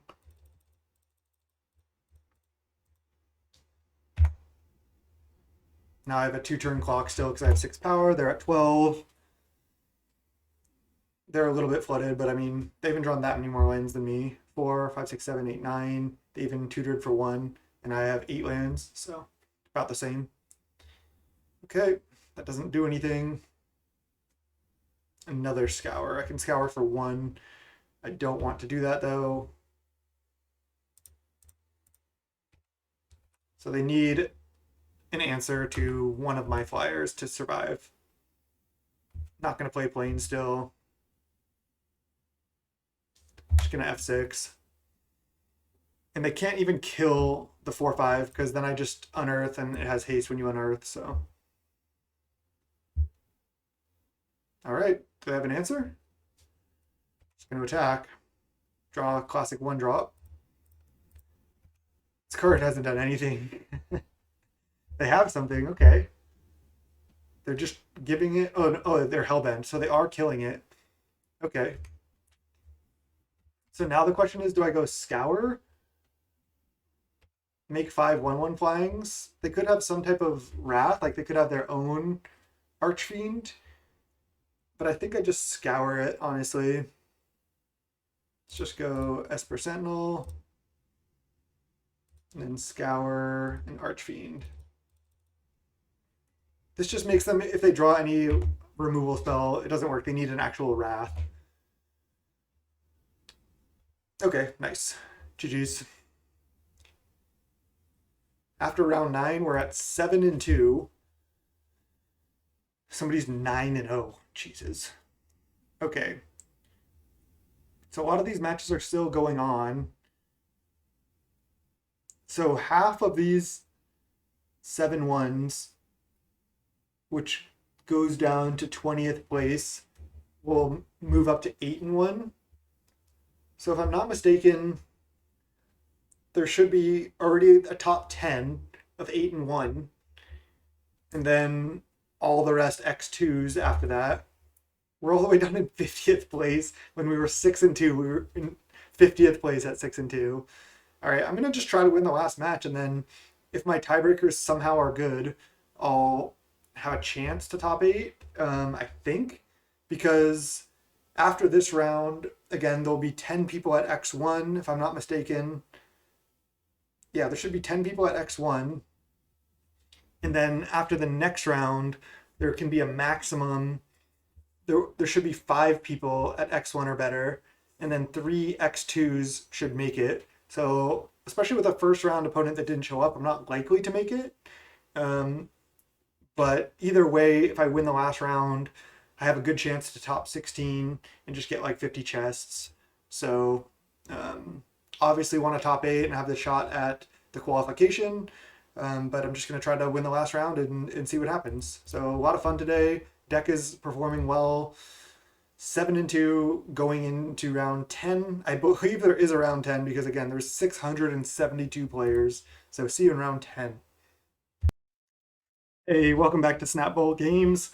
Finals.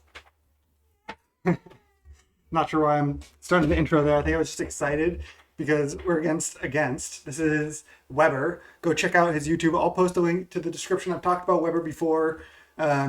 Really cool popper content creator from Brazil. So go check out his YouTube. Cool to play against him in the finals. I don't think either of us, as you can probably see here in the chat, we both think we're not likely to make it to the top 8, but cool seeing him here, and I'm on the play. I don't know what he's on. I don't think he's streaming because I went to go check it out and I didn't see anything.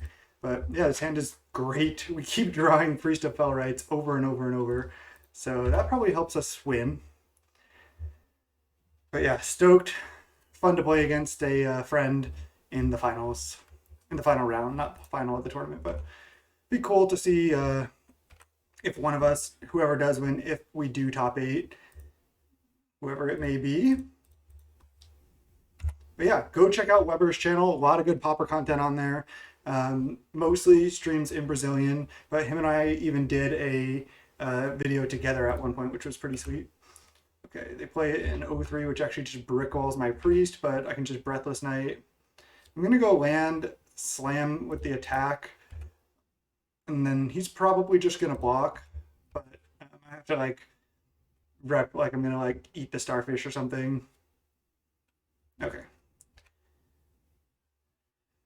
We tried.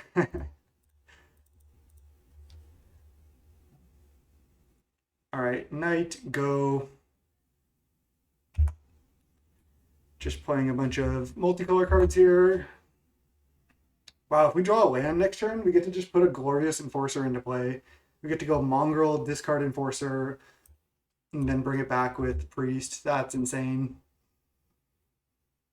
We're on the play here. Please let me draw a land. I think I might even just, maybe I would even just Grief first. And then do this next turn, because then I can Grief and take any answer they would have to Angel. So if I draw a Swamp, I'll Grief. If I draw Plains, I'll Mongrel into Enforcer. If I don't draw land, well, then that sucks. Took a couple minutes because we were chatting, and my fiance just got home. Ooh, and they use a removal spell right now on this. Wow, that's an interesting play, because I could bring that back. Which, I mean, I think I'm going to do. Maybe they have an answer for this once I reanimate, but just seems like a good play. It uses another one of their removal spells, and then once I get up to 5 mana, I'll still be able to reanimate something with this from the graveyard.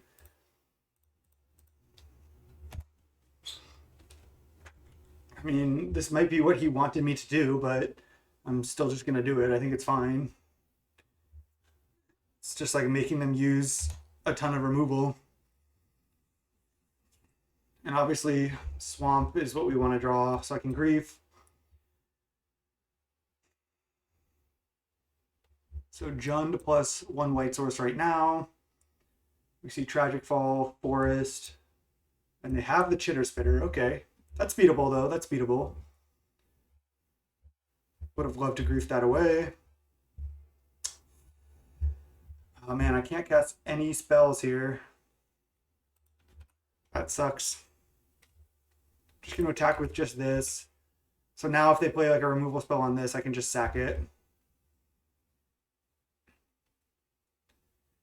Brutal. Just missing land drops here. Really sucks. Need to hit a land drop next turn, and yeah, they can go. This is what you should do with Chitter Spitter. See if he's gonna do it. Upkeep, they should make a squirrel. They should sack it to Chitter Spitter, then they have a 2/2 squirrel. So definitely what they should do. And then they can just start charging this up every turn, growing this squirrel, and then eventually they can just stop sacking squirrels once they have like 3 or 4 counters, and then they're just making a 4/4 every turn. Yeah, see, they sack that one. That one, that's fine too, depending on what they have in hand too, but sacking the squirrels to the Chitter Spitter is really strong. I guess it's bad if I have an answer for it, but wow, Nettle Cyst. Each artifact and or enchantment. Geez, just a 4/4. It's pretty good. It's pretty good. Okay. I just still don't want to evoke Grief. Land. No. Sort of a land, but it's just so slow here. Alright, let's attack in the air.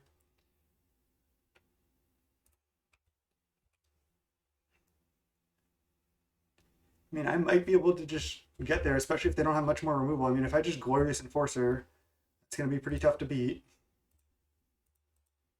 Basic land cycling right now to hit a land drop. Swamp, play it.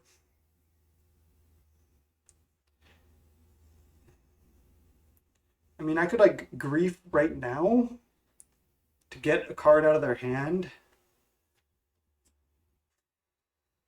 I'd have to Grief pitch my Archfiend though. I don't really want to do that. I'm just not going to.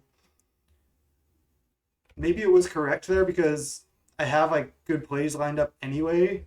I don't need all these cards. Not sure. I mean, I don't know. I think I'm still down to just hard cast a Grief next turn. Seems good to me, actually.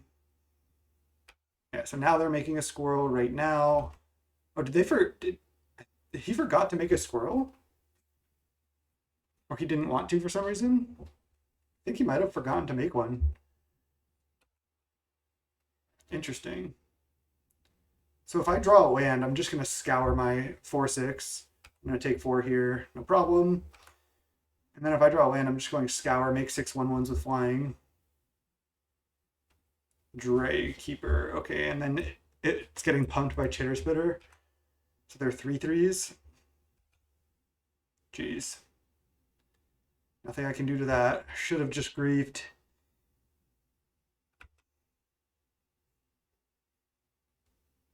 Milliken. It's not a land. Fuck. Sucks. Really sucks. Because now I'm actually getting hit for a bunch of damage.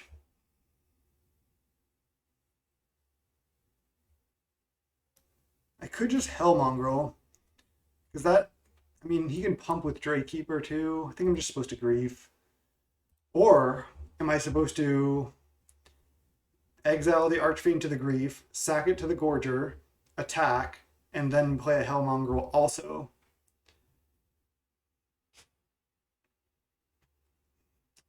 Then I hit them down to 12 and then 9. Gain 5 life.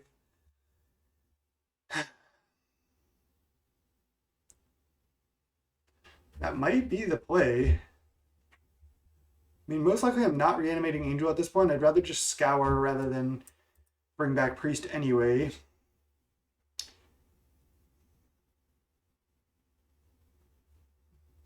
think I'm actually supposed to do this. This is going to be the first evoke. And then I'm going to cast Hell Mongrel, I think, rather than casting Milliken. So let's put Evoke on the stack, and then we'll essentially Thoughtseize them. Okay, interesting. They don't really have anything left. Definitely should have done this earlier. Let's go sack this. Drain for 2. So they just have a land in hand, which does grow the cyst. That's okay. So what they can do is they can just make more squirrels, make these squirrels bigger, and then give them menace, and then just try to race me that way. I'm going up to 24. And I'm going to be able to make a bunch of chump blockers / ways to attack next turn if I draw a land. If I don't draw a land, I'm kind of in trouble. Shit. And they kept a card on top. Don't like to see that. So they're going to probably Chitter Spitter, make a squirrel on their upkeep, sack a squirrel. You may sacrifice a token. It's probably just a squirrel, though. So they're just like black-green cards with the artifact lands that they're playing. Okay. I should probably side into green, bring in my Chitter Spitter and Dray Keeper, plus my artifact and enchantment removal, because they have Nettle Cyst, Chitter Spitter. Yeah, I'm going to do that sideboard plan that I did the other match. So they make this, they sack it, they make their squirrels 4/4s. Then they can hit for so much damage here. So they're just going to activate the Dray Keeper. They play another squirrel. Okay, so maybe they're just black-green squirrels. They play the land. They have 0 cards, and they can activate hit for 10 here. And then I have to block this, discard my Glorious Enforcer, trade for the Germ. It's only equipped 2, so they can equip a squirrel. I could also just take 15 here, go to 9, and then plan on blocking with my Hell Mongrel next turn. The problem is all their squirrels are going to have Menace if I don't find an answer to the Dray Keeper. Okay, so they're just activating. I feel like I'm supposed to block the Germ here and stay at a higher life total. Yeah, because then I'm only taking 10, going to 14. Let's do it. Let's block here, and then discard my Glorious Enforcer. I can even grow the Breathless Knight X2 if I draw a land, and I choose to go unearth this, bring this back. I just don't know if that's going to be enough.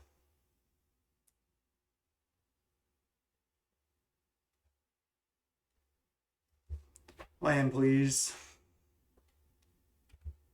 I do get to hit for 5 lifelink in the air, going to 19. Disciple of the Sun, it's a non-land. Damn, am I just dead? That was brutal. Could have played Milliken last turn, but that just did not seem like the play. Don't think I have any outs at this point. I'm going to keep trying, but...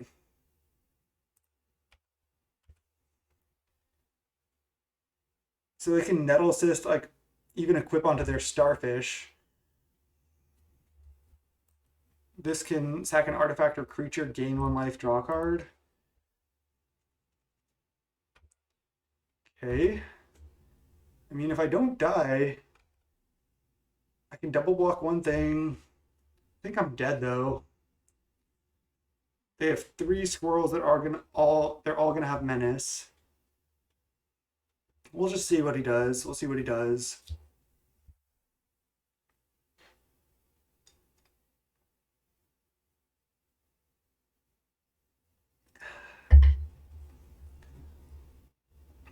And I still do need to draw a land because I'm going to have to chump with Milliken this turn. They're at 6. They can also gain some life here. Maybe playing a big Scour is going to be enough. I'm not sure. But I also might just be dead on board. They put a Nettle. They have double Nettles. He has double Nettle Assist? Jeez. He doesn't want it. Wants to find some more action.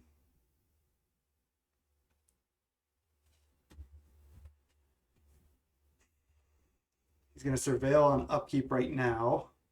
Interesting. I also have this Vermin Gorger, which I can activate here, so we'll have to see exactly what he does, but all I need to do is survive. Oh, if he finds a land, he can double activate Draykeeper, but then he can't even make a Chitter token. Yeah, he bottoms the land, trying to find a removal spell. He should Chitter Spitter, make a squirrel, probably sack it. Yep. This has been a good game. Just brutal not finding the lands. And then sacrificing it to Chitter Spitter, triggering this, gain 1 draw. Oh no, just putting a counter on it. Okay, it's fine. Then he draws a random card. I'm definitely bringing in my squirrel package plus my enchantment removal here. Probably taking out this Gorger. Even though it's a decent card, I think the green package is going to be better in this matchup. Really, Flourishing Strike, huh? I guess it can be like just a good combat trick. Just 2 mana instant +3/+3, plus can just be like a plummet, and it can be a 2-for-1 if you entwine. Like I could have killed this. Equip Nettle Sight onto a squirrel. Then I'll probably have to double block that one. And then I sack the Milliken to the Vermin Gorger, put him to 4. And then I need to draw land. So yeah, now he can activate Draykeeper, but I don't think he can kill me if he just activates. Okay. I might be okay here. Because this is only hitting for 14 if I double block this.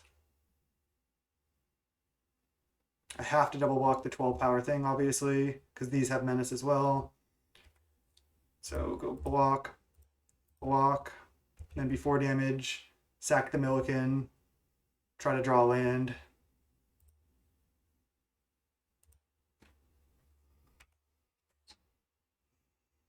All right, I go to 5. He's at 4, so land wins here. Ha! Oh, late to dinner does it too because it triggers this. Okay.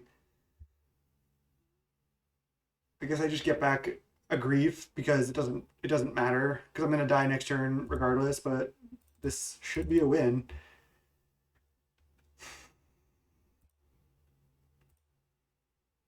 Oh, choose target opponent. Whew! Oh my god, what a game! What a game, Weber. Jesus. Just Breathless Knight got there. Beat the Chitters for double Nettle Cyst. All right, definitely bring in all the enchantment hate we can. So Break Ties coming in. And then Foundation Breaker coming in. Dray Keeper coming in. Chitter Spitter coming in. And then I need to go cut, swamp, swamp, plains, play, bridge, bridge, bridge, forest. Can't add it like that anymore. Bridge, bridge, forest. And now I need to cut cards. Esper Sentinel, you're gone. Gorger, you're gone. One Scour, you're gone. Even though it's good, it can be a little clunky. That extra scroll would have helped. He said he got distracted.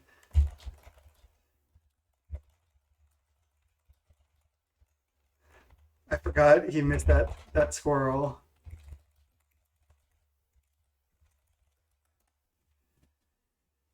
Asking if he's recording for YouTube. And then what was the last side out last time? It was a Scour, and I think it was an Imp. I don't know if I want to side out Imp in this matchup. He said he's not. Oh. I am recording, obviously, because you're watching. Let's see. That was the first Evoke Grief as well. Do I want to side out Necromancer's Familiar? Or the Kitchen Imp? Kitchen Imp has been like fine, but it hasn't been as good as I thought it would be. Yeah, this seems great. Foundation Breaker, Chitter Spitter, Dray Keeper. Bring in the lands. I think this is what we want. And also the Break Ties. Yeah. Woo!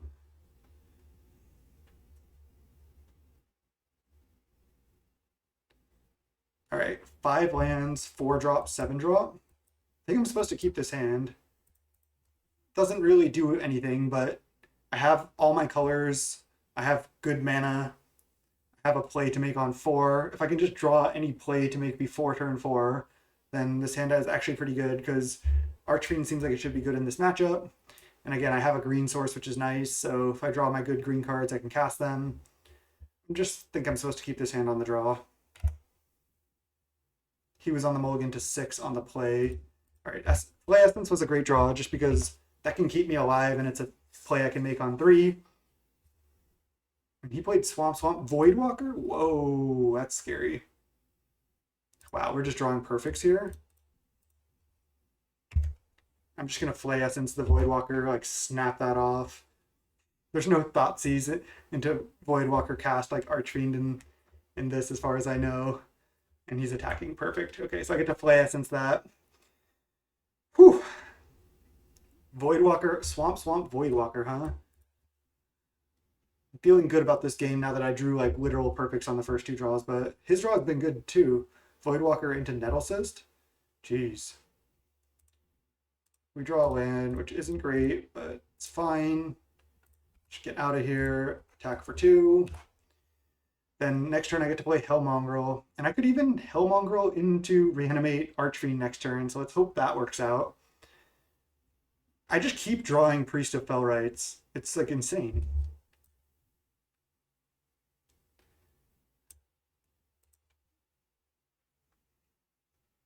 And he just has a 1/1 right now. So I might as well get in for 2. And he's down to only 3 cards in hand. There's an artifact, sure. Play something that dies to this. Okay, that doesn't, but still can just make the play of Hellmongrel into this. It's just such a good play. Just get 8 power on the board, kill the germ. Just really, really strong, really definitely worth it. So let's just do it. Hellmongrel. Because then if he plays another artifact land, he grows this out of range. So let's just discard Archfiend and then reanimate it. Pass. All right, 4/5 flying. What you got?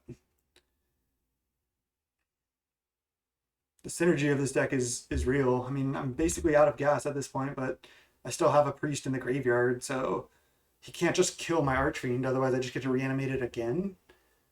this card Priest of Fell Rites is something. It makes me want to play it in Modern.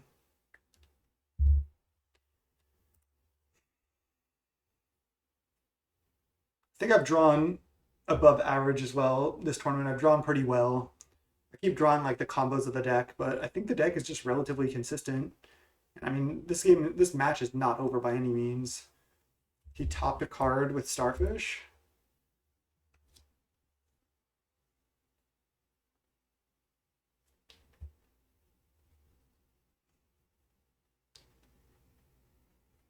This is not a Dray Keeper, it looks like.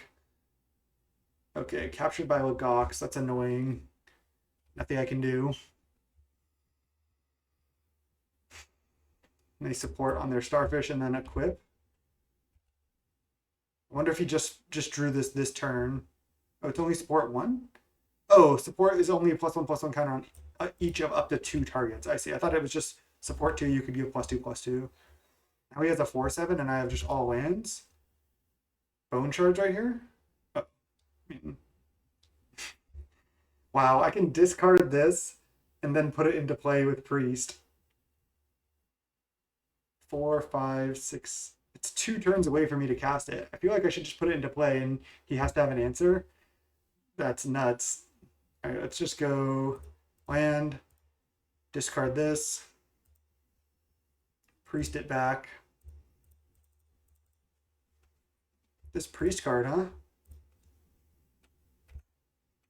Then attack for 5. I'm down to 9.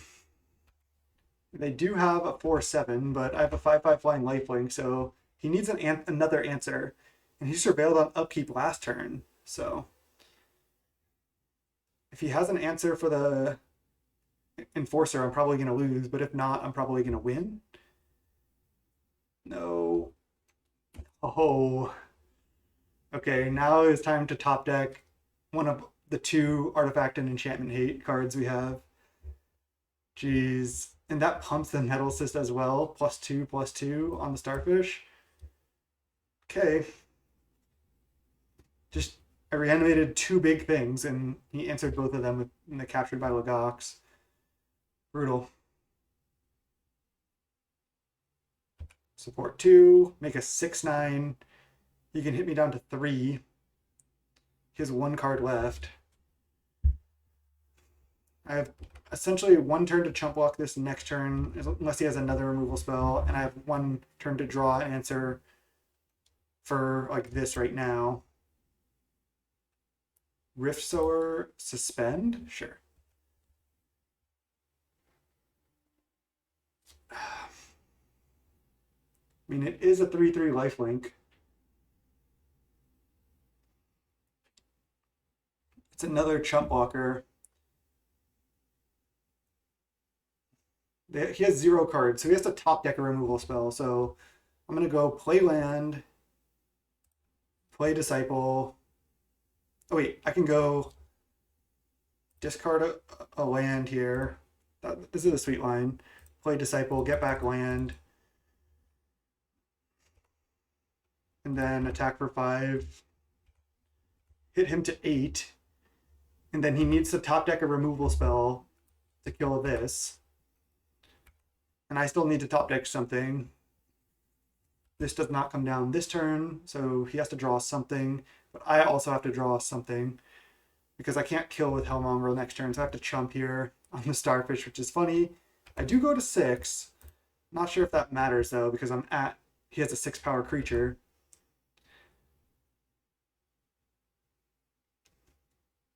You know, I saw Weber in the standings and I was wondering if I would end up playing against him. Okay. Artifact or enchantment removal for the win.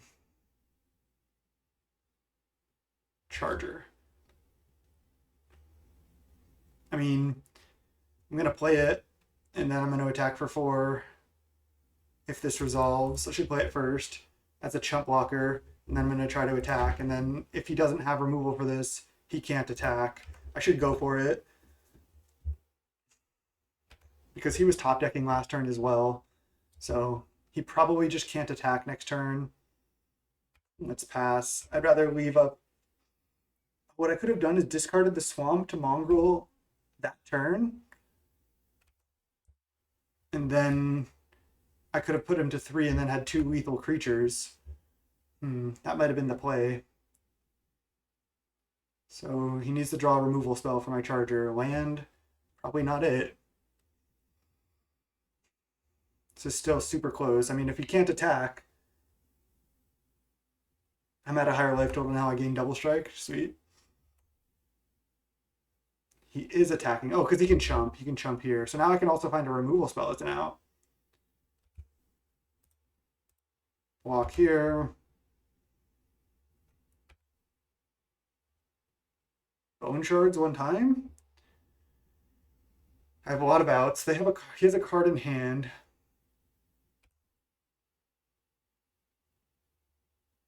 Bridge. Fuck. Now I have to chump here.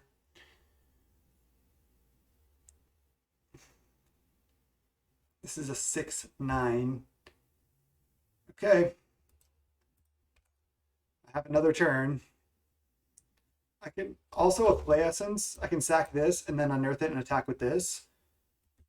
So I need him to not draw another removal spell. This is like tense.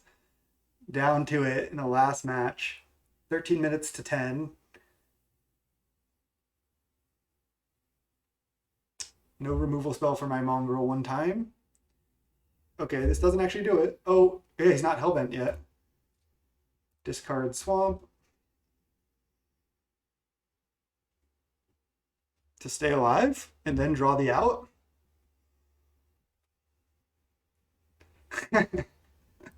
He says, geez, playing so badly, sorry.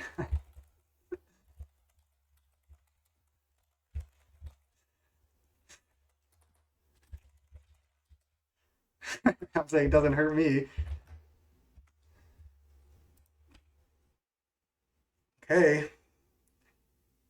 I have 2 outs, I think, to draw an artifact or enchantment removal spell or a bone splitters to sack this and then unearth it.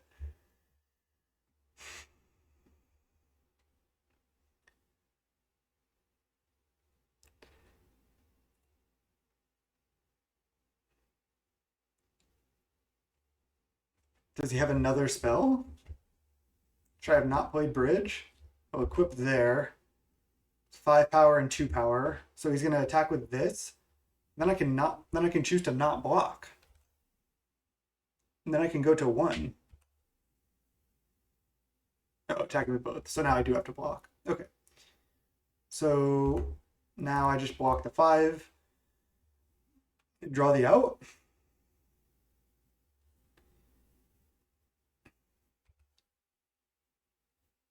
I have, I think 3 outs, maybe more. Also, a removal spell on this could work. Like if I draw a Tragic Fall, I can Tragic Fall this and then unearth it. Nice, we drew it. We drew it. Wow. Now I just blow up the captured by Logox here. And then I get to attack. Use the ability, yes. Sideboard plan is real. GG's, Weber. Yeah, he made a couple mistakes that may have cost him the match because he missed one squirrel, forgot about that, and then I don't know if that Tragic Fall could have done anything else or if he could have gotten down to Hellbent to go for the win. That was super close. Close match.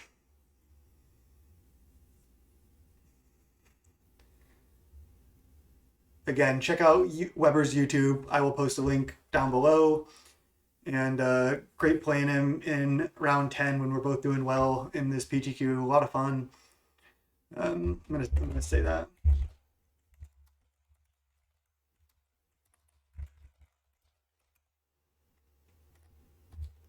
Oh, he said, let me think of something. Does he have an out? Did he just think of an out? And he's gonna just wreck my day?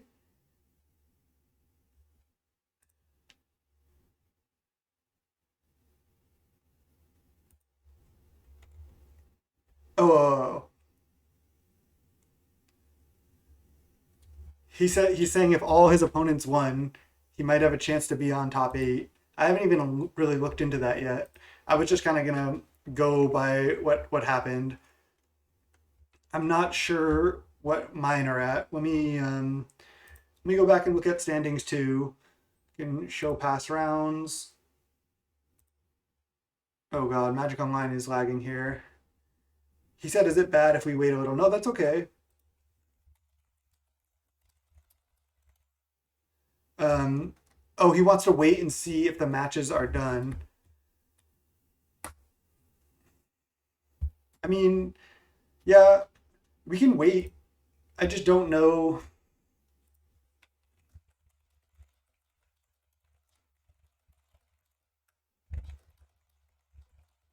I'm just not sure if I can make it either.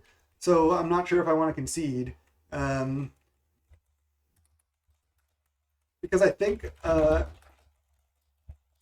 like 3x2 will make it. Maybe 4. Um, so how many 9 1s are there here? One, two, 1, 2, 3, 4, 5. So yeah, 3x2s.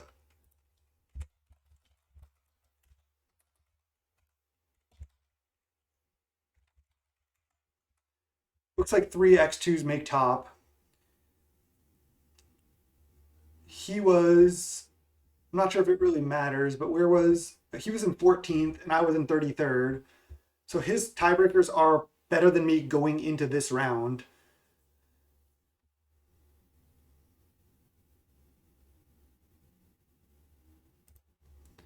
I just hate to. Um, the only thing is, I just hate to split. Um, if I could have qualified for top 8 because I'm really just trying to get the qualification.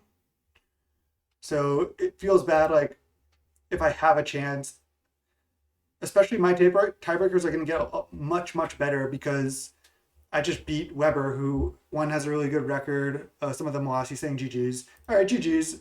I if you said if he said like I think I'm gonna make it, will you concede? I would have conceded for him, but I just think that I have about as good of a chance as him. I think his chances are better because he's higher in the tiebreakers. Wait, he said had the swamp in hand for lethal. Oh, brutal.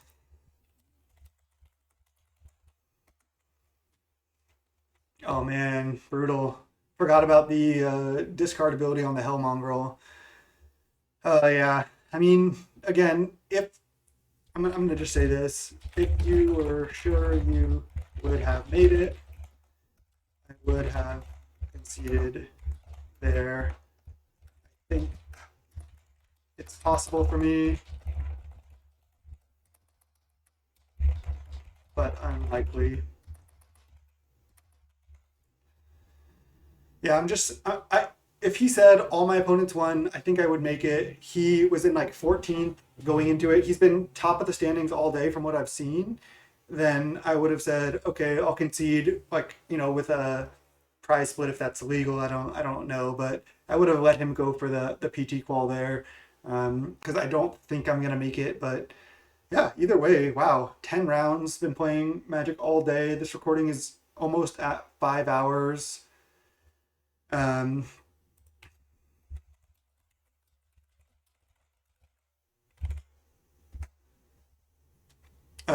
this recording is almost at 5 hours, and let's go back to details. And it looks like there's about 12 minutes left or so of this round. 13 matches in progress. We're 8-2, but there's a lot of 8-2s. And again, Weber was up here at 14th, so that means going into this round, his tiebreakers were better because he was towards the top of the 8-2s. But even he thought he couldn't make it with a win. So I don't think there's any way I can. Again, I just beat Weber, so my opponent match win percentage is much higher after this next round, but so is all these players most likely as well. So I don't think I will, but we'll see. I'll be back for standings. Hopefully we top 16 at least. So I'll be back for standings in just a second. All right. So standings are up here. We ended up in 20th place. I mean, I guess that's not bad considering there were 672 people. but it looks like you had to 9-1. Only one 8-2 out of how many? The 8-2s go down to 26. So there's 21 8-2s, and only one of them made it. So pretty brutal, but also pretty brutal to not end up in the top 16, because at least most of the 8-2s got 50 chests, but I'm only going to get 25 chests.